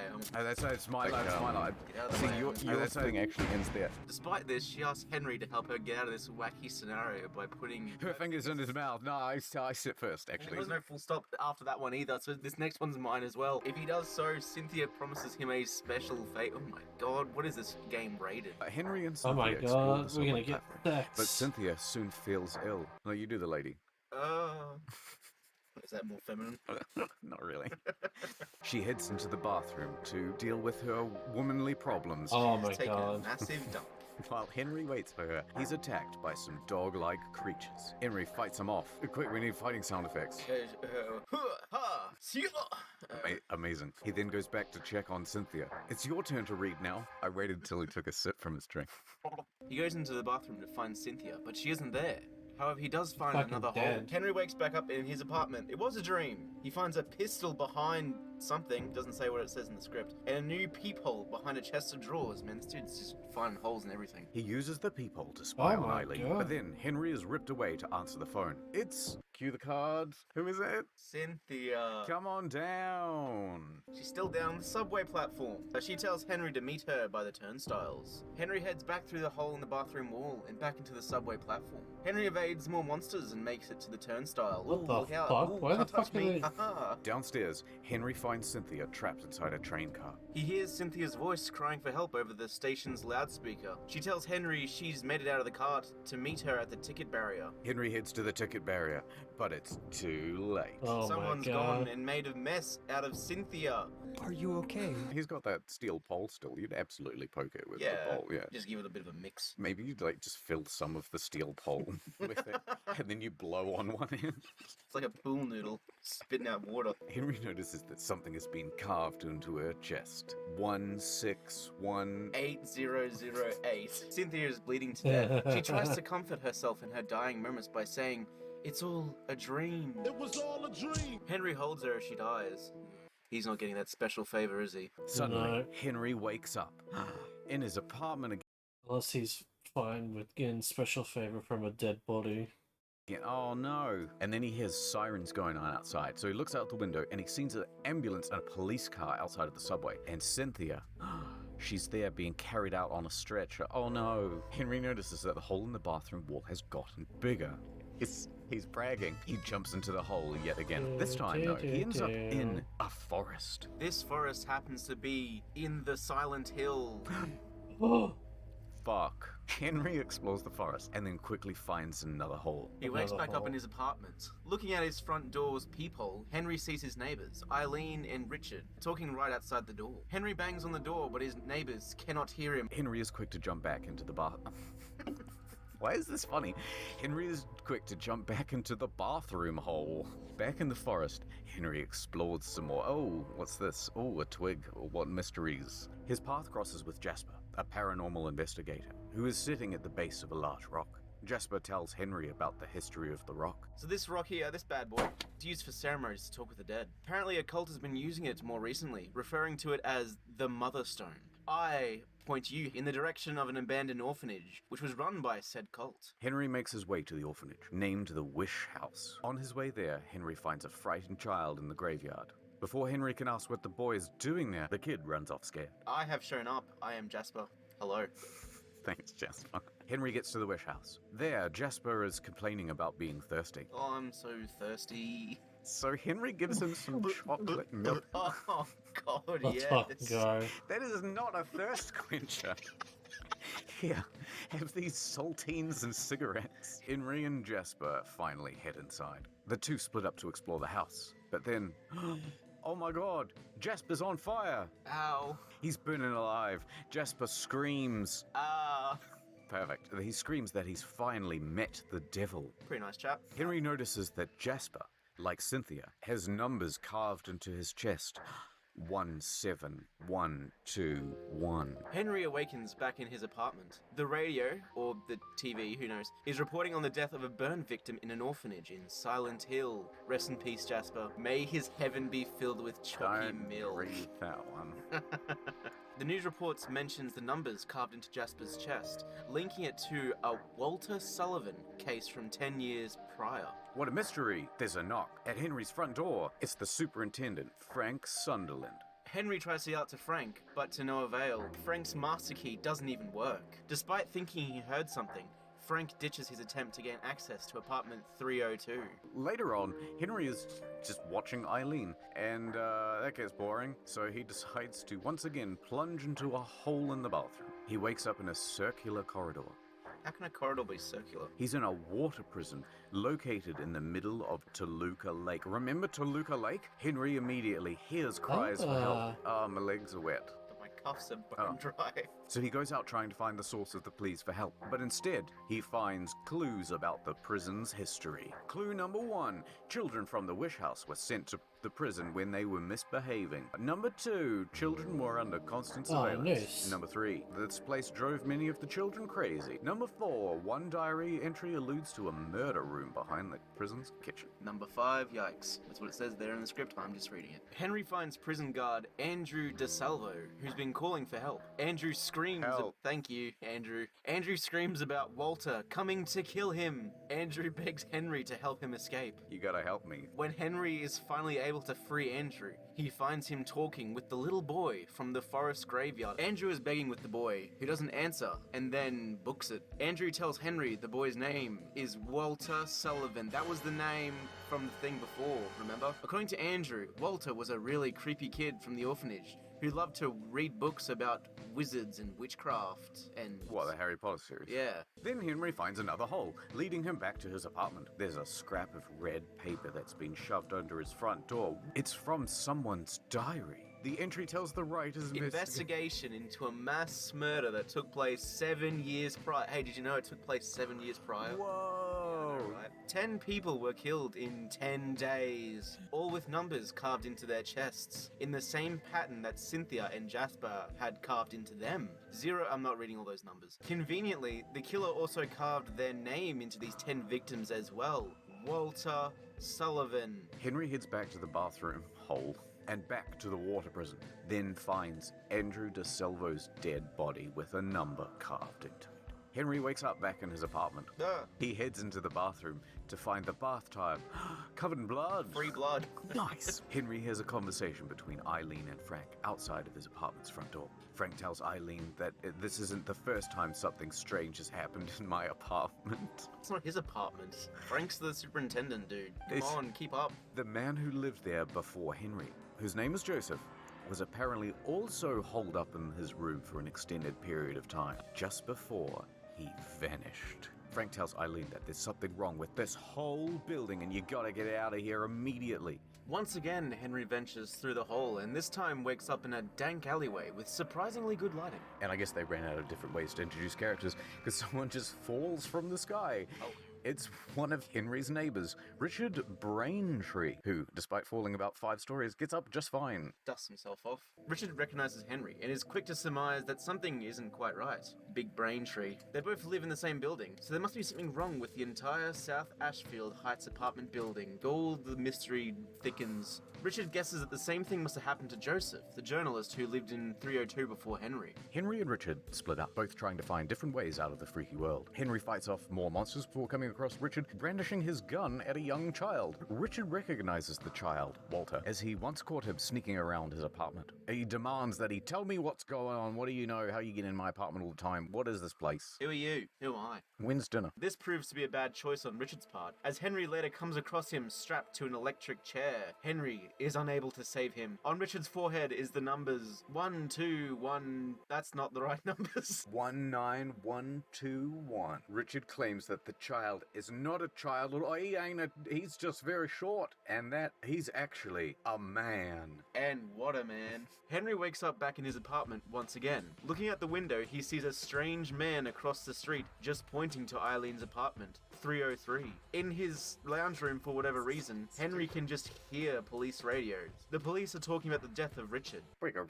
This is the police. I saw Richard dead. We need to put out an APB for a copycat serial killer on our hand. Henry checks on Eileen through the peephole, looking good. It looks like she's getting ready for a party of some kind. Henry goes to the bathroom. Wow, look at this. The hole is big. He's very confident in himself. Maybe he's just getting smaller. Henry shimmies his way into the hole and then walks up to some kind of darker dimension of his own apartment building. Ooh. Henry sees a long-haired man knocking on Eileen's door before walking away. Goodbye. He goes after this man and finds him sitting on the stairs. Oh, what's wrong, bud? Have a rough day? He's holding a doll, saying it was given to him a long, long time ago. He offers it to Henry. Henry does not accept the toy. No, thank you. I have a doll at home. Henry finds another hole and it leads him back to his real apartment. It's just the system of transport they have in this city. Here he finds another one of Joseph's diary entries slipped under the door. Lucky for us, Joseph is essentially journaling all of the game's exposition. He cracks the code for the numbers carved into the victims. It turns out that the 1 is not actually a 1, but a /, meaning victims were being numbered out of 21. Oh, that's not a bad twist. That's stupid. Walter was planning on killing 21 people, but never finished the job because he was eventually found to have killed himself. It's like the movie 7, except it's 21. It's 3 times the size of the movie 7. Henry takes a look out of his door's peephole to see the same long-haired man staring back at him. Henry swan dives right back through the hole and back into the otherworld dimension of his apartment building. Ooh. Here he comes across a journal entry from Frank Sunderland. Who? He's the superintendent, dude. Where we're able to get more insight into why he keeps a loose umbilical cord lying around, just dangling. No, hold on, we can't skip over that. No, he's already said it before. He has it in his apartment. It's like in a jar. It's his pet. Oh. 30 years ago, a young couple who lived in the building left in the dead of night. Their newborn child was left alone in the apartment. With its umbilical cord. Nice. Frank called the authorities straight away and never knew what happened to the child beyond its survival. Frank goes on to write that he often sees a young kid hanging around the apartment number 302. He hung himself with the umbilical cord. Ugh. How long is an umbilical cord? I'd assume it was only like 1.5 feet long. Like, you know, have one of those balls on like a string that you can throw and that comes back to you? Yeah. That's what the umbilical cord's for, right? Henry flails about in the gross apartment. Then he finds keys for Eileen's apartment. Oh no. Looks like he's too late. Eileen is barely alive. alive, and she's covered in blood, and she's lying on at the feet of the child, Walter. She has 20/21 carved into her back. He asks child Walter if he ever found his mother, but he doesn't respond. Eileen tells Walter to get out of here. It's too dangerous. Didn't he just stab her? It's not too dangerous for a man, Henry thinks to himself just before he wakes up back in his bed. He goes to check out the hole in the bathroom, but it's been blocked. Hate when my holes are blocked. Looking out the window, he sees an ambulance leave the parking lot. Eileen is in there. Henry looks through the trusty peephole into Eileen's room. He hears some detectives talking. Do you think that the recent victims were killed by ghosts or something? That's stupid, you fucking moron. Henry notices that the other dimension is starting to affect his apartment. Various parts of his apartment have become haunted by ghosts and ghouls. Henry improves the situation with some candles, some decent mood lighting. Lavender. Using the talisman he collected during his adventures, Henry constructs another hole portal in his... He puts a hole in the fucking wall. Good luck getting a deposit back on that. And Henry leaps into it, and he wakes up in a hospital. Once again, he sees a long-haired man. This time, he's busy. Doing what exactly? He's removing her organs. Oh my god. Henry does the brave thing and gets out of there. In the hospital, Henry finds a bunch of monsters. Some ghostly moving wheelchairs, some dead bodies, Eileen's bag, some x-rays, Eileen, more monsters. Wait a second, that was Eileen. And she's freaking the fuck out, and rightly so. Henry says he can get them out of this. I can get you out of here. Thank you, Henry. Take me to your hole. But it turns out that Eileen cannot see this hole, so she can't go deep into Henry's hole with him. Henry returns to his apartment. Here he finds that someone has slipped an envelope under the door.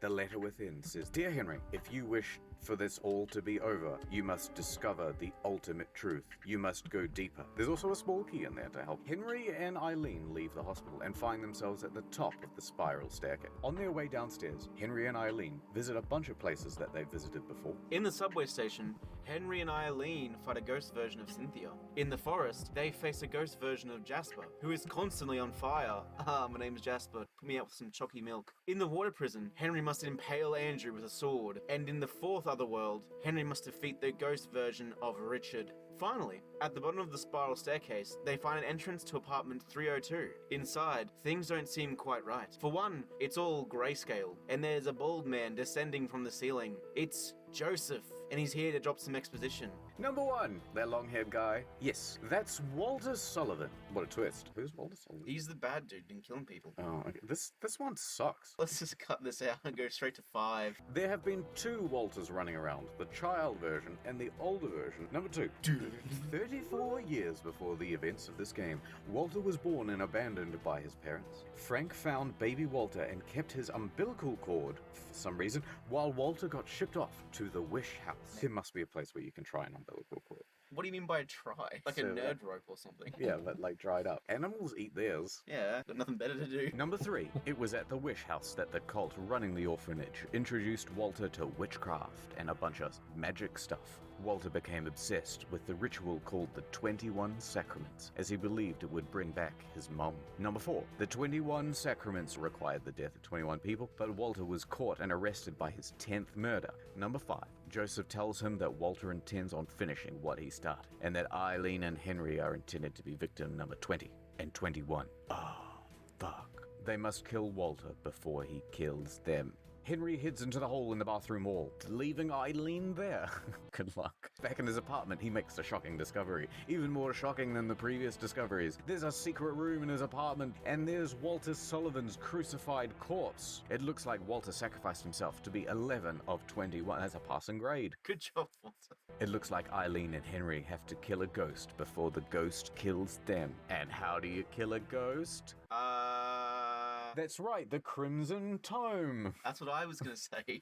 Why didn't you let me say it? The full name is the Deus Ex Machina Crimson Tome. But anyway, step 1, find part of the original body of the ghost. Step 2, lance the ghost's conjure form with exactly 8 spears. And number 3, bake at 180 degrees for 40 minutes. Henry finds some keys in Walter's coat. He's finally able to unlock the front door. Finally, imagine the smell in there. Oh, I like the fact that there's this dead dude in his apartment and he's just been like Fuck, I bet it's Eileen. But oh no, everything in the outside world has transformed. But at least Eileen is there. At least I have you, Eileen. They traverse through the building to find Frank's apartment. In there, it's Walter's umbilical cord. How's it going? And as soon as he touches it, Henry experiences the memory of Walter. Hey, didn't he lose the umbilical cord when he was a baby? How would he have a memory of Walter being an adult? Exposition Maybe device. you- Henry falls onto the floor in pain. Oh, my belly button hurt. Eileen has no time for this. I'm off. Henry heads back to his apartment to find Walter's corpse is gone, and left in its place is a black abyss. Henry decides, I know what to do, and he jumps into the black goo. Down in the abyss, Henry finds a large room with spinning spiky shit. things in the middle It's an of angel. a pool of blood. Oh look, it's Eileen. Oh, look out, she's possessed. Oh, she's walking straight towards her death. Will Henry be able to save her in time? Find out in Silent Hill 5. The closet. Henry's coming out of the closet. But also, the conjurer is there, and conveniently, there are 8 spears impaled around the room. Henry presents the umbilical cord to the this is what you want, right? And now all he needs is those spears. But oh shit. It's Walter! Walter. It's the worst. It's like a high school presentation. Let's just do that at the same time. Walter, Walter why? makes it hard for Henry to get Hold on, palm cards are in the wrong order. I'll stop, and you can catch up. Walter tries to stop Henry from stabbing all those spears into the conjurer, but Henry succeeds, and Walter loses his immortality, allowing Henry to kill him properly forever. Come here, kid. I'm gonna curb stomp your teeth in. Dying, Walter reaches towards the sky and calls out for his mum. Eileen is freed from her possession. Oh, Henry, I've woken up. And she and Henry escape out of the room as it begins to crumble. We see child Walter knock on room 302's door, calling out to his mother. He falls to his knees before fading away. That's very sad. Yeah. The next day, Henry visits Eileen in the hospital. It's a normal hospital this time. He gives Eileen a bouquet. I've been watching you, and I like you a lot, Eileen. Hey, Henry, why you got this hole looking directly into my apartment? It's for safety, security. The two smile at each other, and it looks like Henry might get a special favor after all. Yeah, let's go. He's gonna get in her hole. The end. Alright. I'm calling it here. Oh, I'm fucking tired. Alright. Alright, everyone. Sorry for the lack of commentary or reactions to essentially the last 2 fucking videos. I was really tired.